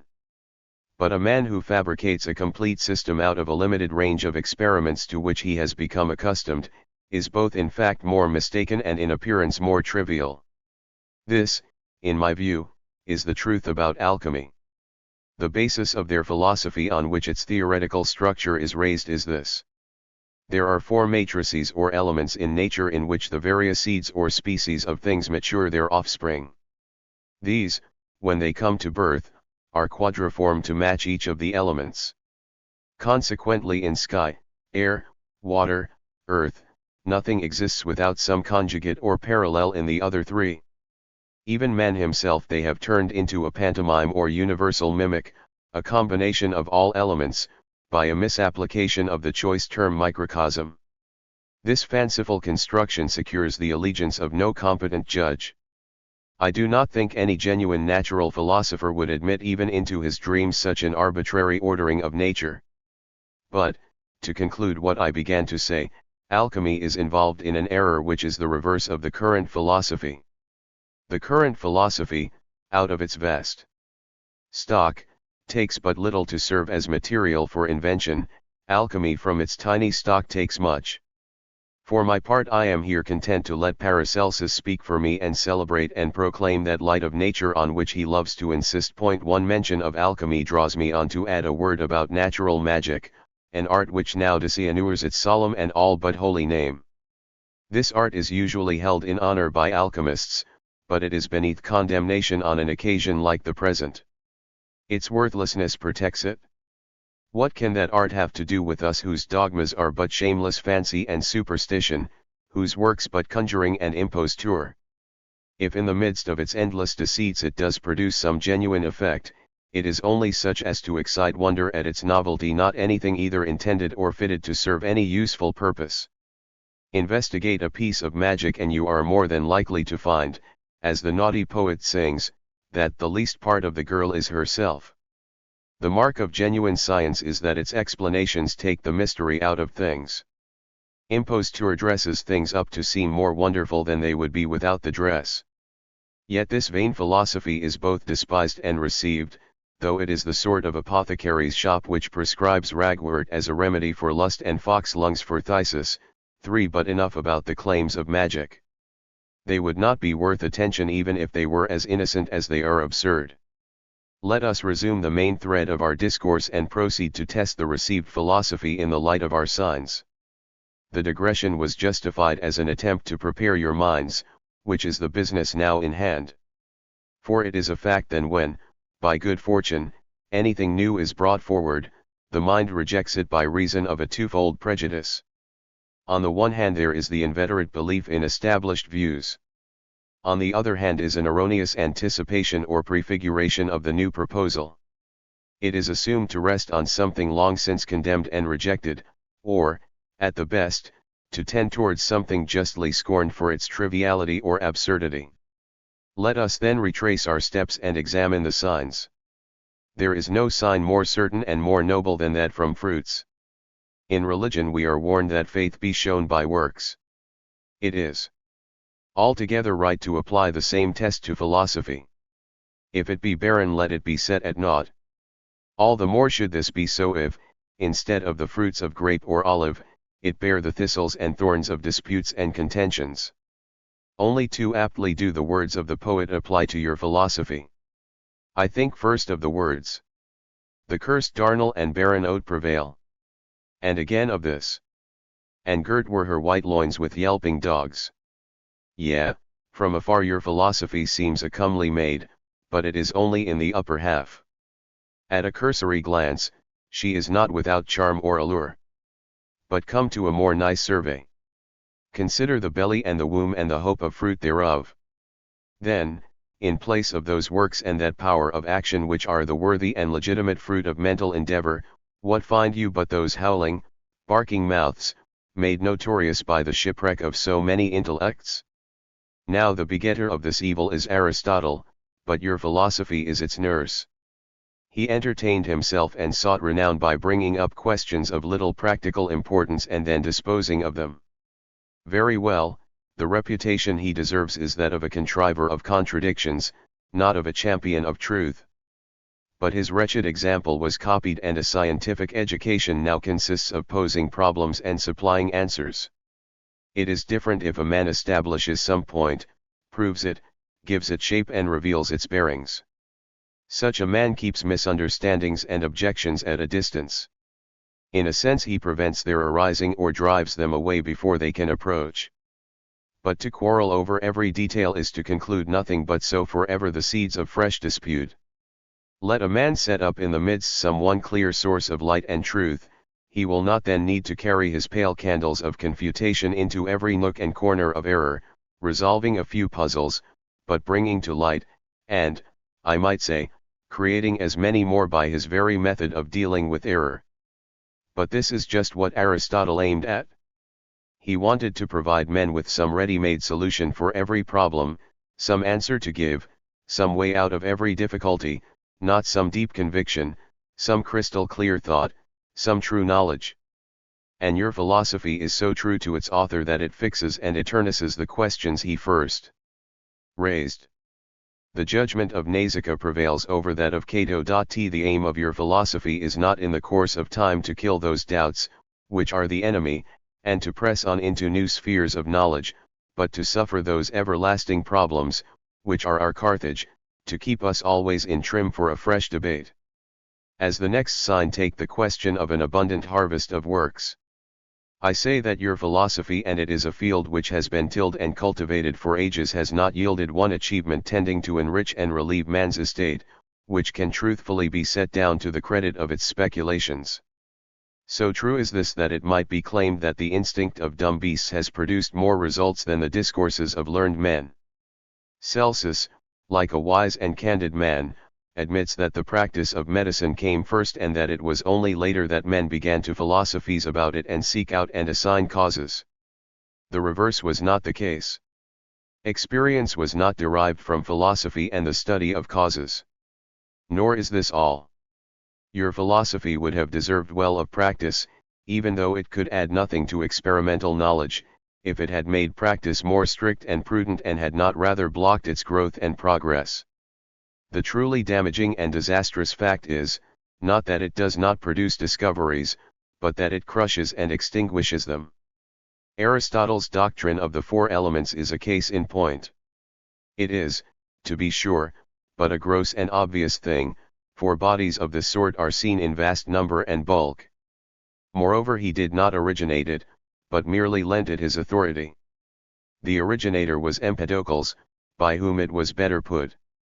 But it was later snapped up by the doctors and served as a pattern for further groups of four temperaments, four humors, four primary qualities. Thereafter it may truly be said that like some baleful inauspicious star it brought immeasurable sterility on medicine and many mechanical arts. Men satisfied themselves with such neat compendious trifles, substituted them for fresh and fruitful observations of facts, and gave themselves no further trouble. If, then, the saying be true, by their fruits ye shall know them, what more remains to be said? Come now, sons, and examine the signs drawn from progress.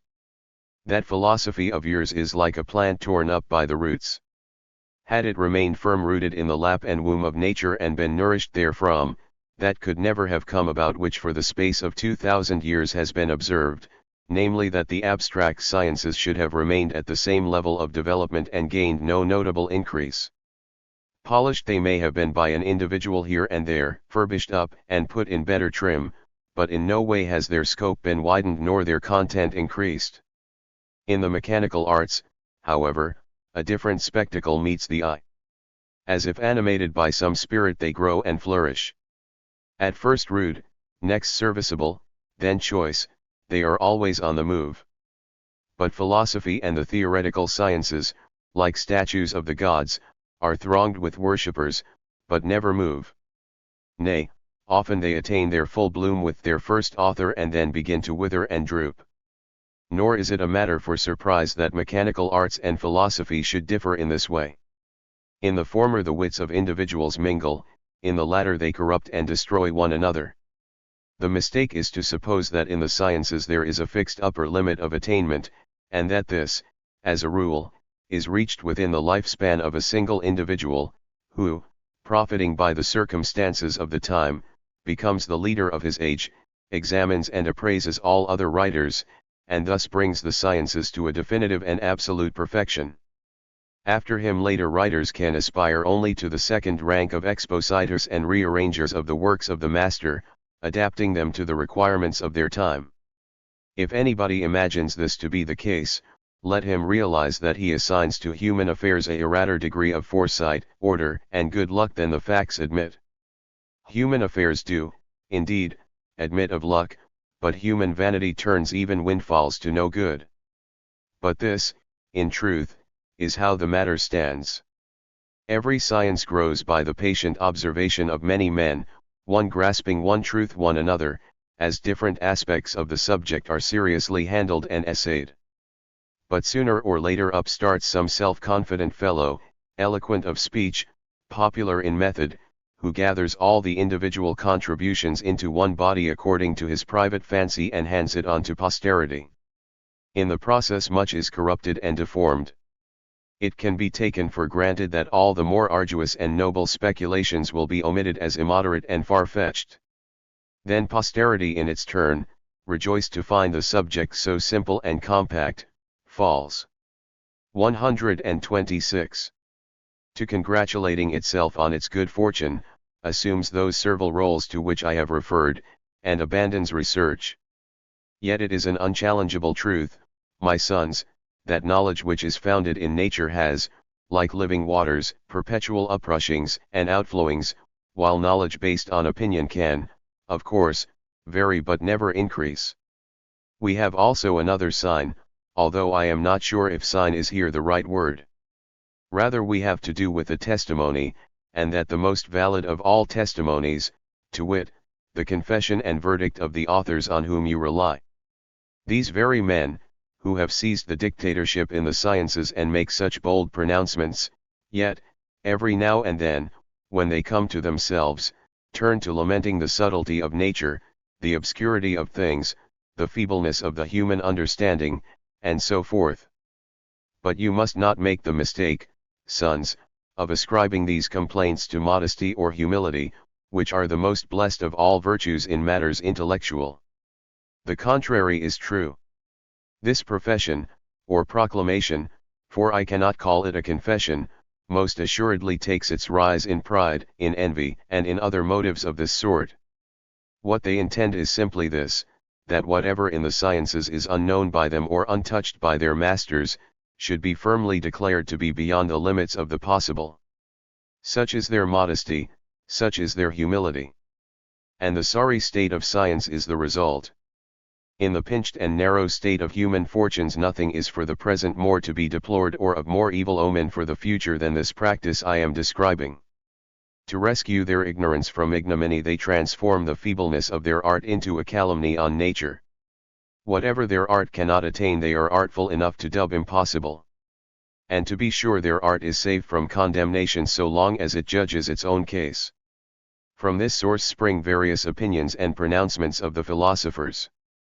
These pronouncements have no other sense or purpose than to promote a deliberate and artificial despair both as regards the acquisition of knowledge and the possibility of action.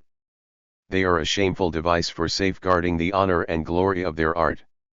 To this end the academics made a cult of the incomprehensibility of nature and condemned mankind to eternal darkness. 1 The same end was served by the doctrine that forms are indiscoverable. The intention was to keep men walking up and down forever in nature's forecourt without ever paving a way into her palace. To the same purpose were those ill-founded views on the absolute distinction between the heat of the sun and the heat of fire, and on the limitation of men's power to the mere juxtaposition of things and the reservation to nature alone of the power to make a true combination. Like Vulcan with Minerva, ATT was never to aspire to woo nature and win her over. I could find many more examples of the eagerness of these authorities to proclaim their own weakness and their will to repress the enterprise of others.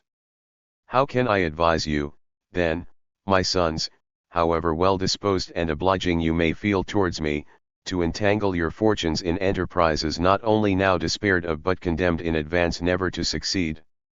But my time is running out, sons, and I am tempted by my love of you and of the business in hand, to take up one topic after another. I yearn for some secret of initiation which, like the coming of April or of spring, might avail to thaw and loosen your fixed and frozen minds. It remains to treat of the most certain of all signs. Methods of procedure are potentially things themselves. I mean that the value of anything or effect will be determined by the value of the method of production. Now if the methods followed in the constitution of your philosophy are not the right ones, if they cannot pass the test, obviously the hopes you cherish of a good result will be proved vain. Let us imagine, sons, that some enormous obelisk was to be moved to grace a triumph or for some other occasion of splendor, and suppose the attempt was made with the naked hands, would you not think this mad? Suppose now the contractors increased the number of workers and hoped to succeed in this way, would you not think them madder still? Suppose next they held a review and cast out the weaker laborers and relied only on the strong and vigorous as the best means of attaining their end. Disappointed in this, suppose they took counsel of the art of athletics and refused to let any of the workers turn up before their hands, arms, and sinews had been well oiled and otherwise treated by their trainers, would you not protest that they were resolved on continuing to be mad on a planned and rational basis? A similar demented zeal inspires our intellectual efforts. Men apply their naked, or unaided, intellect to the task. From the mere number or quality of the minds engaged they hope great things. By dialectics, the athletic art of the mind, they strengthen their mental sinews. But they do not bring in machines to multiply and combine their individual efforts. And, as due aids are not supplied to the mind, so nature is studied without due attention. How can we deny it? Does founding a philosophy involve nothing more than passing judgment on nature in the light of a few superficial and commonplace experiments and then spending whole ages meditating on the results? I had not supposed, sons, that we were on such familiar terms with nature that, in response to a casual and perfunctory salutation, she would condescend to unveil for us her mysteries and bestow on us her blessings. Or let me change the image. It seems to me that men look down and study nature as from some remote and lofty tower. Nature presents to their gaze a certain picture of herself, or a cloudy semblance of a picture, in which all the minute differences of things, on which the practice and prosperity of men rest, are blurred by distance. So men toil and strive, straining the eyes of the mind, fixing their gaze in prolonged meditation, or shifting it about to get things into better focus. Finally they construct the arts of disputation, like ingenious perspective glasses, in order to seize and master the subtle differences of nature. A ridiculous kind of ingenuity, is it not, and misdirected energy for a man to climb his tower, arrange his lenses, and screw up his eyes to get a closer view, when he might avoid all that laborious contrivance and tedious industry and achieve his end by a way, not only easy, but far superior in its benefits and utility, namely by getting down from his tower and coming close to things. Ridiculous I have called it, but all the same it is the way we use our minds. We have no right, sons, to expect nature to come to us. Enough if, on our approaching her with due respect, she condescends to show herself. Now it may occur to some of you that the ancients also, Aristotle included, must have had a similar program. You will say they must have begun their meditations by preparing a vast collection of examples and particular facts, and that therefore they entered upon and carried through the project I am proposing to you as a novelty. If we attempt it, we shall be doing it over again. My sons, this is certainly not a sound view. They themselves put forward their own plan and method of inquiry. Their writings remain to give us an accurate picture of it. What they did was this. They started from worthless inductions and jumped at once to conclusions of the highest generality. These they took as the poles on which their world of discourse revolved, everything else they adapted to conform with these fixed and changeless truths. Their science having been established in this fashion, when a controversy arose over any example or instance, as being in contradiction to their views, they did not take steps to revise their theories. No, they retained the theory and brought the unruly facts into order. This they did either by some subtle dialectical distinction or they let it stand as an exception. At other times it was not the resolving of a contradiction but the explanation of some obscure fact that was required. This they managed either by ingeniously finding a place for it in their speculative scheme or by torturing it out of its true form. The whole of this enterprise and effort I regard as baseless. Do not, then, be deceived, if you find quite frequently in some of Aristotle's writings mention of observations and particulars. You are to understand that it comes too late, after his mind was made up. His practice was not to seek information from unfettered experiment but to exhibit experience captive and bound. He did not introduce a wide impartial survey of experience to assist his investigation of truth, he brought in a carefully schooled and selected experience to justify his pronouncements. I must warn you against another misunderstanding. Do not imagine that the fine differences of things which J so much desire to discover are identical with the distinctions of the scholastics and are brilliantly exemplified in them. Do not imagine that this belated subtlety can remedy the initial negligence, haste, and rash judging. Rather believe that what is said of time is true of nature. Nature must be taken by the forelock, being bald behind. All this tardy subtlety and meticulous care after the time for observation is gone permits one only to clutch at nature, never to lay hold of her and capture her. Of one thing I am confident, and you will soon find it out for yourselves as you gradually become accustomed to the genuine native subtlety of things. When you actually experience by observation the minute differences of things, when they are either laid bare to sense or forced into the light by evidence which can be submitted to sense, I am confident you will then regard that other subtlety of disputations and of words, which has now captivated your imagination and taken possession of your minds, as a thing absurd, a kind of evil spirit or magic charm. Let us, then, bid goodbye to these abstract philosophies, and let us, you and I, my sons, take our stand by reality. Let us not set our minds on the idle glory of founding a sect, but in a spirit of responsibility concern ourselves. 130. The refutation of philosophies.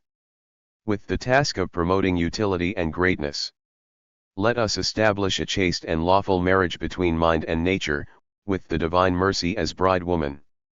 And let us pray God, the Father of men and nature as well as of lights and consolations, by whose power and will these things are done, that from that marriage may issue, not monsters of the imagination, but a race of heroes to subdue and extinguish such monsters, that is to say, wholesome and useful inventions to war against our human necessities and, so far as may be, to bring relief therefrom. Let this be our prayer at the consummation of this rite.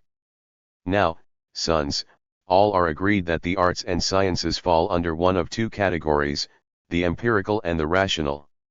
What we have not been allowed to see till now is the proper mingling of the two. The empirics, like ants, gather and consume. The rationalists, like spiders, spin webs out of themselves. The bee adopts the middle course, drawing her material from the flowers of the garden or the field, but transforming it by a faculty peculiar to herself. Such should be the activity of a genuine philosophy.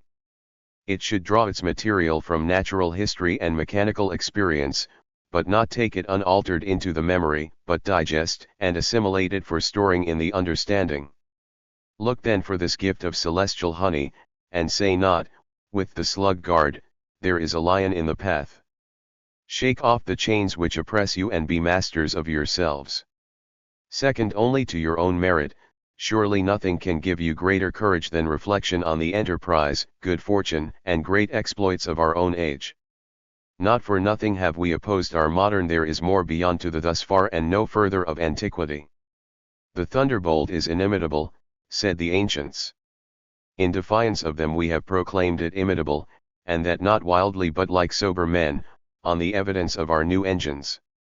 Nay, we have succeeded in imitating the heaven, whose property it is to encircle the earth, for this we have done by our voyages.